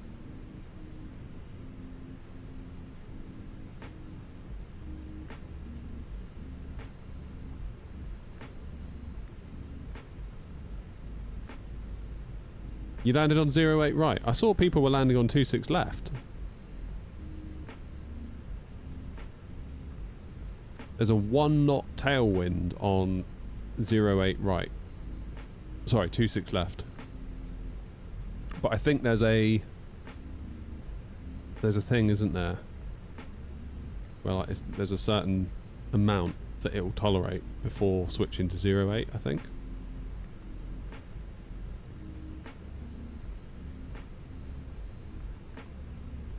It just does not want to pull in my flight plan, does it?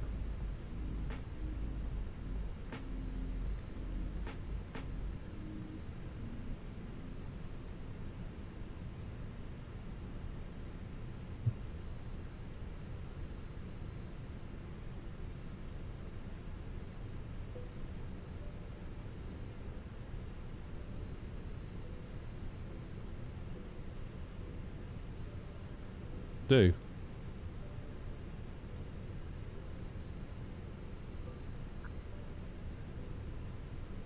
What to do? I think guys, I think I'm going to make the executive decision, and I apologise for this, to end the stream, because I really want to try and get my ND sorted out here, and I could potentially put an hour or so to it now if I stop the stream. Otherwise it's going to be one of those things that never gets finished, because this is not going well, and I don't think we're going to get to Gatwick at this rate, which is a bit of a worry. So sorry to cut and run like this, but I think the situation kind of dictated it in most in most senses. So I'm going to say thank you very much for today. Like, really, the support has been incredible. Genuinely taken aback by it. It's been very good today. Thank you very much indeed to everyone that gifted or became a member or anything like that. It really helps the stream. It helps us do more like this, really. So I really do appreciate you. Thank you so much. I'm just sorry that my PC decided to do what it did and we ended up in the situation we are now. But I'm going to try and make, was it they say when life gives you lemons, make lemonade? I'm going to try and take this little bit of extra time now that I've got and sort out this screen so that next time we see each other, hopefully we've got NDs and PFDs and all the things, and it'll be wonderful, and I can make a little video showing you how to do it for yourselves and tell you all about the screen. Oh, and that's going to be that. Thank you all very much indeed. Like, really, I do mean it. I'm just sorry it hasn't gone quite to plan today, but such is the way of being a streamer. Sometimes it will, technology will come and bite you. I'm going to get gone. I'm going to try and sort out this PFD issue. Thank you all again so very much, and I will see you all very soon.